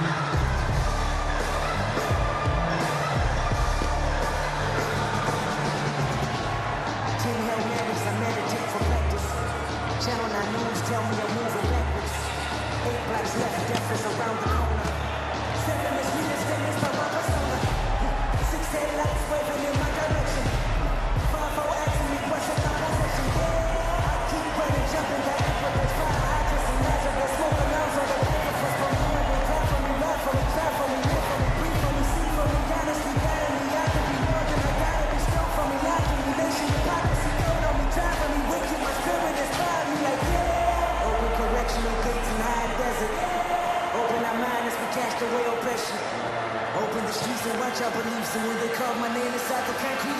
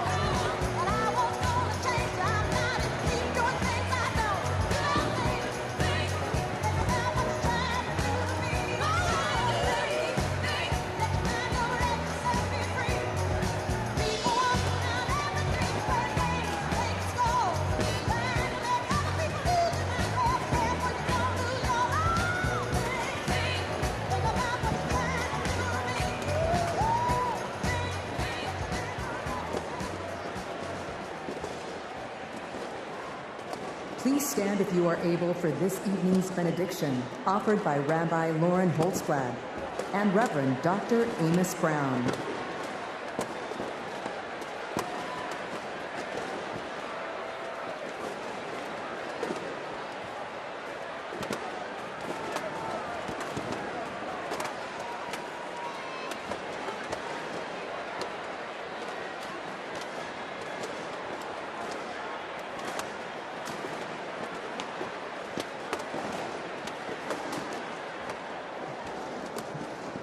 America, let us pray.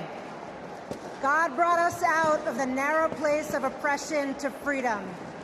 Let's remember the treacherous road our ancestors traveled to freedom, their sacrifice and resolve to bring a better, more inclusive world. We stand on their shoulders to declare, we are not going back. God, who notices the downtrodden, give us the courage to imagine the world as you do, where everyone has the opportunity to thrive, where diversity brings strength, not weakness, and where all have the right to make the choices for their own bodies.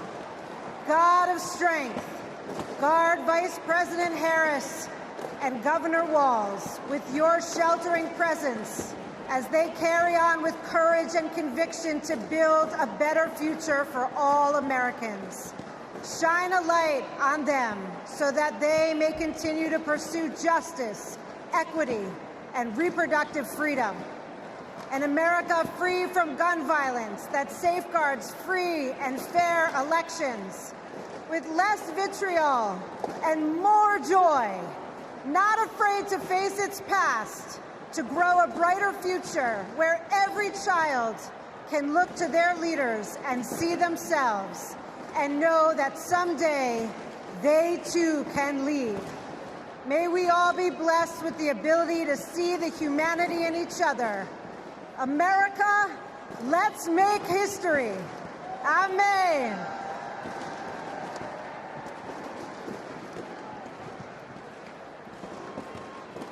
As we close this convention, we ask that the Creator bestow blessings on Vice President Harris and Governor Walz, and upon the bright future they will bring to the people of America.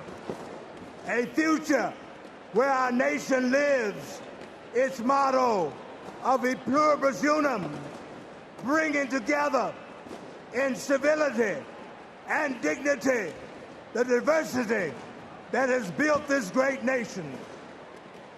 E pluribus unum, one nation that embraces us all, every race, creed, or color, regardless of sexual orientation, gender or gender expression, rich and poor, old and young, urban and rural. A future, oh God, for every American, where the humanity of all persons will be affirmed and celebrated, where every American has the opportunity and freedom to pursue those inalienable rights of life, liberty, and the pursuit of happiness. A future, oh God, where we live in peace and joy, where we set aside our rancor and division, where we heal our differences and celebrate our common purposes as one nation, one American community, that great city on a hill that serves as a beacon for all the people and all the nations. This is a journey we begin today, and we pray that the Almighty God will guide us on this path today, tomorrow, and for all the generations to come. Amen and amen.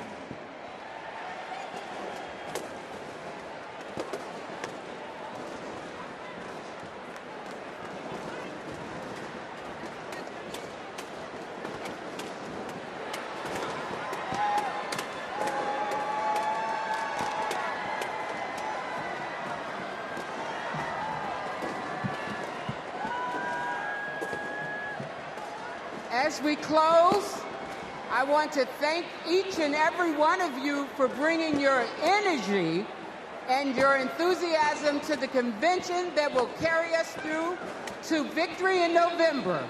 Look around. You're surrounded by people from every corner of the country who traveled here because they believe in our mission. We know that unity is our strength. We know that the issues we've highlighted this week are not abstract. We know what's at stake, and we bring that with us in this beginning. Over the next 75 days, we will mobilize like never before to show America what we as Democrats stand for. Together, we will fight for our rights, our freedom, and our democracy. Together, we will elect Democrats up and down the ballot. Together, we will win. Win that, as we know, we have to further business to come before the convention. I am now proud to adjourn the 49th Democratic National Convention. Thank you, Chicago.